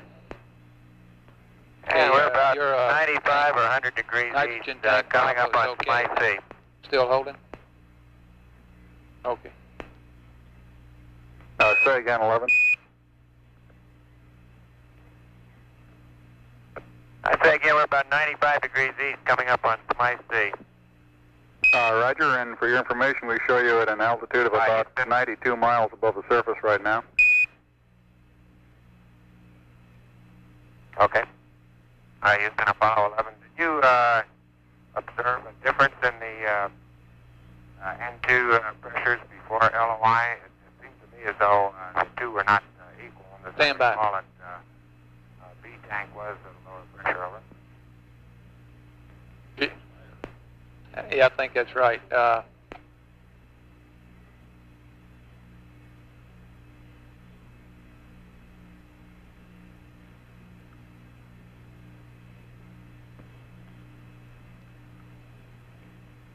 I'm flying it in FCS minimum impulse, Houston, and it's rather difficult to keep it on a constant theta.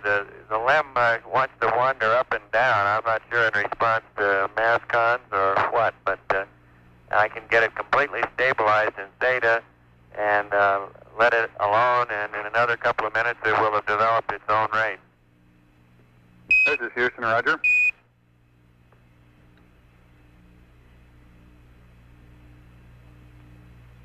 Houston, we'll be moving shortly from the side window to the hatch window, and we'll try and pick up some of the landmarks that we'll be looking at as we approach power descent. Over. 11, this is Houston, Roger, and we're through with the uplink. Computer's yours. You can go to block, and we'll have the information on nitrogen for you shortly. Over. Roger, copy.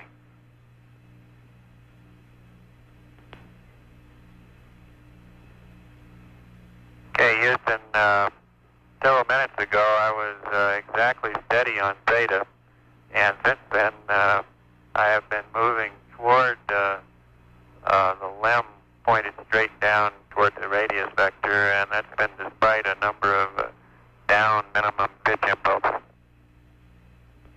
Roger.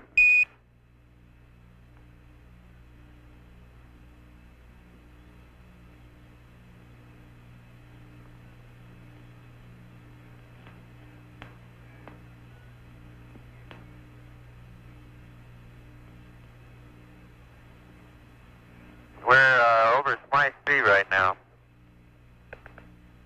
Roger. We're about 88 degrees east, I would estimate. We show you about south of the southwest of the crater Jansky right now.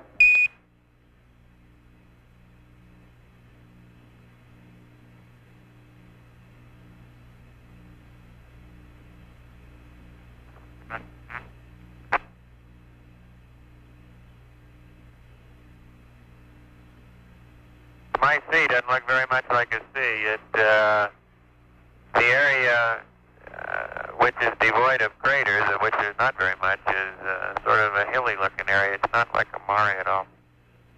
Roger, we copy that about the C, and it looks like you were just giving us a view of the crater Nieper, the large crater on the left, and Jansky on the right.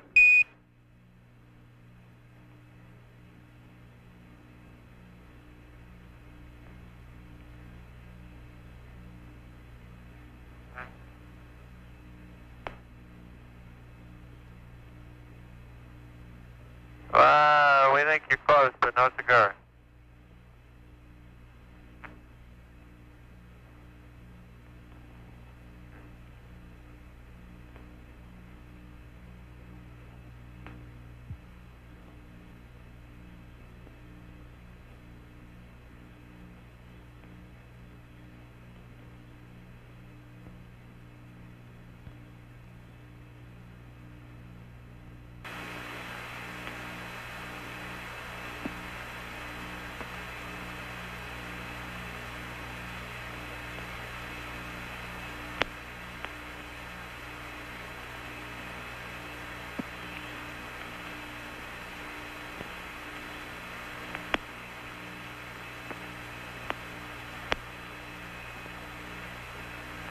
Uh, 11, this is Houston. Would you care to comment on some of these craters as we go by?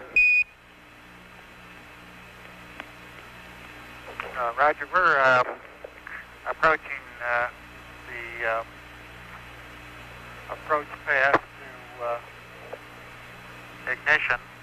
This is equivalent to 13 minutes before ignition, and we're at about 80 degrees east, I guess. 83 degrees east. Would that correspond to location you're holding in present time? Roger, we're showing your present position is about 77, 76 degrees east, looking back towards the east.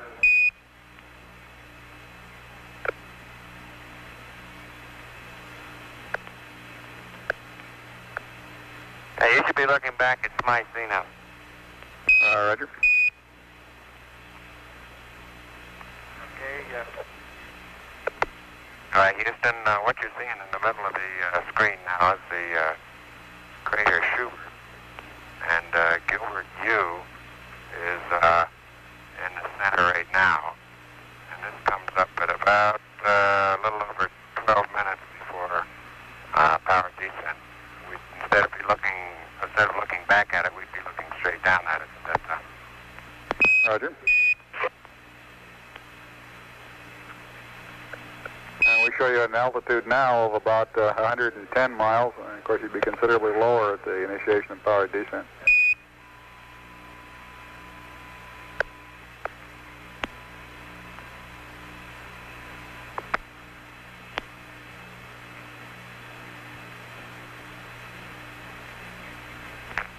Okay, Houston, look at register 3 on the Disky theta. Theta is increasing toward my desired of 315, and I'll let the hand controller alone here, and I'll bet you it reverses itself.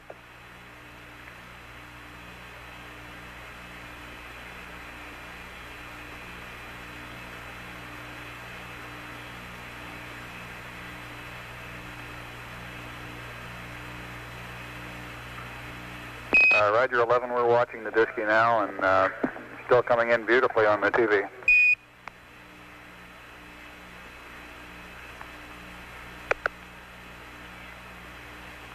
okay, there's on the right side of the screen at the present time, there's a triple crater with a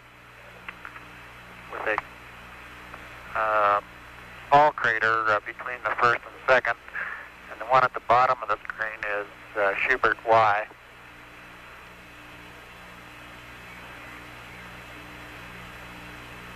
Zoom in, it does have a central peak in Schubert Y. Actually, several of them, and you can observe those. Plus the rim craters at the bottom of your screen. Roger, we're seeing the central peak quite clearly now.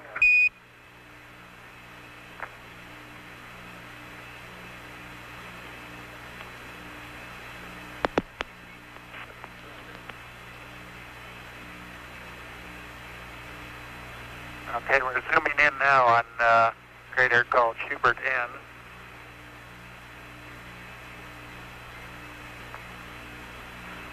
Schubert N, very conical inside wall, and the bottom appears to be nearly flat. Look at data on the Disky. It's stabilized and is holding steady now. Roger. Looking out the window, I can see a number of small craters on the bottom of Schubert N. We're coming up on the foaming sea where I'll be doing some P-22 marking on a crater of my choice, name of Crater Camp.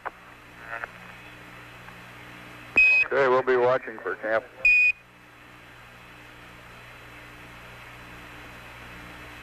And notice Register 3 has reversed itself and is heading back the other way now without any pitch thruster firing. Roger, Mike. We confirm that you've changed the direction of your pitch rate.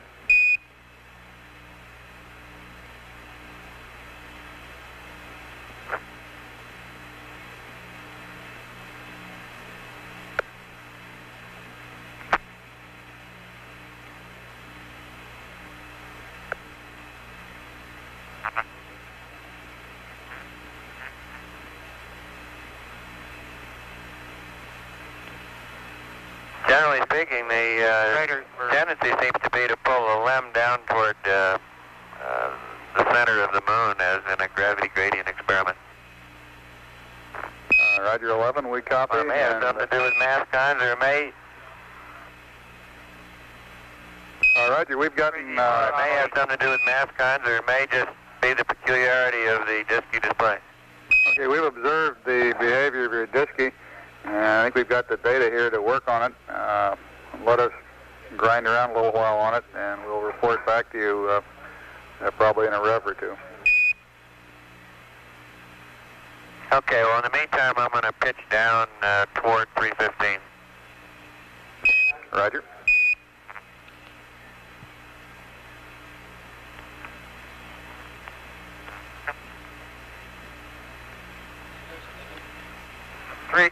Three horizontal craters that you now have in the field of view are immediately underneath the ground track. The right hand and the largest crater that you see is Dubiago P.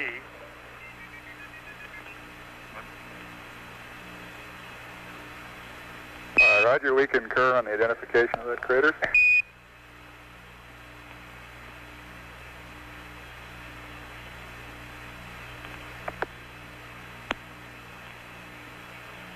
And we show you coming up on landmark Alpha 1 here shortly.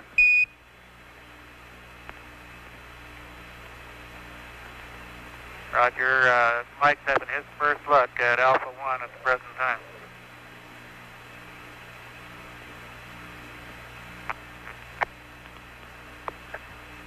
Yeah, there's a great bright crater. It's not a large one, but an extremely bright one. It looks like a very recent, and I would guess, impact crater with rays streaming out in all directions, which should make the correction of foaming sea easy to see coming up on it. Now, Crater Camp is one of the smaller ones out on the floor of the foaming sea.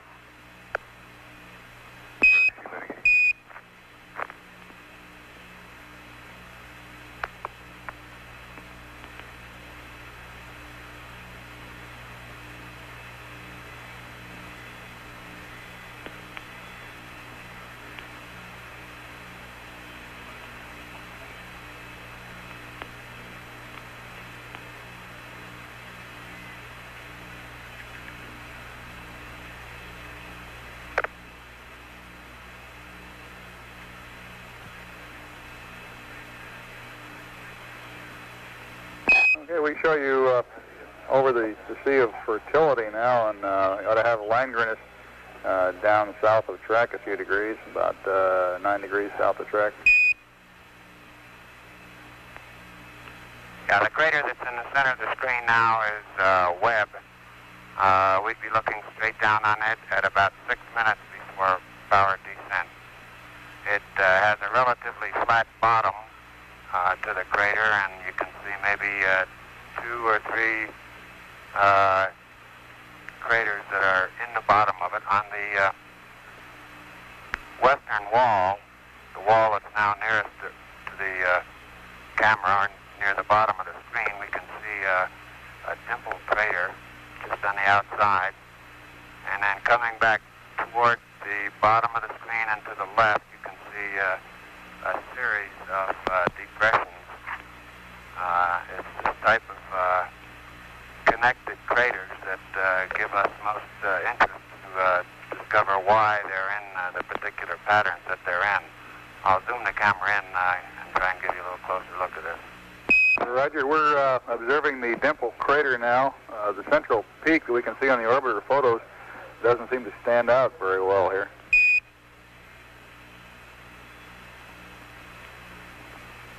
Well, they're not central peaks, they're depressions in the center. Roger.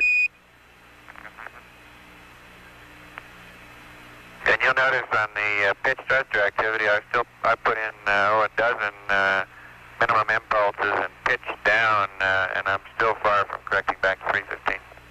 We're moving the camera over to the right window now to give you Langrenus with its several central peaks. And Roger, we got Langrenus in our screen now.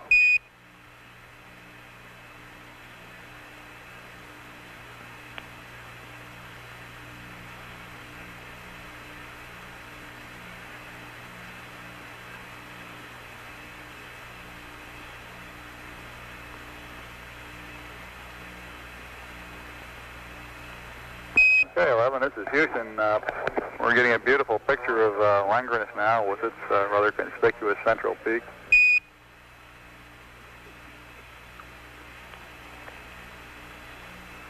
Sea of Fertility doesn't look very fertile to me. I don't know who named it. Well, it may have been named by a gentleman whom this crater was named after, Langrenus. Langrenus was a cartographer to the King of Spain and made one of the early reasonably accurate maps of the moon.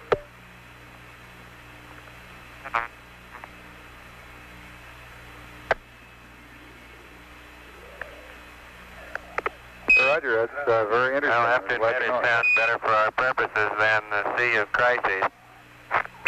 Amen to that.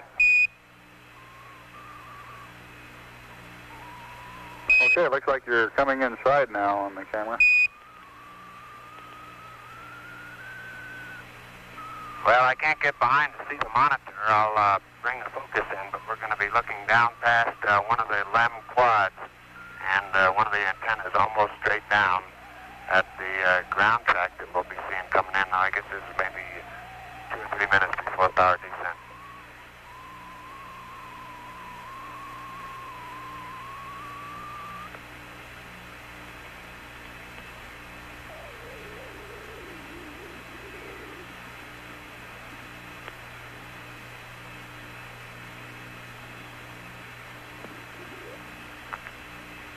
All right, that should put the LEM structure about in focus. I'm going to move it out to infinity and then expand the field of view.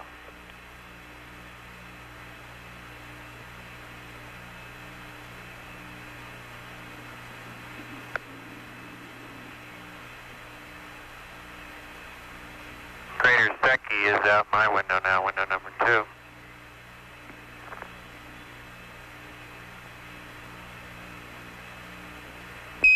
Apollo 11, this is Houston. We show you coming up on the Terminator at 78:53, about 7 minutes from now. And we've also got the LOI-2 and TEI-5 pads ready for you after the TV, whenever you want to terminate over. Roger. And and we're getting a good view of the track leading into the landing site now.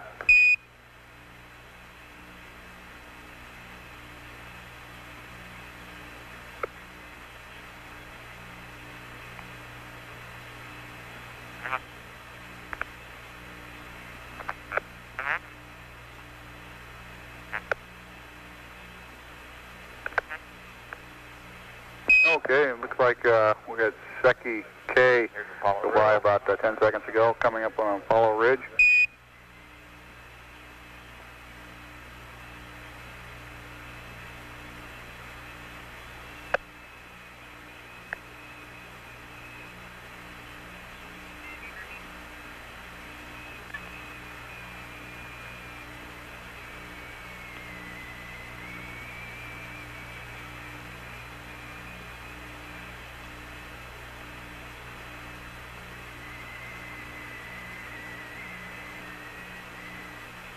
And in the right-hand portion of our screen right now, we can see Messier, Alpha, and Bravo with the light-colored rays streaming off in one direction.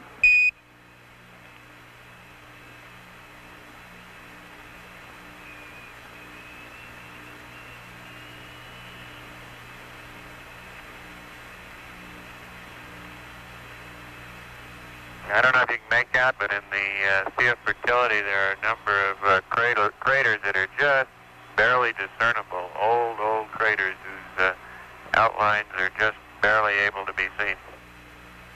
Roger, I think we can make them out. The color really enhances our ability to discern features and craters over what we see in real time on our black and white monitor.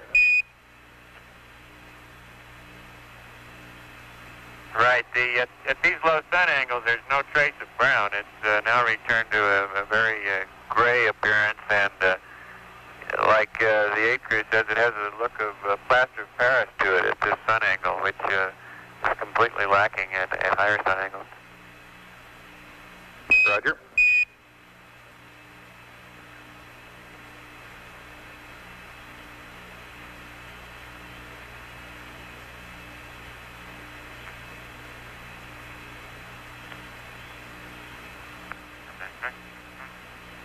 Okay, this is very close to ignition point for power descent. Just passing Mount Marilyn, that's a triangular-shaped mountain that you see in the center of the screen at the present time, with the crater Secchi Theta on top of the far northern edge of the mountain. Roger, we're getting a good view of Mount Marilyn and of Secchi Theta.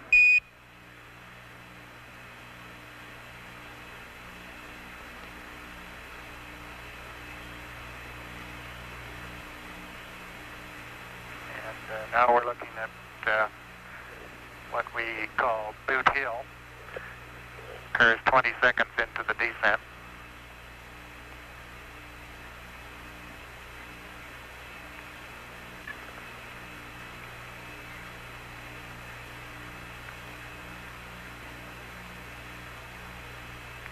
The bright, sharp-rimmed crater at the very right edge of the screen, Censorinus T.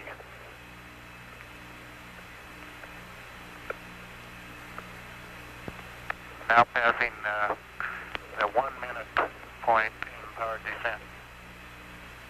Roger, and for your information, your current altitude is 148 nautical miles above the surface.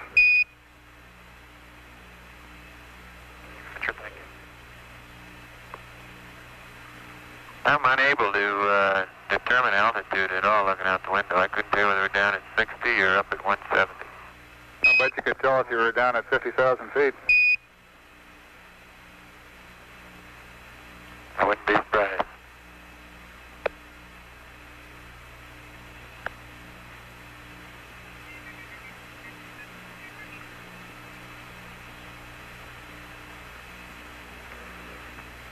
We're passing some steep ridges here, the edges of old craters that were photographed by Apollo 10, and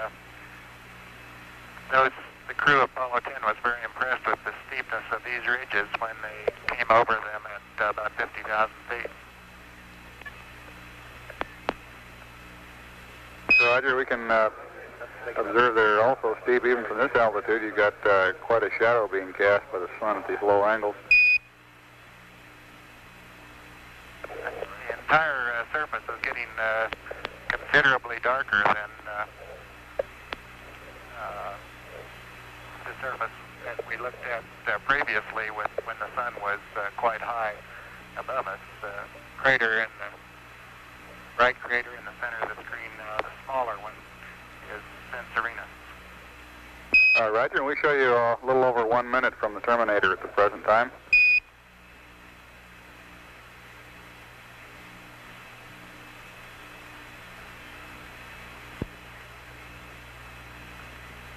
How's the brightness of the picture you're receiving? I think we ought to open up the f-stop some as we approach the terminator. Yeah, the brightness is still doing quite well. You can go ahead and open it up a stop or two. The automatic light level compensation seems to be working beautifully.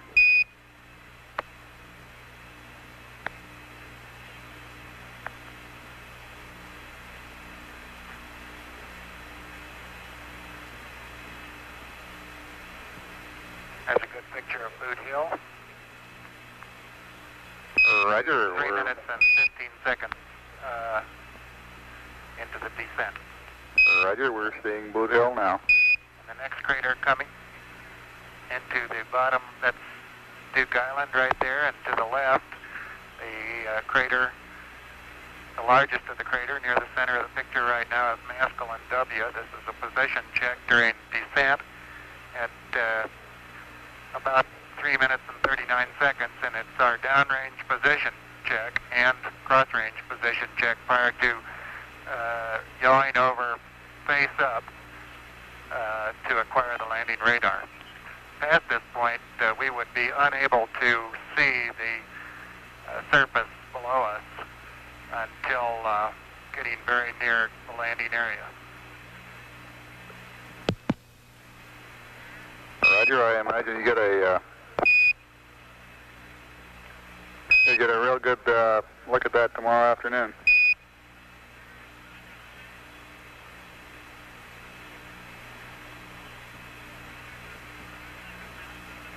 Sinuous Rill is the one that was referred to in Apollo 10 as Sidewinder. Good name, too. Sidewinder Diamondback. Looks like a couple of snakes down there in the lake bed.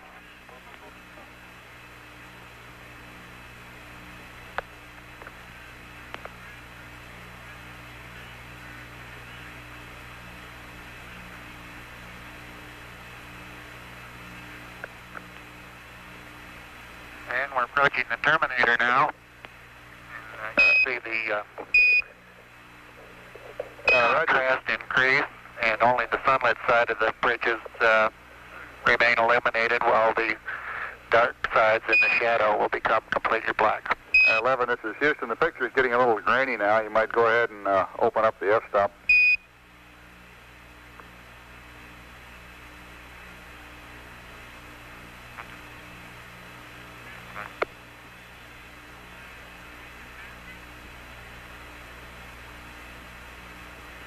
Landing point is just barely into darkness. That one crater, the upper part of which you see, lower part completely in darkness. A small, well-defined crater is Mulkey, which is about a beam of the landing site. Roger, we can just see it looks like a little less than half of its rim right now.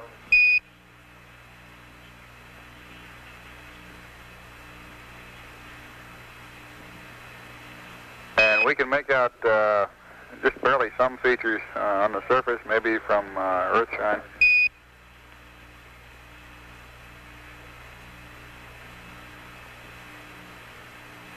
Are you wide open on the f-stop at this time? Affirmative. Yeah, and it looks like we're just about to get the sun coming into the lens, so we'll have to move the camera away. Roger. We can't see any Earthshine or any surface features at all in Earthshine now due to the fact that the limb is very bright and is causing our pupils to contract. It's a very fantastic view to see the terminator as you look along the edge of it. I think you'll agree that some of these craters that you're seeing in the picture now are really accentuated by the lengthening of the shadows as they approach the terminator. Yes, it's a very beautiful and rugged sight that we've got on the screen now.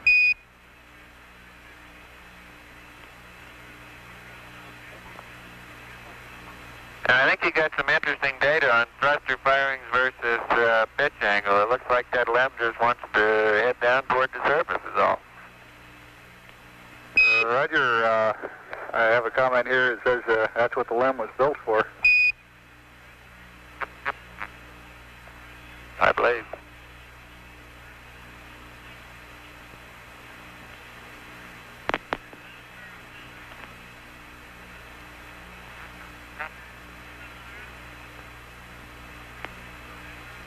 And as the moon